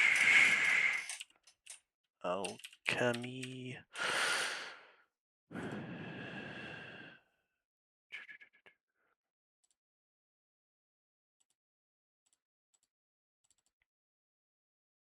15-second ILTC already? Yeah. Okay.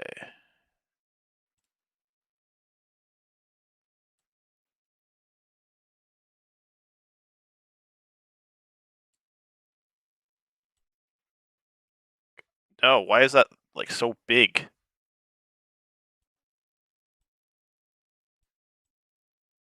I do not know why it came so big. I want it nice and small. There. No longer massive banner. You can now do the small one. Chat's fine. Chat can be small. It's fine. Honey, I've shrunk the chat. Anyways, starting. Yes. Straight to the scout aggro. Otter with a 15 seconds idle, 15 seconds into the game.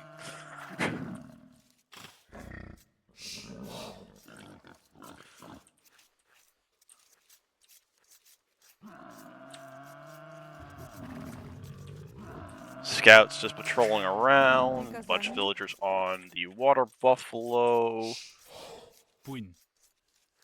Here. Forward house there if you actually went for that. Trying to steal the deer.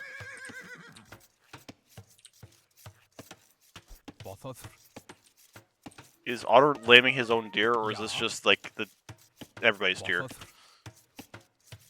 Shared deer. Okay. Well, the shared deer's more on your side, so I think the map favors you already.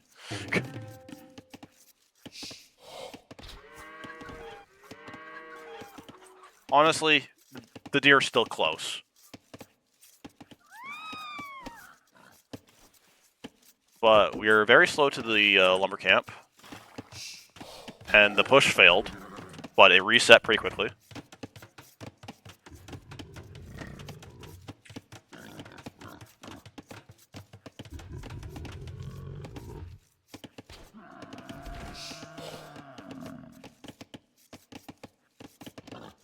I have to ban this because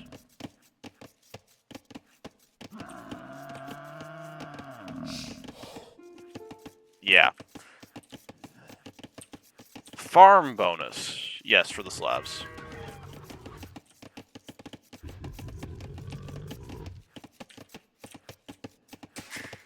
So Otter got 3 or 4 deer, so that was very good for him.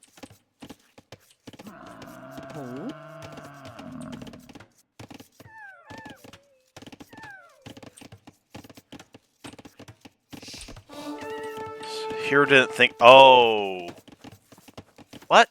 That okay. That's interesting. Also, you see the map in the lobby first. Otter losing the scout war, by the way.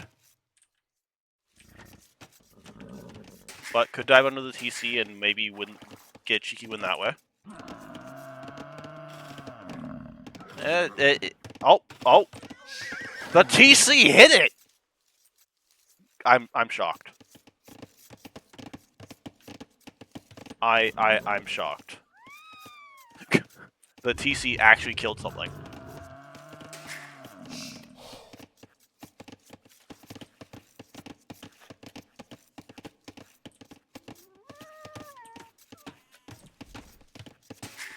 Okay.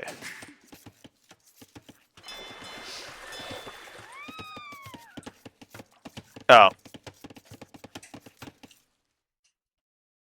Casting. Alchemy. That's not how you spell alchemy. Alchemy. Flail 2.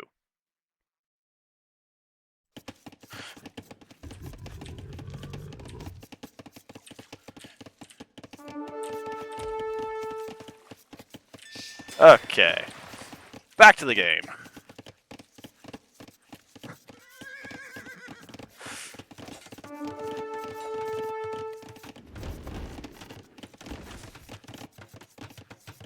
Mill for superhero.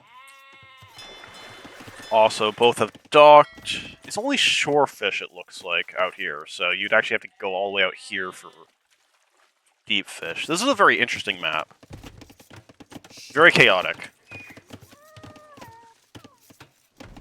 I just give up looking at your idle time. I just think it's gonna be infinite at some point.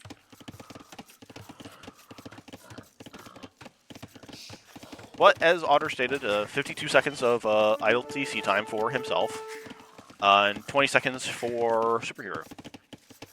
So both of them actually going for a fairly high vil count considering how close they are to each other. And a second mill. We want all the berries.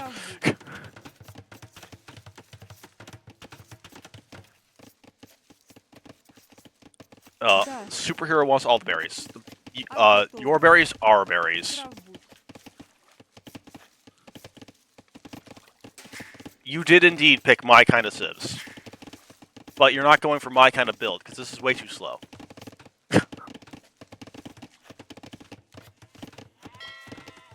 And where's your barracks?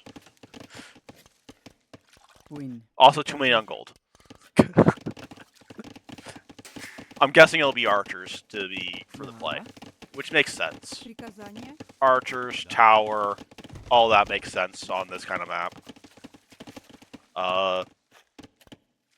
Oddly enough, I probably wouldn't go too deep into the water, because you just die to the land pressure, possibly. If you do.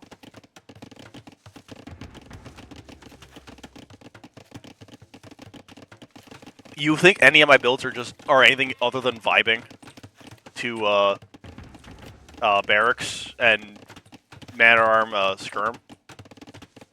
Looks like a huge water angle. Now I think you play like archers land and then like a bit of water.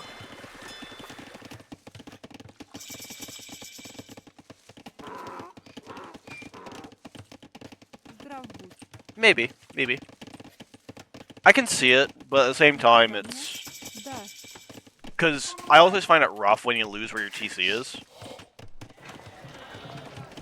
And superhero is fast castling. So... What is this?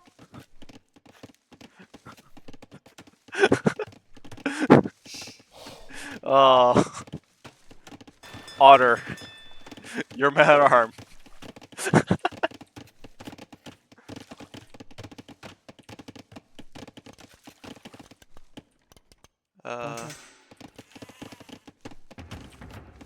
I think this is one where you have to play both land and water.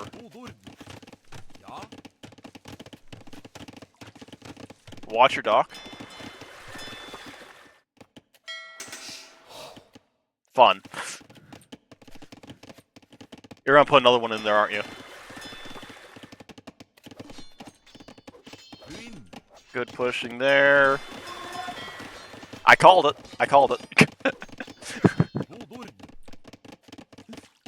You might even have space for the third.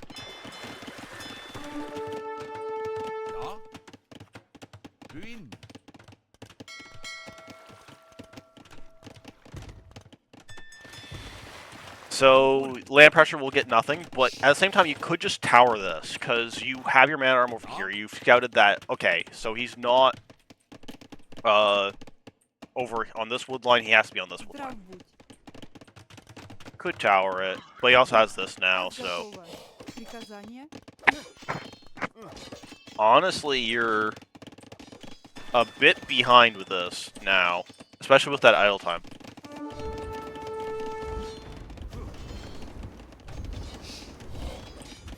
Yeah. I like how you had to delete the dock.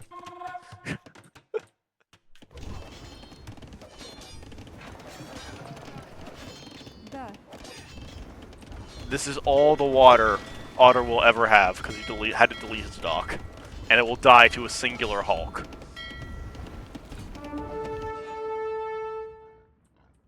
Ah, nah, Otter expanded over here. It's still funny to think that way, though.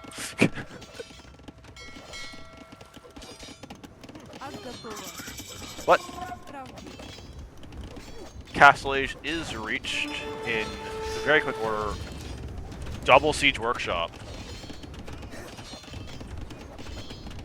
Okay then. That is not what I was expecting here.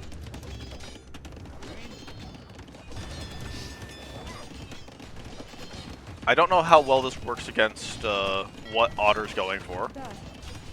We'll get the Vil kill here, which is actually really important because that's all the repairs done.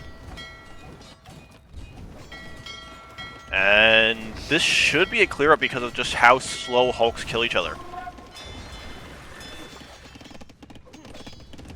2 Scorpions coming out. That will deal with Man-at-Arms. We do get the expansion out to this side. Okay, there's a bunch of pigs there.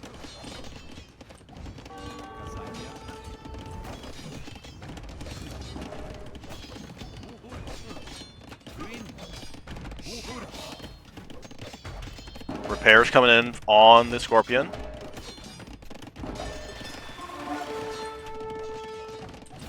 But there's no farming eco anymore for superheroes, so he has nothing on food.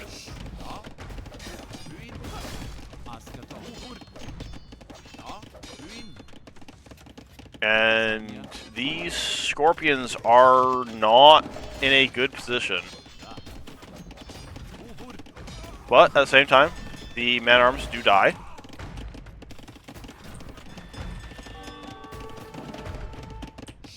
Water is probably best for this map, but I think doing a hybrid approach could work out pretty well.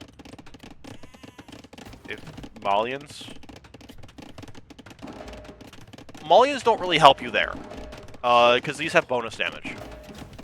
Because they are 11, and then they have what, +2? +1 for infantry. So not as much as I thought it was.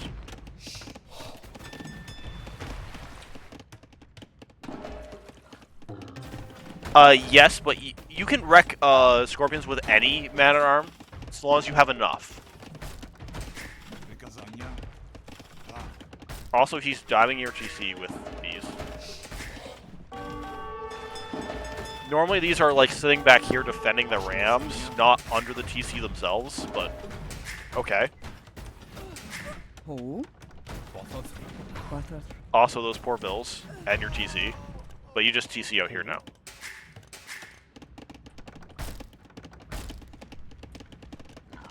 And if you're able to like destroy the stock, because you already destroyed his transport, he actually has a hard time continuing his push against you. Well, I said he had no farm, so he's just going to steal yours now.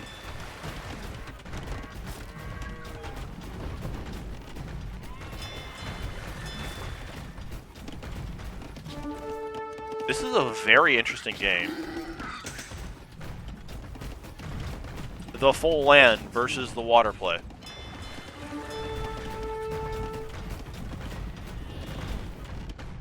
Well, the thing is that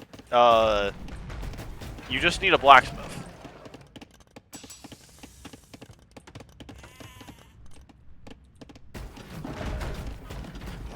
Yep.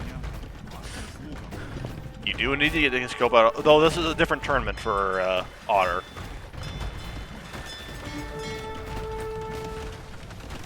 But losing all those housing does hurt, because we will be housed very shortly. But we are on the way to Castle Age. We are about to be Omega housed.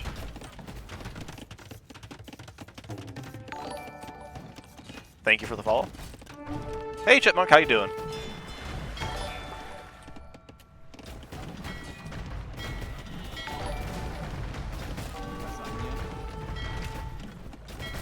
Okay, and water will be cleared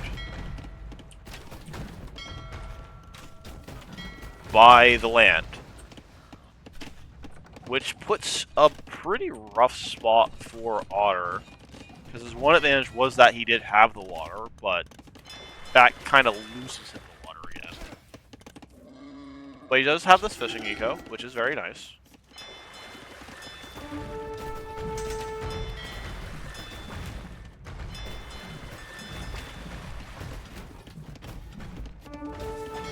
Okay, so sniping this is actually very important.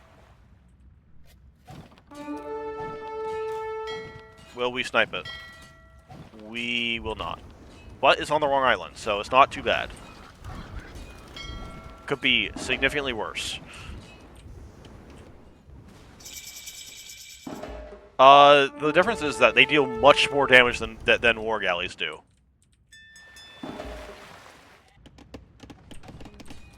So these are actually much more dangerous to ships than war galleys are. Somehow. You're quite lucky he transported over here and not to over here. If he transports over here, you're just dead. You are completely dead if he transports there to your island. But you will get the transport now, I think. Which, again, leaves him in the same spot he was beforehand, because you actually have more navy. So he's up to the scorpions to come back over here to try and win the water for him.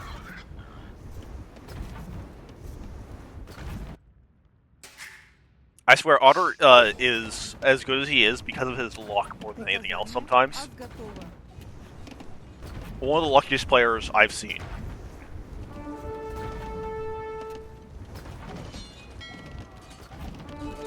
Will lose his last man-at-arm there, but the Hulk will go down, I believe. But there is too many Hulks for these fire ships. And singular galley.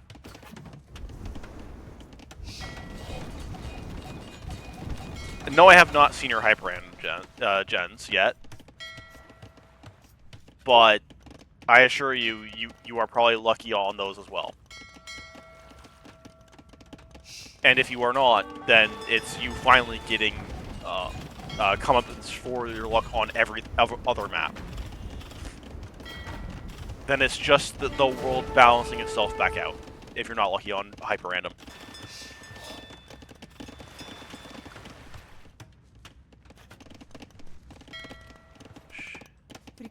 Superhero adding in more eco over here. Working to try and get towards castle, it looks like, for Otter eventually. But the longboats from the Vikings showing up to try to rule waves. But scorpions on this map seem to be very powerful with how much range they have. They actually can really deny water a fair bit.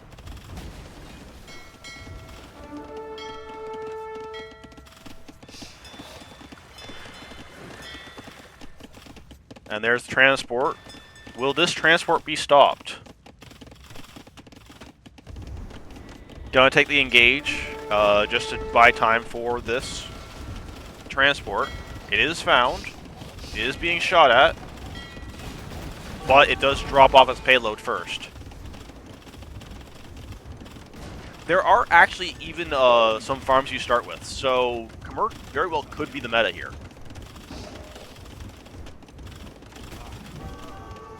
And these scorpions are gonna wreak havoc. Because these rams are just gonna go straight for this TC, and the scorpions can just get a ton of kills, but there is... Oh, the shot. Amazing. An amazing shot.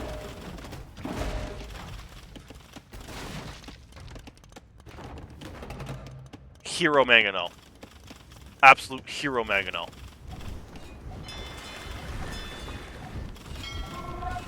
And the docks will be cleared up. And this actually puts Otter back in a very good position, as the Eco 4 superhero lagged a fair bit behind in Castle Age, so is only 5 builds ahead. Is going to go for 2 more TCs, but these TCs are right next to the water where they can be ranged by the longboats of Otter. I'm glad to see that that shot did not go to your head at all, Otter, and that you are fully... But yes, that shot did change that game for you. Like, that keeps you in the game entirely.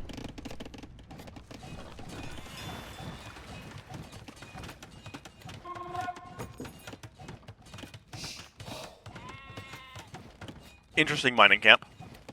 I do understand it to a degree, because your TC is not quite on the stone, but at the same time. Why slabs? You start with 4 farms.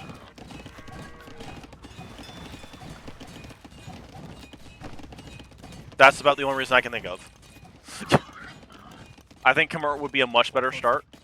We have 4 villagers here. What are these 4 villagers gonna do?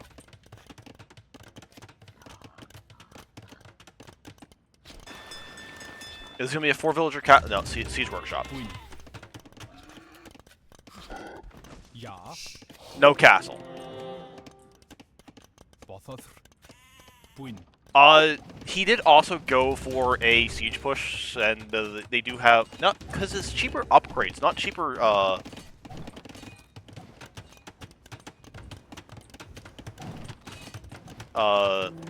units, isn't it? Oh, it is cheaper units. It's the Bulgarians who have cheaper upgrades. Yeah. So he did go for a siege push, so he did make use of his bonuses. Ja. But it is going to be a castle. I'm going to guess then the siege workshop, just changing the order for Otter. There we go. And I think could have a very deadly push from this angle.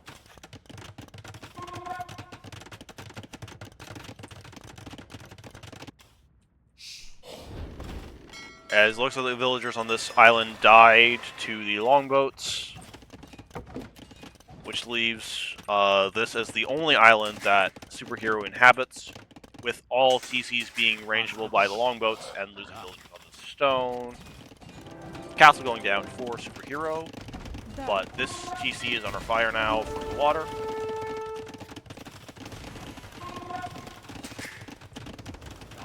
And now here come the Viking Berserks.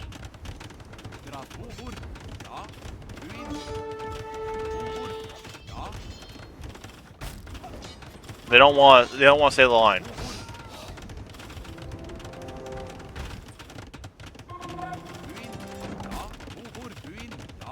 I guess it has to be an attack move for them to stay the line.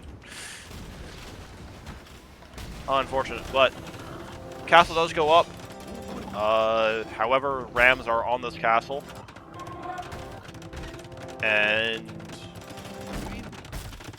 we have a Boyar. Boyar can do pretty well for defense, but that doesn't help with the overall situation, unfortunately. Where we're starting to be outboomed, and we're losing villagers to Navy. And our TCs are just going to slowly go down to all the Navy. Res Collected is also favoring Otter at this point. What did all the damage to this siege workshop? Anyways.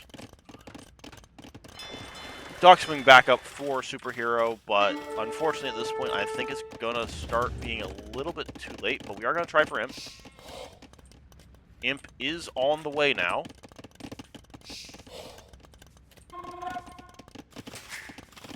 Yeah, the TC can shoot it. It's in range.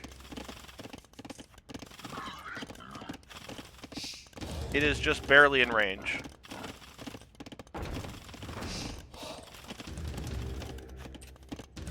So that TC can actually shoot this workshop down.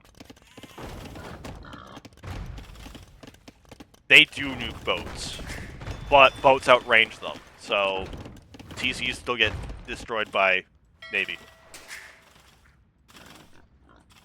At least if you don't sit underneath them.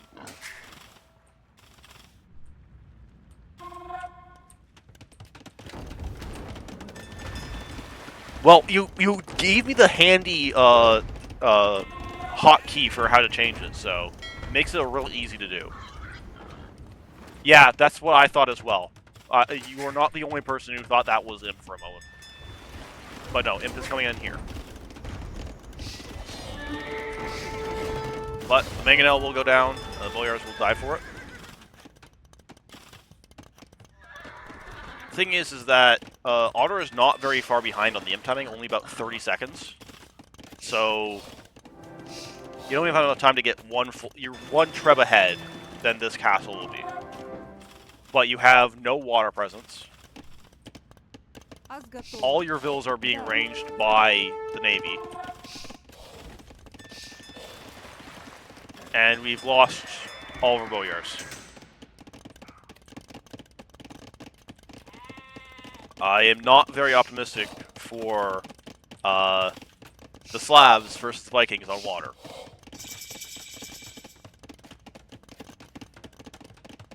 What do Slavs get for water? They get decently upgraded fire ships and decently upgraded carracks, I guess.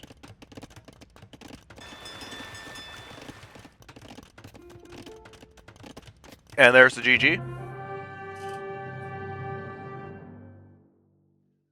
And we will move back over to the draft.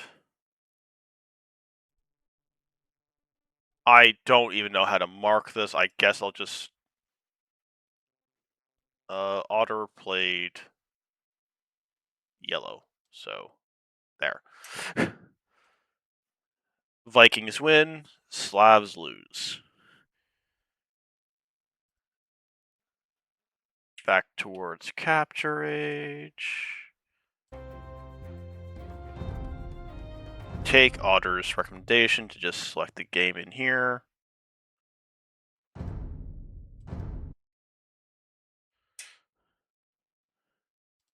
Alright, so this is game 2 on Crater of Doom. I mean, that does not look like it'd be pleasant. I have no idea what that is. We'll call it sludge. Crater of Doom! Okay. Anyways. I'm gonna call it Crater of Sludge, because this is what that looks like.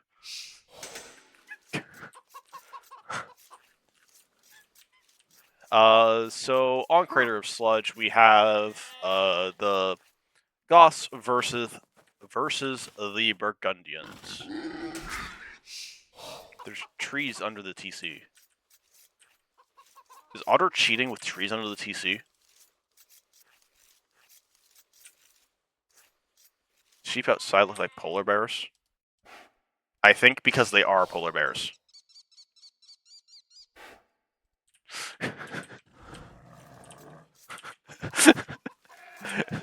Yeah, I think it is just because they are.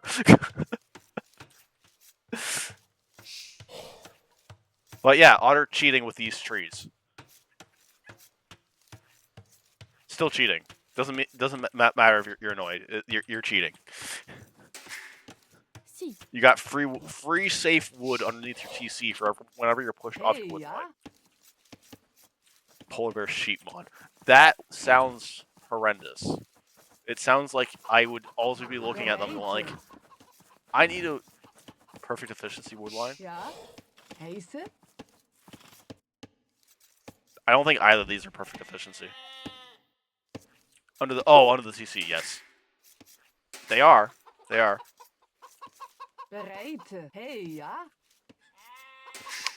I mean, you didn't even have to go out here for this. You could have just taken these two trees.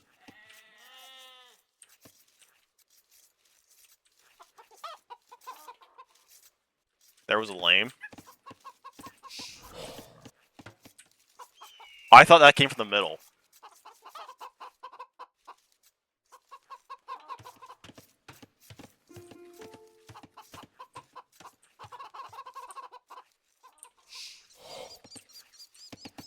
Oh yeah, I guess it is. I guess just because of how close you were, I thought it might have came from the middle. Yeah. And also, it wasn't done by the scout at all, so... Because normally when I look for that, I look at the scout HP. But yeah. Yeah, but even with free loom, you don't normally see somebody go forward and steal it with just the villager. Like I said, I thought it came from the middle. I thought there might have been an extra boar in the middle. Wasn't laggy when you were leaving. Hey, ja.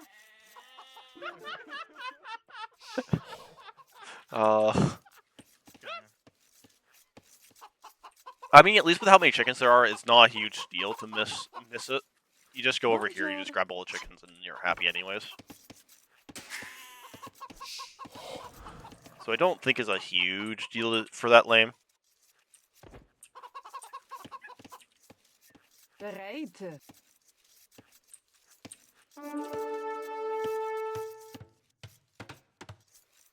Vosotros? We lost the scout to the TC.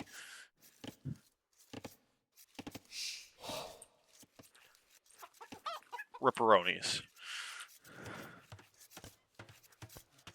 Bereid. But hey, we got extra food, so who cares?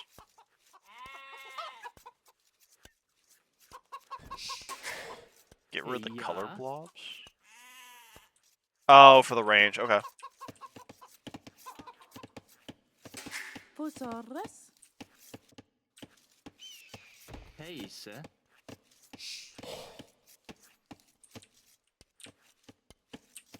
Ja. Heise.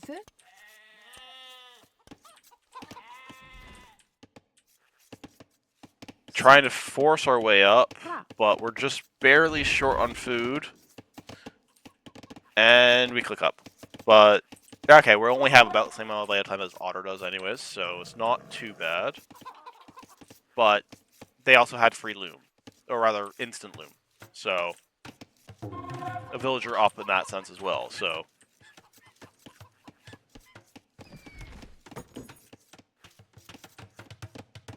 I imagine this is probably going to be for the Flemish militia, but Flemish militia are not as strong as the man-at-arms.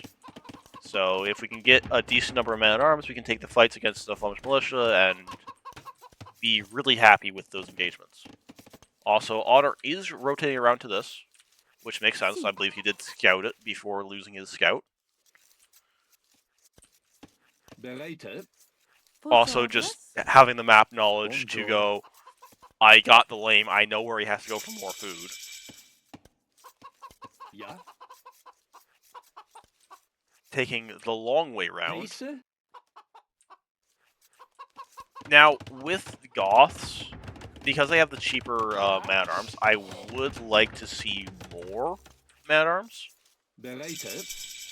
Ja. So, Bereid. Heise. Ja. we'll see how effective these four end up being, and if Otter chooses to make any more. Heise. Bonjour. Should get at least one Vil, Vosotros? Bereid. and does indeed get one Vil. The rest will run away, and we don't have any berries right now. Avotavis. We do have our farm upgrade and our wood upgrade, but we really are short on food. We really need to get on some berries. Si. Bonjour. Is small walled. Scout goes down for superhero to the villagers. Pressure coming in on the wood line. Si. Pressure coming in on the berries. Avotavis. Never running drush is fun. Bereid. I don't think it really works most of the time, but it's fun. Vosotros. And we are going to lose our Flemish militia to Heise. all but See. one die to the TC. Ja. And we're actually going to get another Vil kill here. I feel like that was not required there. And the GG is called.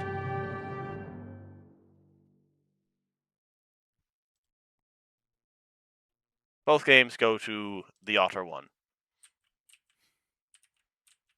I feel like this is more mental damage. Pra. Like, the game is kind of moving towards over, but I think part of it is mental damage. Game 1 was very interesting, on both parts. The build from Superhero was interesting, going for the quick siege rush.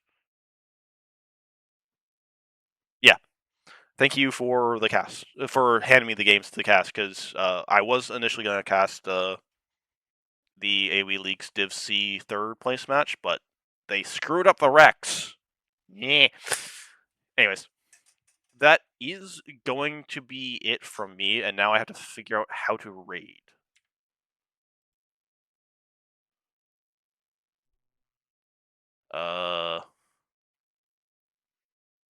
Yeah. Otter, help me.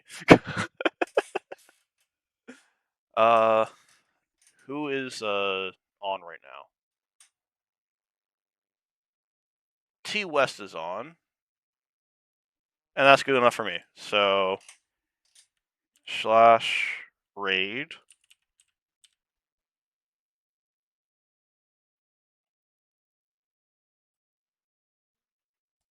Is it space channel name, or does it have to be in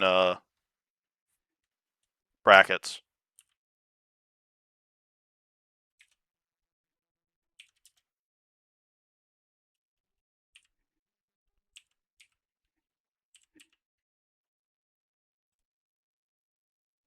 T West. Just space? Okay. AoE. Okay.